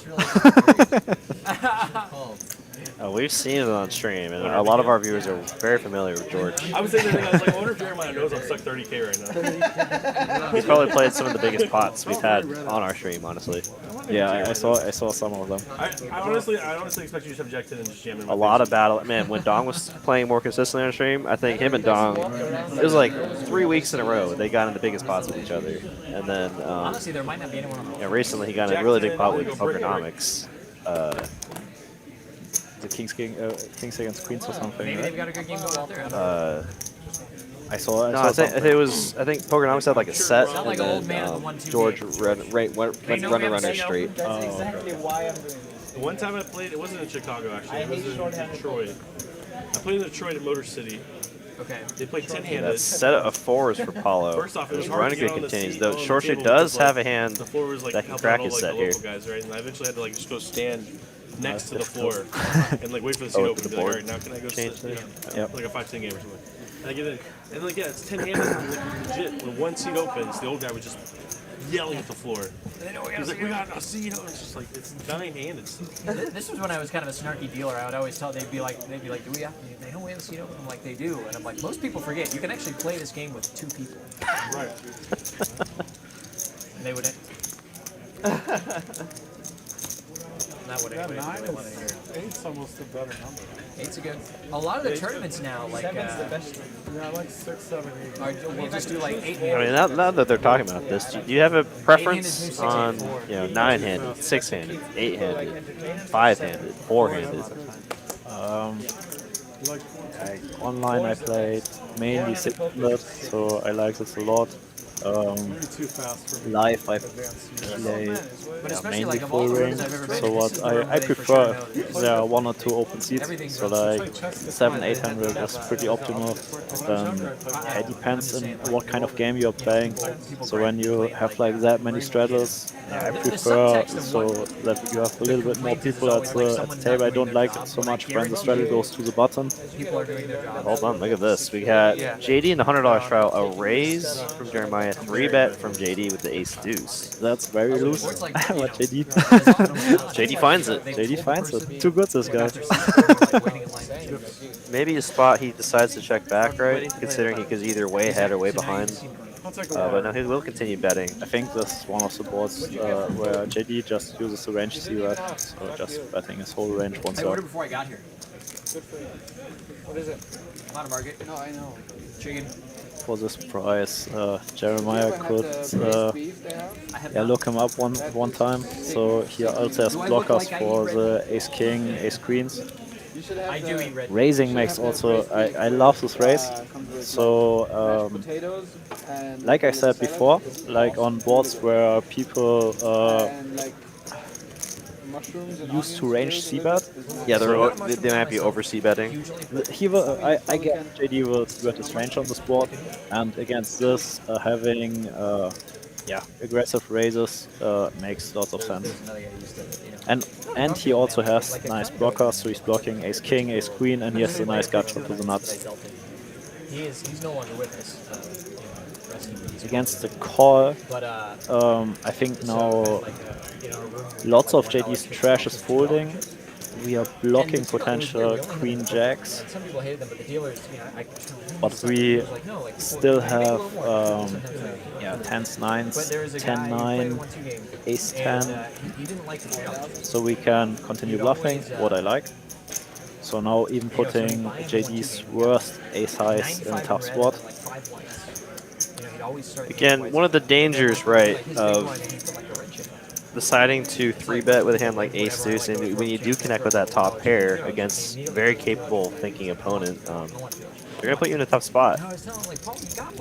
And, he's betting a sizing here where, that eventual jam is probably coming on the river regardless of what's coming. And I'm very interested to see what comes on this river JD card. is also a very experienced live player, and in my experience, bluffing tilted JD is mainly not the best idea. So does Jeremiah here? I mean, he does have king high. He knows it's no good. Does he just shut down here? The question is, what is JD folding on the river? What he is calling with on the turn? Oh my gosh. Cameras are still on. And there is the all-in there, and That's JD... a very sick spot, because I He don't... got a set of 10s, set of 9s, aces. The deuce is not the most relevant card on the river, so because I don't see Jeremiah choosing this line with something like ace king or ace queen. Right. Yeah, first ace king is mainly a 4-bet, so, and ace queen, ace jack don't take this line. So what he is basically wrapping is something like 10s, 9s, ace 10, ace 9 maybe. 10-9 suited is probably the only hand which he's now beating, which could go for value. So he's maybe beating some value, and that's why I guess he will level himself into a call. Oh man, this is so sick, right? Finding Because bluffs here is also super tough, because there's no flush draw. So Jeremiah really needs to turn something like king, queen, queen, jack into a bluff. Actually won at the 2-5. sick hand. This is so sick, right? Because it's also against the player that's V-pipping the absolute lowest. I mean, he's been playing so solid. Oh, he makes the call! He makes the call, and it's a $43,000 pot. Like I said, we were towards the end of the night, and Jeremiah gets stacked by JD. Wow. I was thinking too, I'm like, now that Jeremiah JD proudly proclaims himself as unbluffable, and he shows it here tonight, calling it down with the ace deuce all the way down the river. Still a bluff catcher on the river, though rivering 2-pair. Finds the call. And you would have gotten it through. Now I think he's unstuck for the night. Never bluff a monkey. I mean, I could just have 10-9. Yeah, that's what I call it. Wow, I mean, such a tough spot. I mean, because like you said, he has to have those king queens, those queen jacks. Or he has to fire the river. So lots of players who they bluff the turn, they give up river. But I mean, I think what JD ended up saying is you have to give credit where credit's due, right? I mean, Jeremiah, very solid player. Yeah, no, right when he he's like, this guy's a crusher. He's very capable of having some bluffs occasionally. Interesting. Yeah. JD always like 16K. You can never bluff JD. Is that Dong? I think so. That's Dong.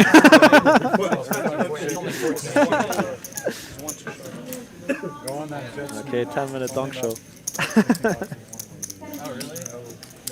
Wow.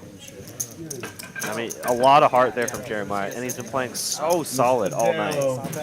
Probably VPing the lowest, not because he's playing tight, just because of how the card distribution. And somehow JD finds the call there in a massive match pot with the ace deuce. No, fuck that. Let's just go to somebody go book. Ronnie N in the chat saying JD and Jeremiah, my new favorite players. Do you quit me so Have you ever lost? Wow. Wow. Chat going crazy after that hand. No, he's a good question. That dude is unbelievable. It goes back. When did you play recently? Oh, that's brutal. That's super bro. And look at that. JD now even for the night. After being down 25,000 as peak. Jeremiah now the big loser. And we have Dong here in the 5 seat, probably for what, the last 10 minutes of our stream. Looking to battle these guys post-stream, I guess. How much is this? Oh, just 60K. Or no, 70, 80. Give or take 20K. I think it's 80K, give or take 20. Short stack today. Yeah. Welcome Dong to the live stream for those of you that don't know. Dong likes to buy in deep, likes to cover his opponents. JD just was like, oh thank goodness, I'm out of the hole now. But wait, hold on, Dong just bought in for Just started. Queen 9-2. I saw Dong at the bar when I took a break. He already told me that I will lots of money at this. like a fortune teller, I guess. Yeah. Then he said hello and then he told me that. All in good fun, all in good friendly competition. Yeah, gave me a good feeling. Never even compliment me and anything like that. You make me feel good, man.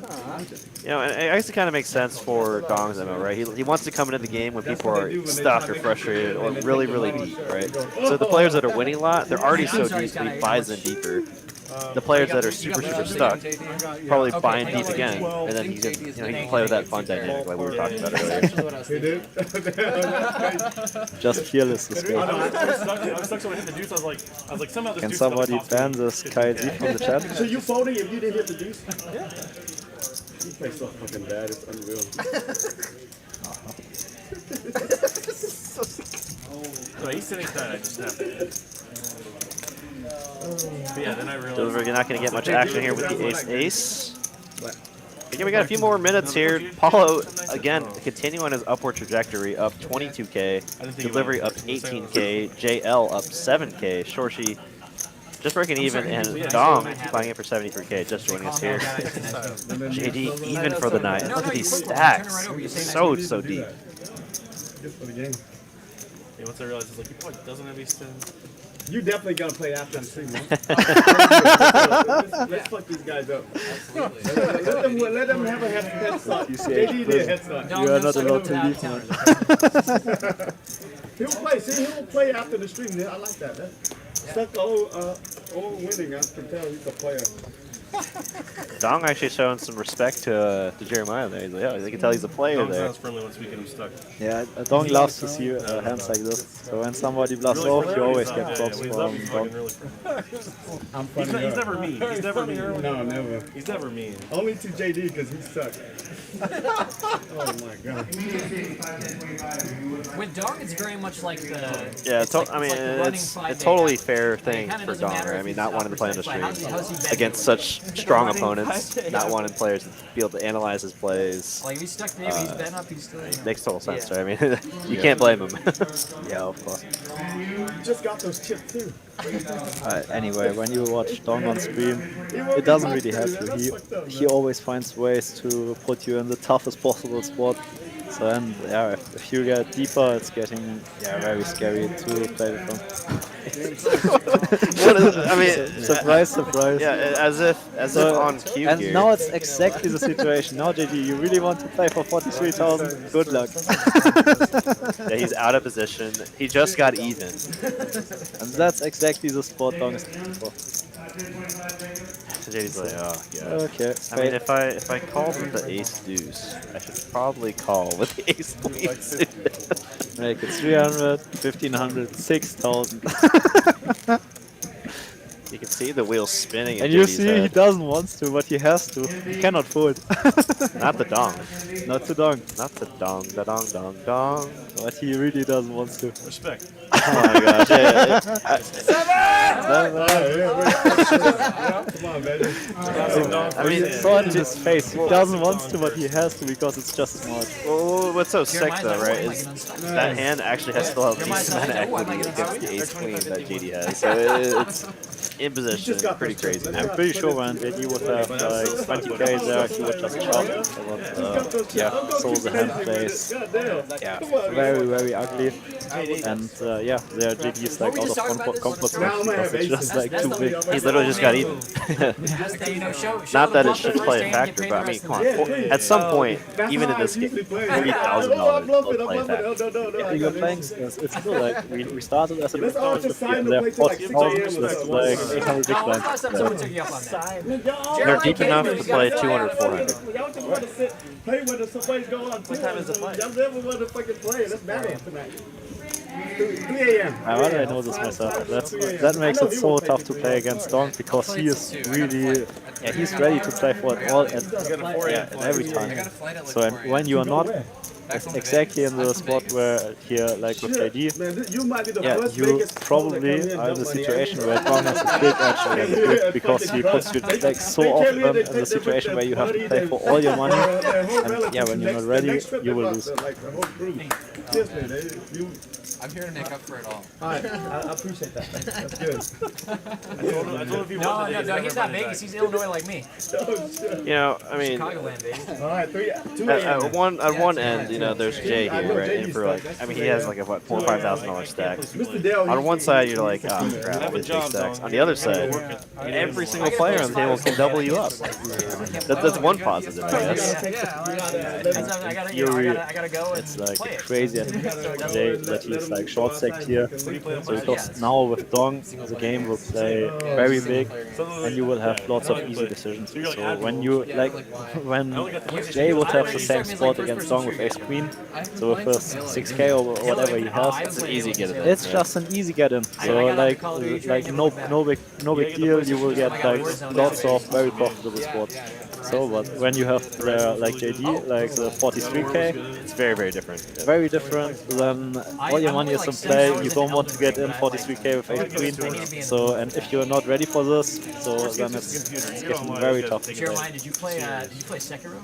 No, I suck. I suck at Dark Souls. Oh, okay, yeah, it's definitely. Me and Jeremiah play the same game. It's like it has that like Dark Souls. I imagine we're getting towards the last hand of the night. If y'all been enjoying our content so far, please hit that like button so we can have more streams like this. Some high stakes quarter 50, and I can only imagine our streams are only going to get better with Chris back in town. You know, we have a lot of players from other states probably joining us. Should be a lot of fun. I like data play tournaments. I can't wait to play tomorrow. So that will be lots of fun, and yeah, it'll be a nice welcome back, a nice little warm up to get you ready for the Tuesday streams again, right? But yeah, next week. Yeah, no, and again, you know, that's where I'm like, I mean, I'm exhausted right now, but I'm excited to see where this game could go later in the night. I mean, saying, yeah, it sucks the stream is about to end, but it's just like just now getting lively. Yeah, it will be a crazy after stream game. So Dong just started. So yeah, some people are stuck. So and some will leave, others will join now. But I'm sure the game will be very interesting in the after stream game. Could have stayed home. With the guinea pigs. I told you, Jeremiah. You chose violence. I told you not to try to bluff me on stream. You literally, oh my god. How embarrassing was he? That's what I'm saying. I had a reputation now for it. The needle from JD. Bluffed by the I'm outside. gonna somehow river trips. He didn't come on this Tell someone not to bluff him on stream after he 3-bets some of the ace deuce off. So what's the fuck?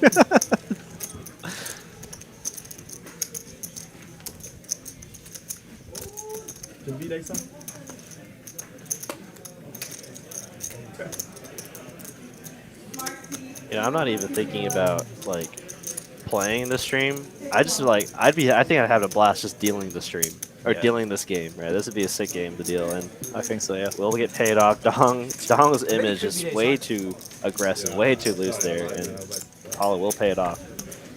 Umut, you're coming to TCH. See you there. Kyle out of town. The way for some first money. This is like an RFID deck, so they don't. Yeah, the bat signal went out. They're like the German is back in town. Yeah, they've been studying your play probably for the past 6 months. They're ready for you now. Tiny, so like, Classic watching all the streams, taking notes. Legs are off. Indices are tiny. Yeah, it's dark. They got their notebook ready. Yep. Always playing with the tablet where he has his Excel sheets.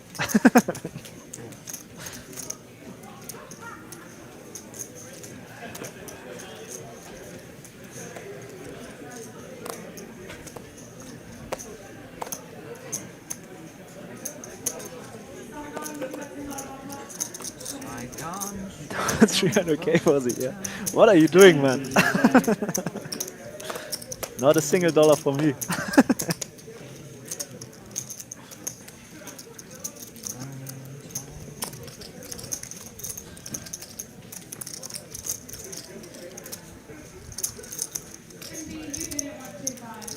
Quite the flop here for Dong. Pair and a flush draw. Probably a hand he's never folding. Just pile the money in here. Jeremiah open-ended. Has already seen the aggression here. Goes for the race against Dong. That's a bad idea, boy. Wow. Dong could very likely just play back at you, right? With any hand. That's the problem when you fast play like drawing hands against so you in lots of very, very tough spots.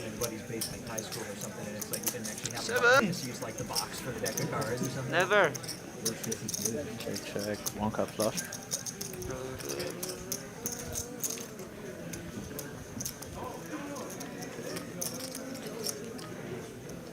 You in? Snap.